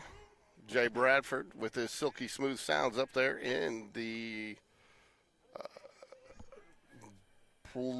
press box, as well as John Bistritz on the public address, all adding to the experience of the game day environment here for the players and fans.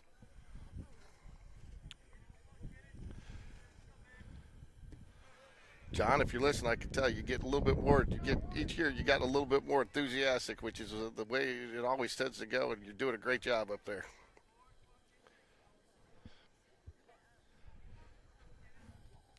Two balls, 2 strikes. I'm sorry. Now it's 2 balls, 2 strikes. Not sure if the temperature's warming up here or my heater just finally thawed me out from the first game.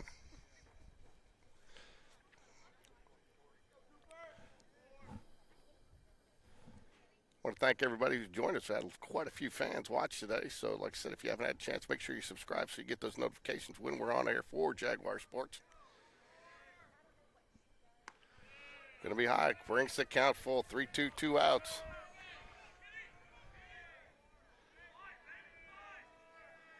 The only thing the coach hates more than losing is a 3-2, 2 out walk.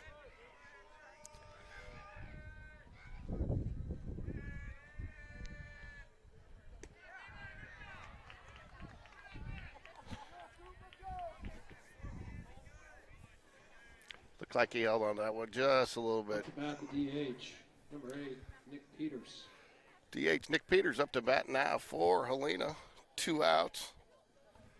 Lefty. Coach Smith making a few in the field adjustments.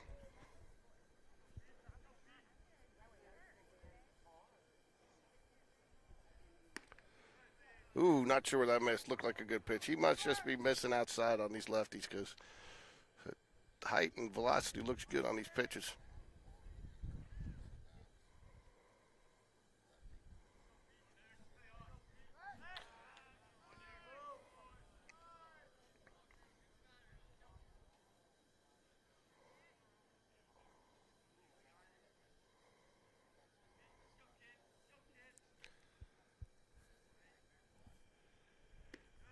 Low, going to be ball 2. 2 balls, no strikes.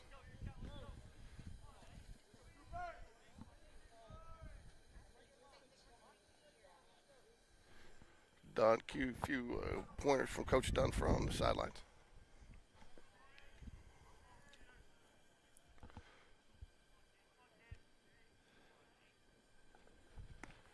Going to be high and outside there. 3 balls, no strikes here.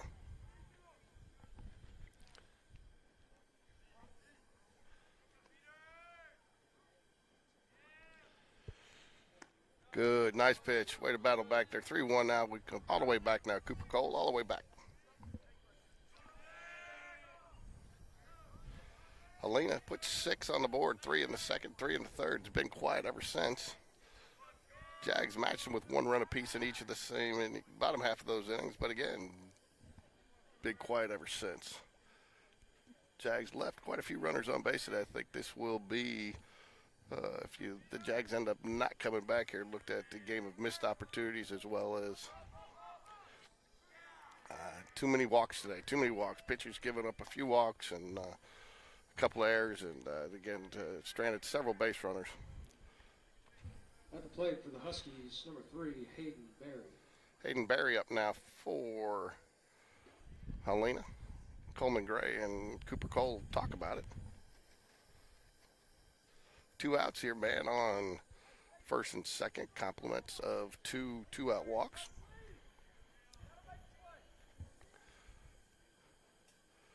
Fortunately, 2 outs here, though. Just one play is all you need. Get out of this situation.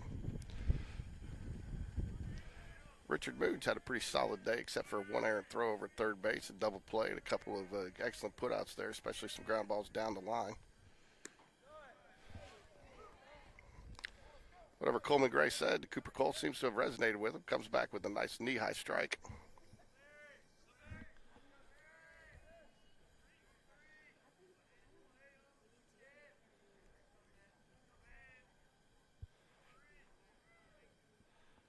Good swing and a miss.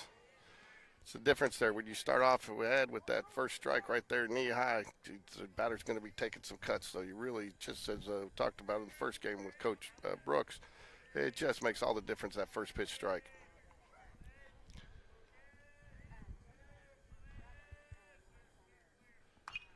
Fouls it away. Coleman Gray's going to give chase. He's got a shot at it, and it outside the net. Just outside the net.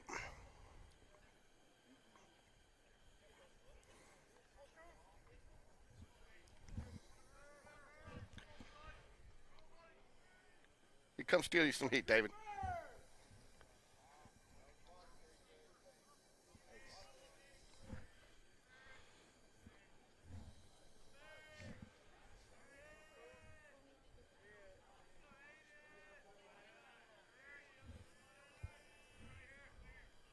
Gets him swinging in the dirt. Good way to battle back. Cooper Cole gets strike 3 for the 3rd out. Jags get out of the inning.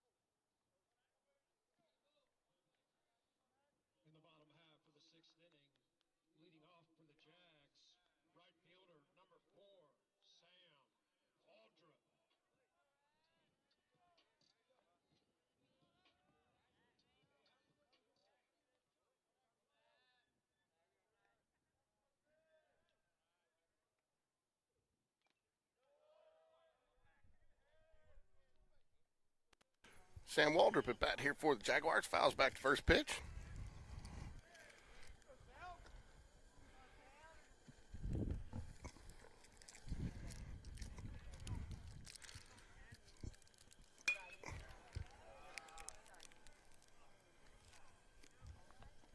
Foul ball there. New pitcher in for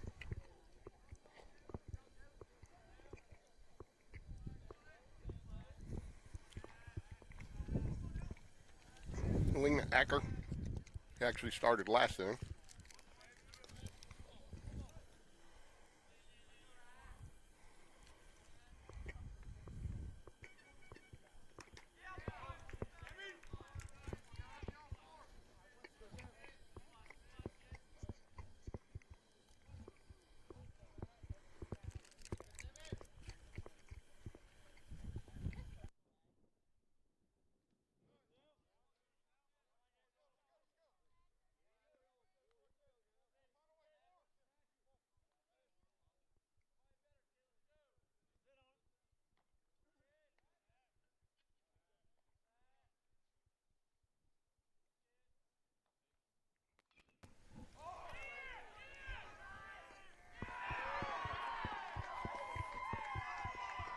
Nice play by the right fielder. Got a good jump on it. Diving catch. Up to bat, third baseman, number 1, Richard Moon. Richard Moon now steps up to the plate for the Jaguars.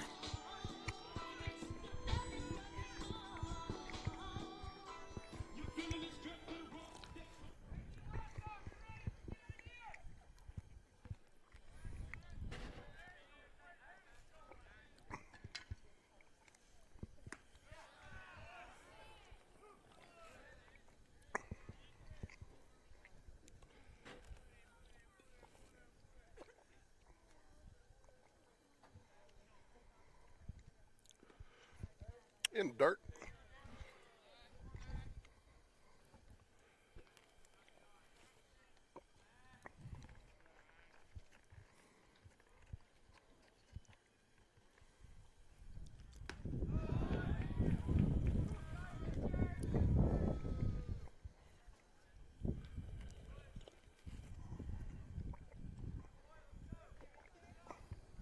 One ball, two strikes.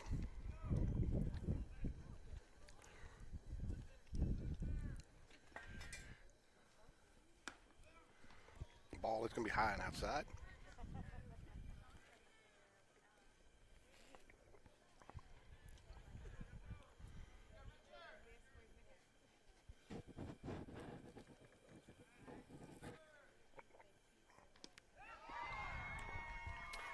Caught him on, tried to foul off the curveball there, but ended up foul tip, and the catcher got it. So Now batting the DH, number 8, Evan Bistritz.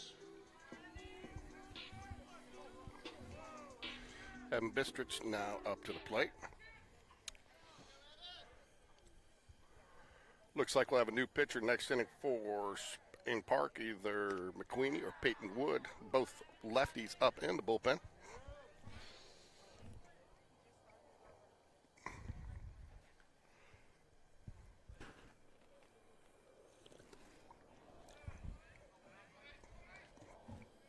Here in the bottom of the 6th, Jags trail by 4 still.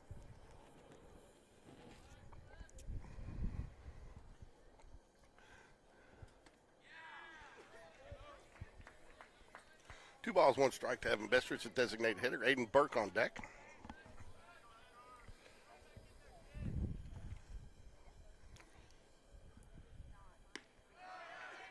Good low strike there, right across the middle of the plate. It's a tough pitch to hit, but this umpires like the low strike all afternoon.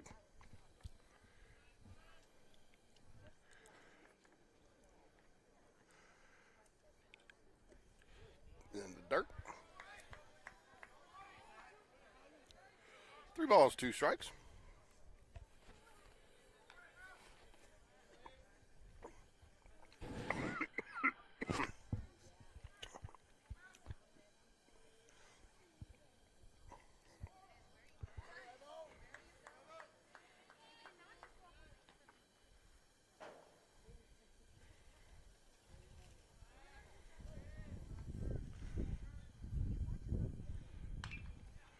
Ground ball, shortstop. Nice play, gets the out.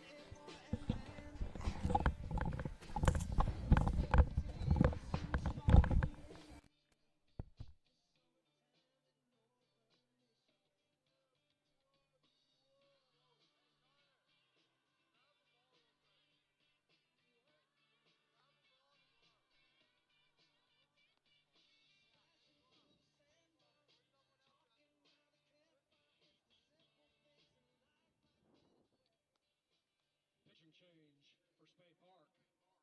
Now on the mound for the Jags, number 15, Peyton Wood.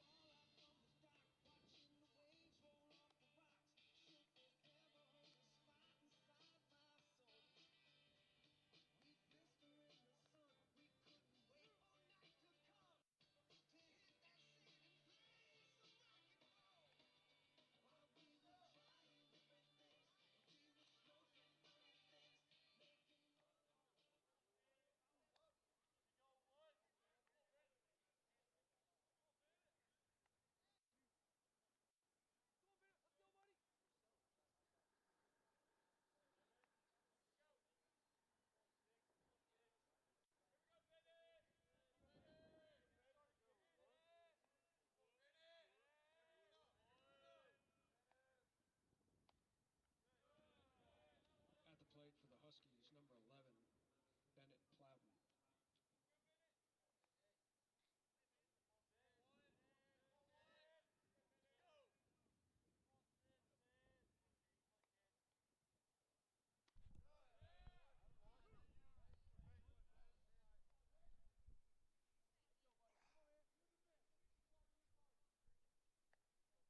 Peyton Wood on the mound for the Jaguars. Here on the top of the seventh.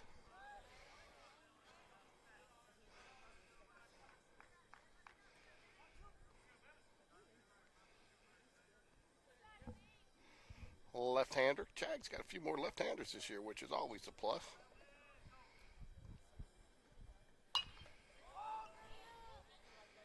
Pop fly. Aiden Burke makes the catch. Aiden Burke should lead off the top of the seventh. Up to bat, number 18, Ty Strickland.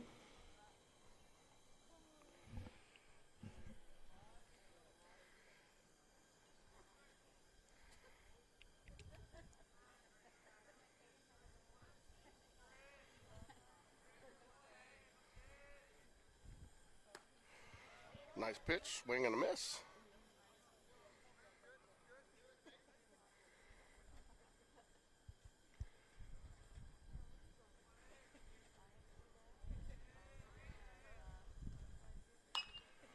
Another pop fly should be routine for Aiden Burke there in the infield, and it is. 2 pop fly outs. I'm sure Coach Smith is happy with the soft outs. Up to bat, number 2, Caleb Higgins.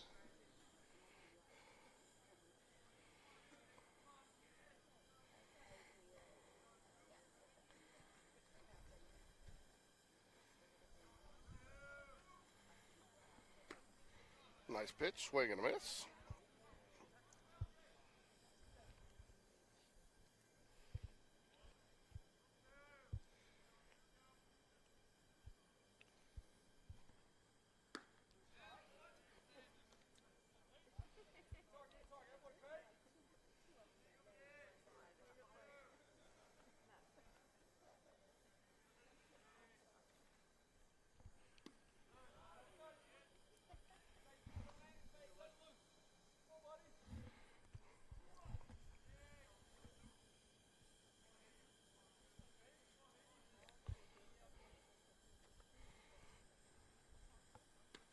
Swing and a miss. 2 balls, 2 strikes.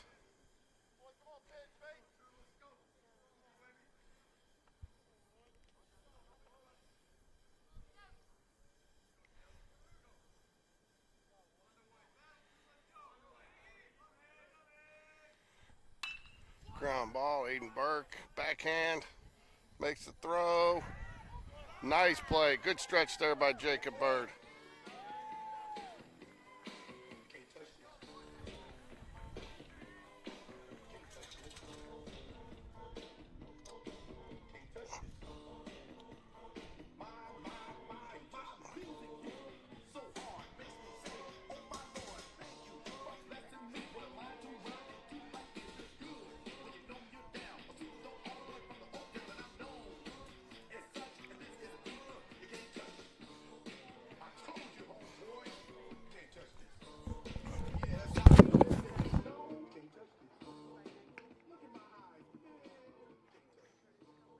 Ladies and gentlemen, some final scores updated by your game day sponsor, the Vance Law Firm. Final, Central Phoenix 3, Hoover 1. And in the final, also Thompson 11, Saraland 1. Your score is brought to you once again by your game day sponsor, the Vance Law Firm.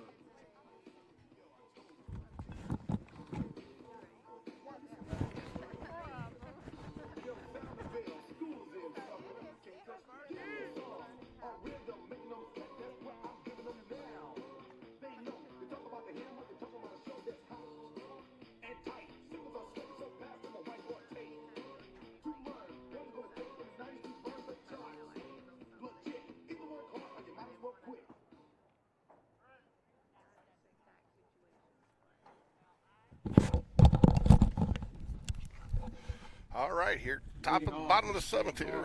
Aiden Burke to lead it off for the Jags. It's do or die here. Got to get 4 runs. Jags need to get 4 runs here.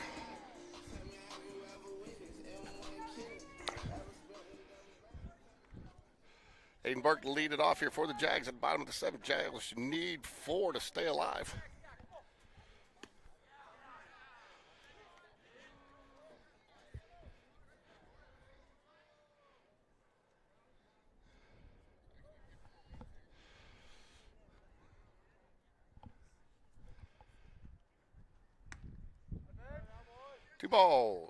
One ball, 1 strike, sorry. Aiden Burke, couple nice plays there. I think he made all 3 of them in the inning. 2 pop flies and a backhand ground ball. Ground ball, shortstop. Shortstop does a nice job picking it between hops, gets the out. 1 out. Matthew Weeder steps to the plate for the Jaguars. Up to bat for the Jags, the center fielder, number 3.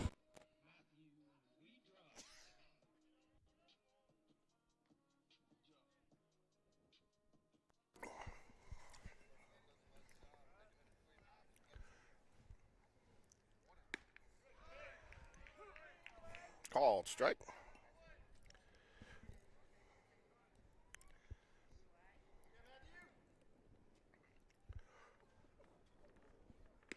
Swings at the ball in the dirt.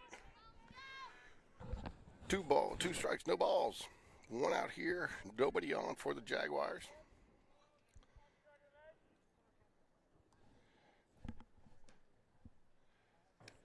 Swing and a miss. 2 outs. Jags down to their last out here now in the 7th. Up to bat, the second baseman, number 18, James Battersby.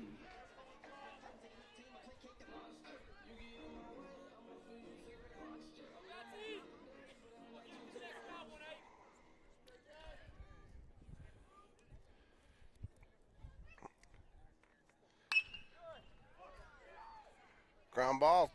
Shortstop struggling with it a little bit, but gets the out. And that'll do it. That's your wrap. Ladies and gentlemen, that's the ball game. Your final from Spain Park High School. Helena Huskies 6, Spain Park Jaguars. Jags 2. give up 8 hits, 6 runs on only 4 earned, 5 walks, 5 strikeouts. Lucas Harvey will take the loss for the Jaguars. pitching for Helena, 5 hits, 2 runs, 2 earned, 3 walks, 6 strikeouts. So that'll do it. Jags will play at Pelham on Monday before heading down to the PBR tournament in Gulf Shores. So we hope you can join us for those games on Monday.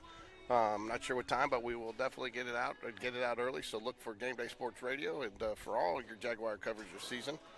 Go Jags.